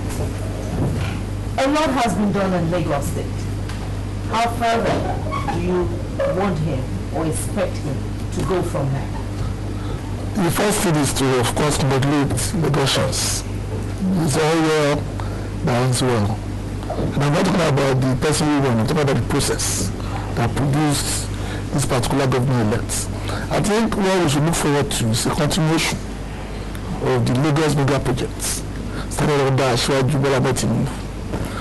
And was like Fashola was a different person from Bola Tinubu. Akínwùmí also be a different person from Fashola. We have different approach, different temperaments, and different ways of doing it. But ultimately, I think the next 4 or 8 years, as it may be, I think Lagos will be a far better place than we are today. Vice Governor, what will be your agenda for the governor-elect of Lagos State, Mr. Akínwùmí Àbọ̀dé? Starting with the attitude, of course. Thank you. What I should like to say. You know we are all used to Tyrone coming from Lagos State. Yes, what I should like to say is that in setting the agenda, let's just look at the statistics. First of all, the totality of the votes will begin to come near 1.5 million. I mean, 811 for the leader. 811994. Yes, how much? 1.5 million. Yes. So the first lesson is that it's about the same score. Margin. It's the same about the same total for the presidential election, and that will make us to congratulate INEC. It was because INEC was so much improved that we thought there was a low turnout. Really, it's about the same thing. in net. In net. Now the second thing is that when you look at the gap, whether for the presidential and this one, the gap is less than 200,000. It is, yeah. It's less than 200,000. APC used to run over PDP before. With you score about 70%, 60%, 70%. Now PDP is not to be taken for granted. So I'm now going back to the agenda. One thing that was a challenge for the APC, and they must find a solution to it, is what he had said before. He said in one of the that you must develop, but take care of the economy of the people. Now you must have a balance. Yes, you want a cleaner Lagos, you want a saner Lagos, you want a more orderly Lagos, but Lagos cannot become New York overnight. Look at the condition of our people. If the people are saying, oh, we love Tinubu, we love APC, but you remember the story again in the Bible when people had a problem with Solomon after he has died. They went to his son. They said, your father did this, please, can you lighten our load? And some people say the son should tell them, look, my father beat you with whip, and I will beat you with scorpion. He gave you bread or something. We're going to give you stones or something. We're going to attempt to destroy. I'm saying that Akambode continue the agenda of the leader, that is Tinubu, and then the person that followed him, Governor Fashola, should now creatively, how can we make this city better and our people will not suffer too greatly? For example, look at I think part of the problem for APC this election, we can talk now, is look at the way the last issue was handled. How could you jump from 25,000 naira to 300,000 or 2,000 school fees? Say, I want to build a world-class university. I want to build a world-class university. So infrastructure without disconnecting with the people around. As you have been focused. Yes, so infrastructure. You have to balance. Okay. Yes. Well, I think going further from what Barrister Milano said, this is the time to take stock for APC. Like you said, I mean, the election was much closer than it used to be. So APC can no longer take Lagos State for granted. They can no longer take the people for granted. And the job has now been given to Mr. Akambode to take it to the next level. And in doing that, I think he has to run a government that is all-inclusive, not just Lagos for the poor, and so for the rich. Or fine, we want a developed Lagos, but the burden of the people at all strata of the society should be lessened. And obviously, I mean, taxation is an issue, a fair taxation, and obviously we want development, but there's no development without development. So, but really going forward, I think Mr. Akambode should obviously, I mean, he's taking stock now, okay, and he has a platform. Actually, I don't envy him because he has, like other maybe some incoming governors in some states, they can, lay the marker down and say, okay, this is where I'm starting from. But he is starting from somewhere very high. So that's a challenge for him, to rise up to the occasion and take the bull by the horns and drive Lagos to a better place, to the next level. Consolidator is the governor-elect of Lagos State at last. What agenda are you setting for him? I think I'll probably go like this. Let me first congratulate INEC for a job well done in Lagos. We could see that the process has been fair, and that is what has occasioned the Junior Baggy to congratulate Akambode, because I think when the process is fair, what else is there? Just to congratulate the winner. That also tells me that JK is okay, and is because an error does not become the truth, by reason of multiplied propagation. Nor does the truth become an error because nobody sees it. I'm quoting Mahatma Gandhi. Those are not my words. I'm congratulating Junior because he has fought a good fight. He has elevated the discourse. The issues have been raised, and there's a winner and there's a loser. So the loser has already congratulated the winner, and the winner has already taken it in good faith. So I had. So before I even leave Jinebaji, I also want to encourage him not to relent. because Mother Buhari has already shown, like the income 4 times, that there's no limit to the number of times you can contest. As long as you still have you have to go. You have a vision. For Jinebaje, I hope that he continues, to aspire. Because whatever you desire will be acquired as long as you aspire.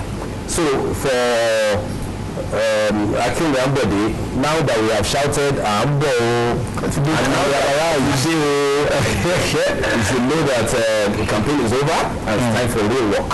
And the real work is for you to elevate Lagos from where it is. Thank God they have already named the consolidator. So you should consolidate. You know that Godzilla did not have green skin. It was paint. For everything that will happen now, you must know that your hands must be laid on the plow. Your hands must be laid on the plow, and you should make Lagos a better place. And you should also not forget that don't take it for granted that APC is in charge of the federal government, and the federal government wants to cooperate with them. I'm happy that he's surrounded by people that will not even allow him to fail, because it's difficult for you to fail if you are in the progressive party in Lagos, and these people are still there. They will never allow you to fail. So we in Lagos we have hopes and dreams. We have been dreaming. We have hopes and dreams. So it is now time for you to change the hopes and dreams into ways and means.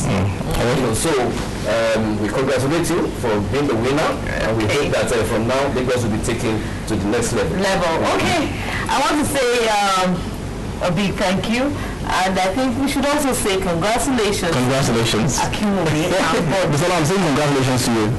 For your